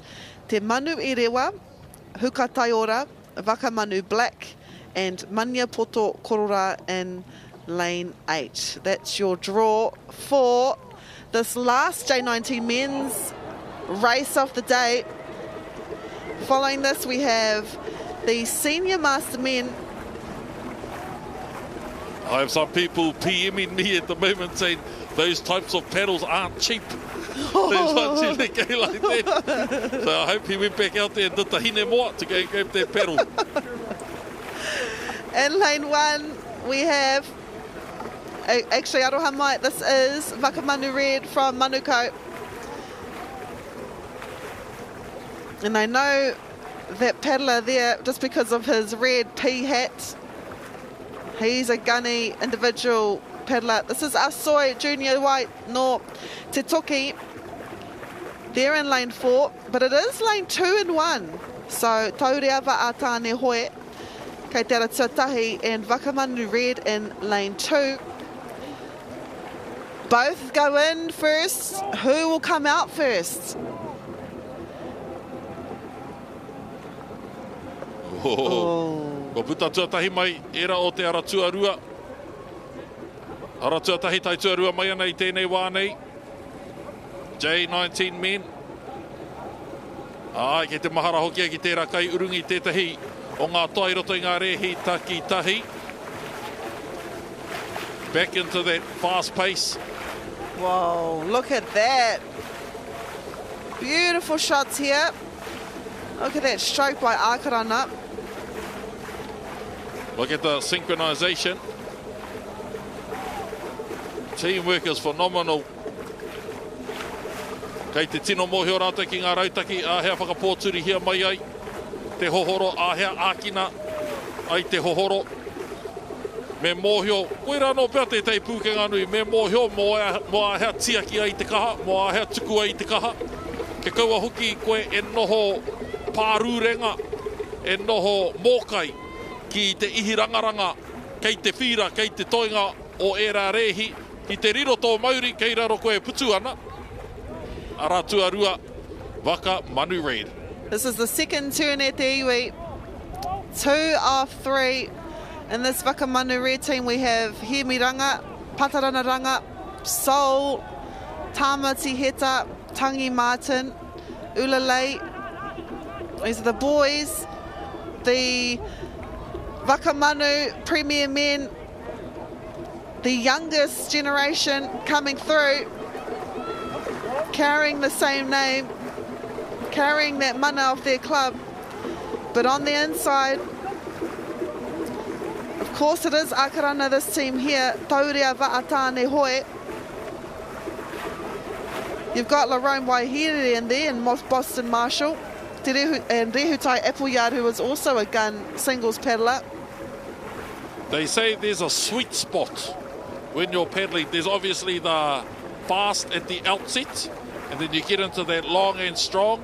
Apparently there's a sweet spot there where their long and strong just propels your waka so fast with minimal effort, and every kapa, every waka tries to find that sweet spot as best as they can or as often as they can in the race. And it seems like that sweet spot has been felt here in lane number 1 and lane number 2 as they make their way through to the last turn. 750, minimising that, making it an honest 1,000 metre race. If it's 1,100, it makes it easier for someone else. Anei kei te ara rua ko Waka Manu Red, out there with the red singlets. And in here, Taureawa Atane Hoe no Akarana. Yep, the gap is narrowing. Akarana here keeping in control. However, Waka Manu still out leading, only by a small smidget. Engari kai te pai tērā, if they hold strong at the front, keeping that lead secure. As I say that though, Akarana, something has boosted for this team.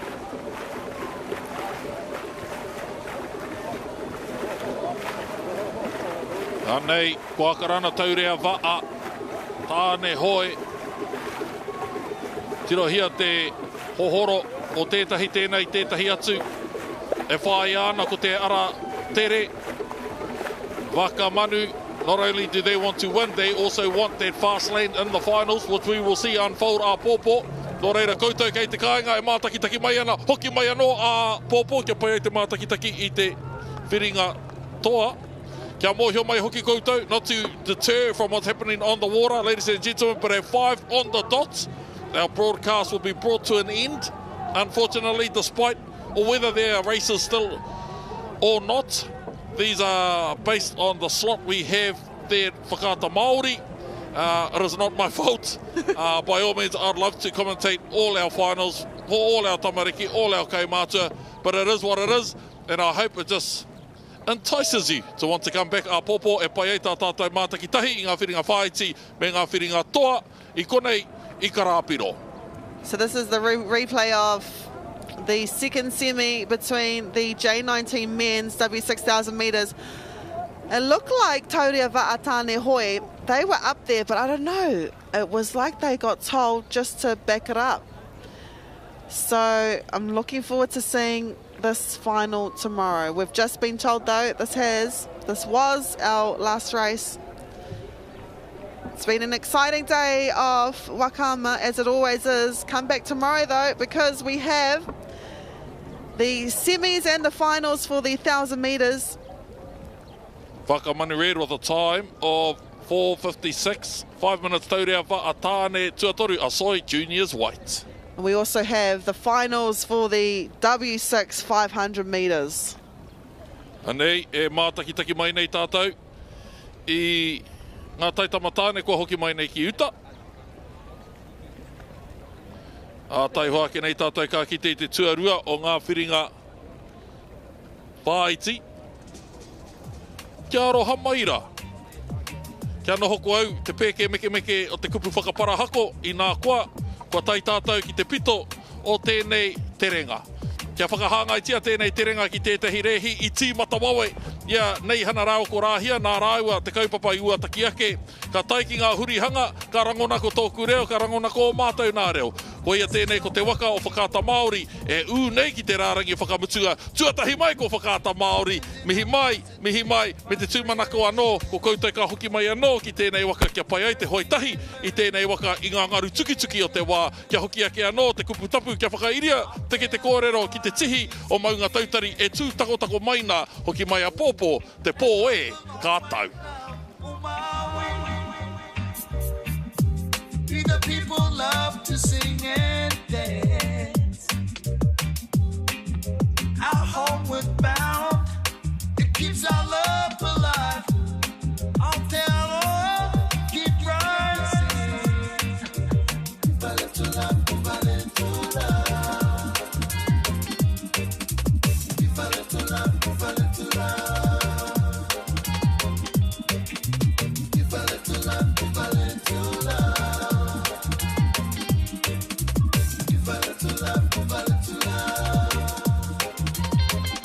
Right now, our hopes and our dreams are only solutions for this world a better place, for our children and their children to live and be happy.